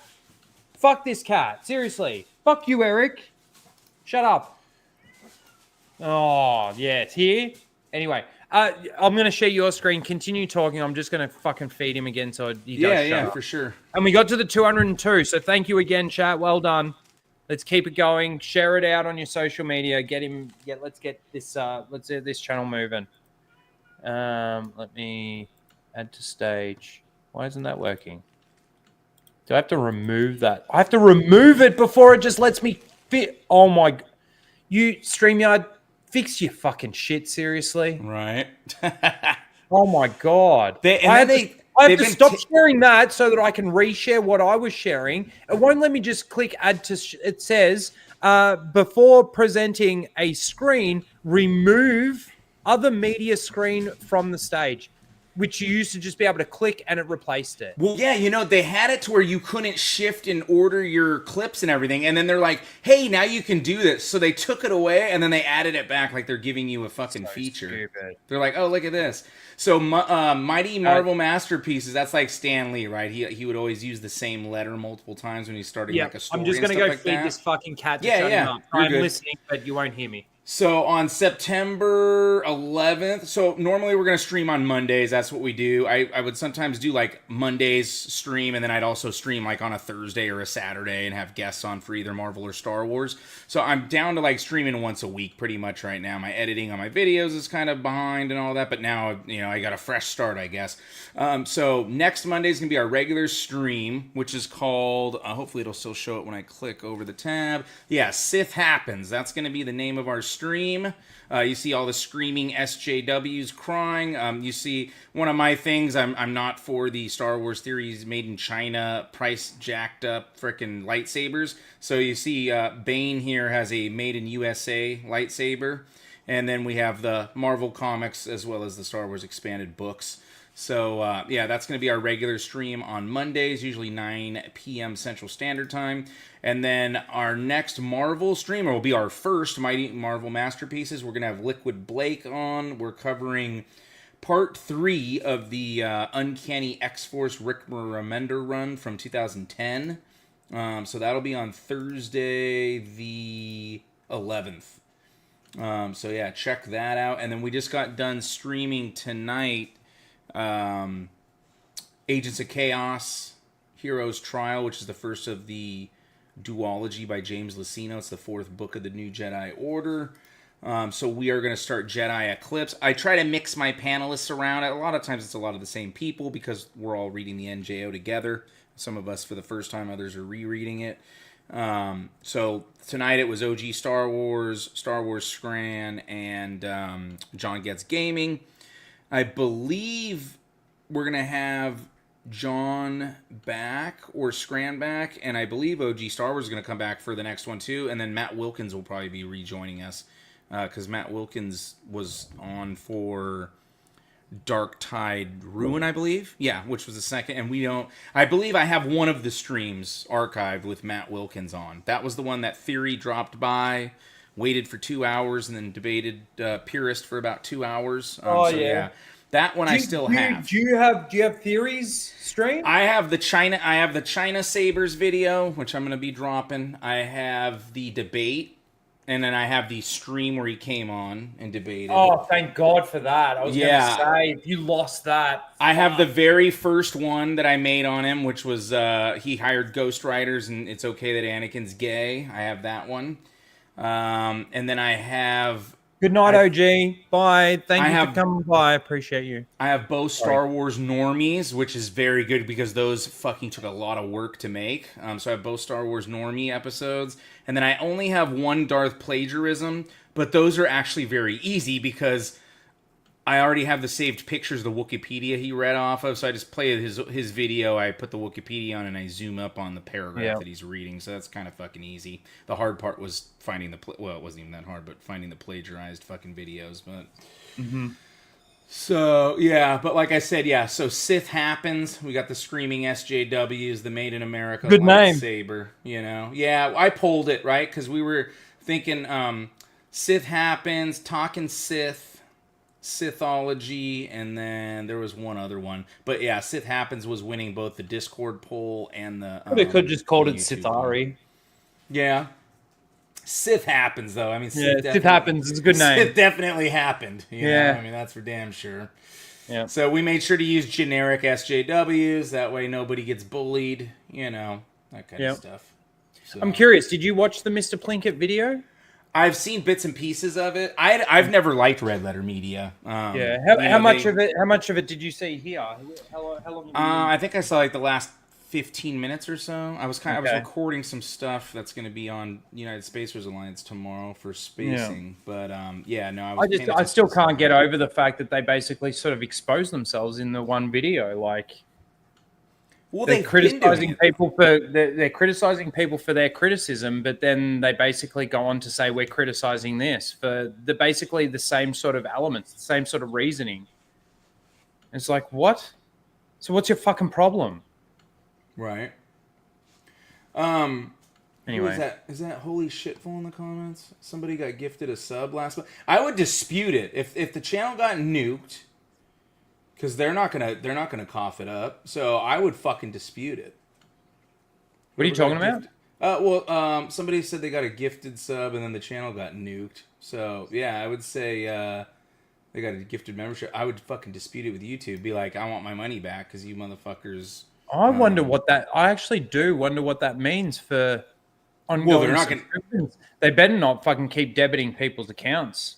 Yeah, I don't think that'll happen, but they're gonna keep the money for that subscription. So I would dispute it with your fucking credit card company. It ain't coming to me. So yeah, dispute all you want. But I just can't believe they got away with like false flags and fucking. I don't think, I definitely think that's a thing, but I don't think that's I think it was the Mortal Shillbat. I know Melvin kind of thinks that too, because otherwise they would just keep doing this to all of us. Like, they're already tried to make it. I was thinking, why haven't they done it to Grizzy? Why haven't they done it to Melvin? Yeah, they tried to make an attempt to do it, and so here's the thing. Like, she had hit me with a strike, but I was already disputing that. That was going to fucking fall off, right? Like, unless she lawyered up, which she's not going to. Not even her Disney lawyer is going to show up for that one. Yeah. But the Mortal Shillbat, and this is what I was telling Anna. I actually Purist did due diligence and uploaded the videos unlisted to make sure if they went through the filters or not. So to give somebody a strike on a video that nobody even saw is bullshit, right? But then I did a second one, it didn't work. So then the third one, all the violence got stripped out. I mean, but you can go to another channel and you can watch Mortal Kombat with people ripping guts out, beheading people, all that shit. It's perfectly fine, right? Mm-hmm. My channel does it. You're a cyber bully, right? So... but yeah, so it got played without that. But here's the thing: they have you do this class, and the class says, here's our SJW class. People have fifis, blah blah blah blah blah. If you violate it again, you'll get a strike. Okay, it doesn't say anywhere we're gonna nuke your fucking channel, especially if you've never even had a strike before. But I think the problem is it was the pre-edits that flagged it, the training got taken, and then the new one came out on the live stream that didn't have the violence, but it still was bullying according to them. So they did both strikes, and then the other one from Carly hadn't dropped off yet, so they said 3 strikes, you're out. That's what I think happened. But again, a human being that looked at that would understand what happened, right? Yeah. And then if I actually talked to a human being, you could be like, hey, look, instead of just dumping this shit out on your platform, it was done unlisted to make sure that it was okay to put that out there anyways. So you shouldn't really be penalizing the person. Yeah, that's true. For trying to curate it and make sure that it's not breaking your policy. And make sure that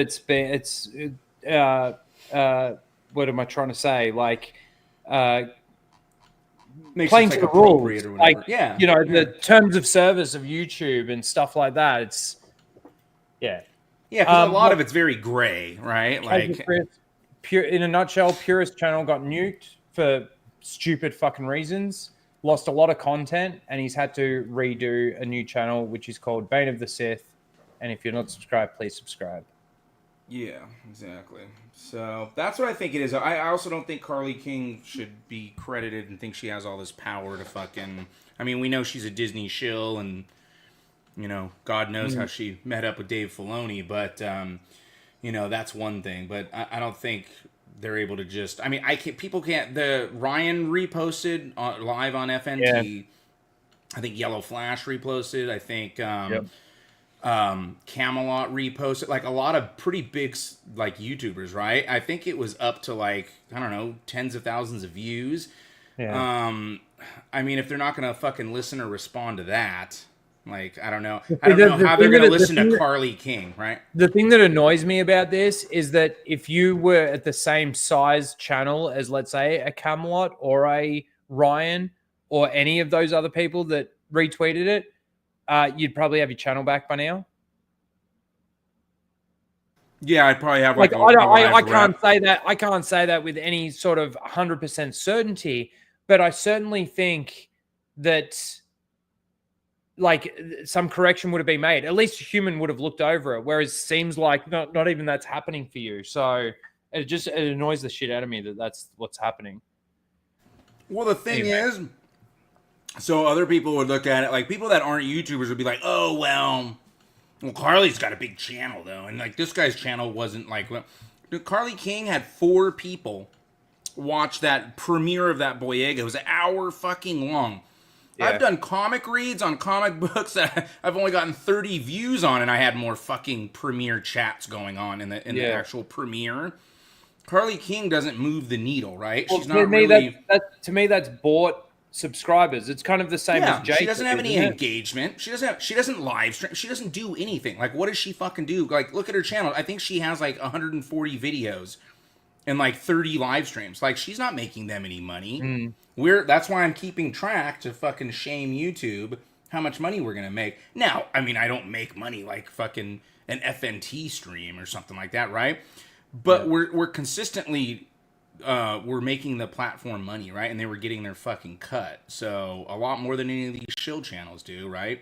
And the ad revenue, like Grizzy gets Grizzy gets lots of views, so he knows like, you know, what the ad stuff is and what they get and how many you get on certain amounts of views and all that stuff. Carly King, based off her views and her amount of input, she ain't making them shit. All her money comes from Disney and her dad. That's about it. Yeah. So whatever. There you go, guys. Well, I'm going to wrap this up because we've been going over 4 hours. It's been one of the longest Casual Rage streams in a while, actually. But that was a lot of fun. We got to break down the Plinkett video, which I think is fucking pathetic. And there was a bit of Star Wars news, which was good. You did, just before we do go, did you hear about, surely you did, the Katie Sackhoff, what she said? No? Nope. Oh. Today I've been doing stuff trying to get the channel prepped. The fact that she said that she didn't understand her character in The Mandalorian and it kind of broke her as an actor.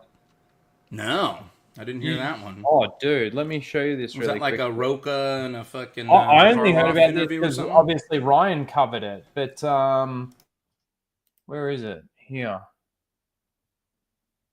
Yeah, look at this.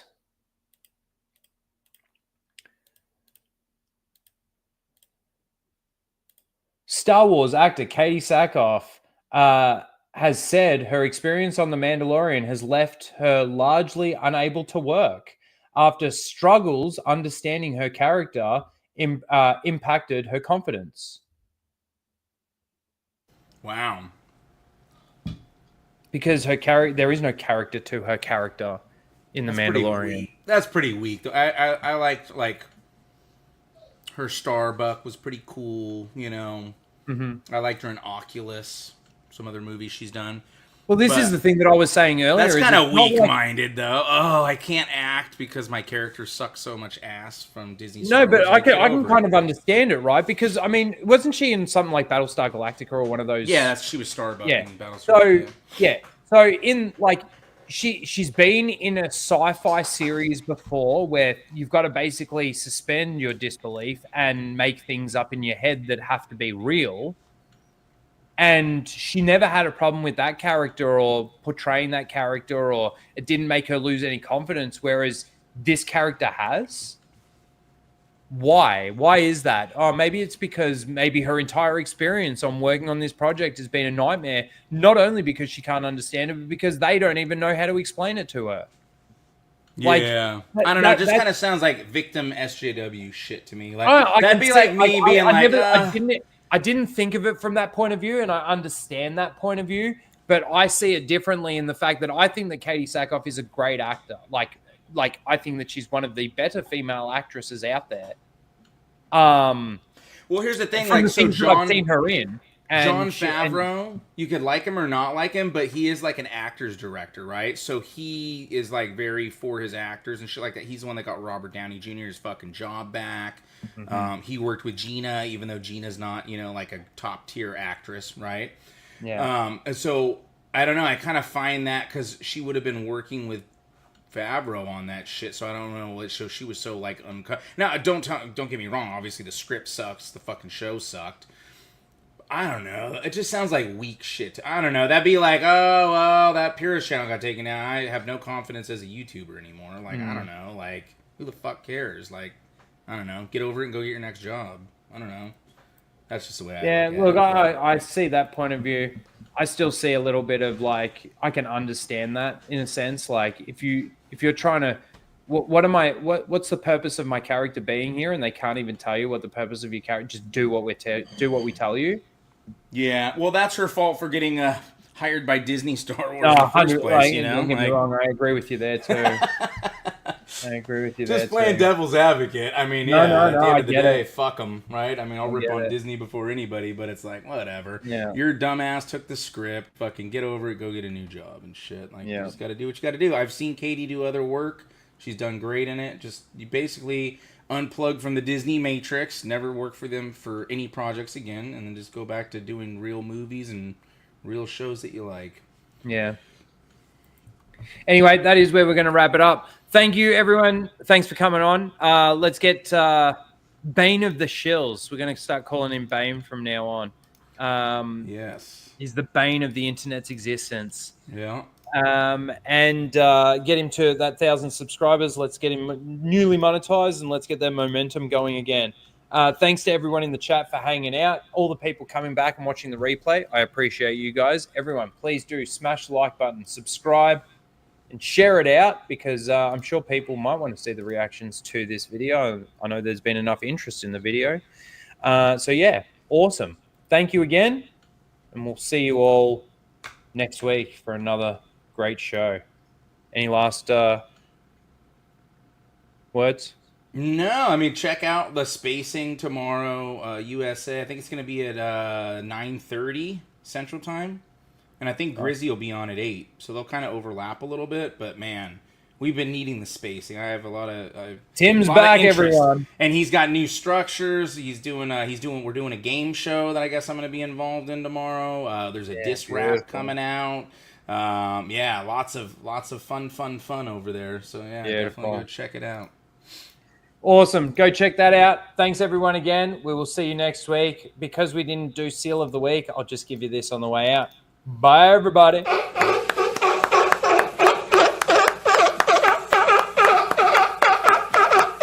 Yeah, I think I remember seeing the movie. There's one scene that sticks out, and it probably sticks out for everybody, which is that, have you heard the tragedy of Darth Plagueis the Wise? They came bounding over. Fuck off! Disney! You fucking cunt! A few minutes? Are you kidding? At the rate they're gaining? No, what is it? You have to shoot this. Traveling through hyperspace is like Dustin Crop's kid. Without precise calculations, we fly too close to a store. They're bounce into a supermarket and then... Yeah. It'll be a hell of a mess. What's that? Watch. You're going to lose your deflector shields. Go strap yourselves in. Be careful on the way out. Yeah, sure. I'm taking it very cautious. You go away. We bounced too near a supermarket?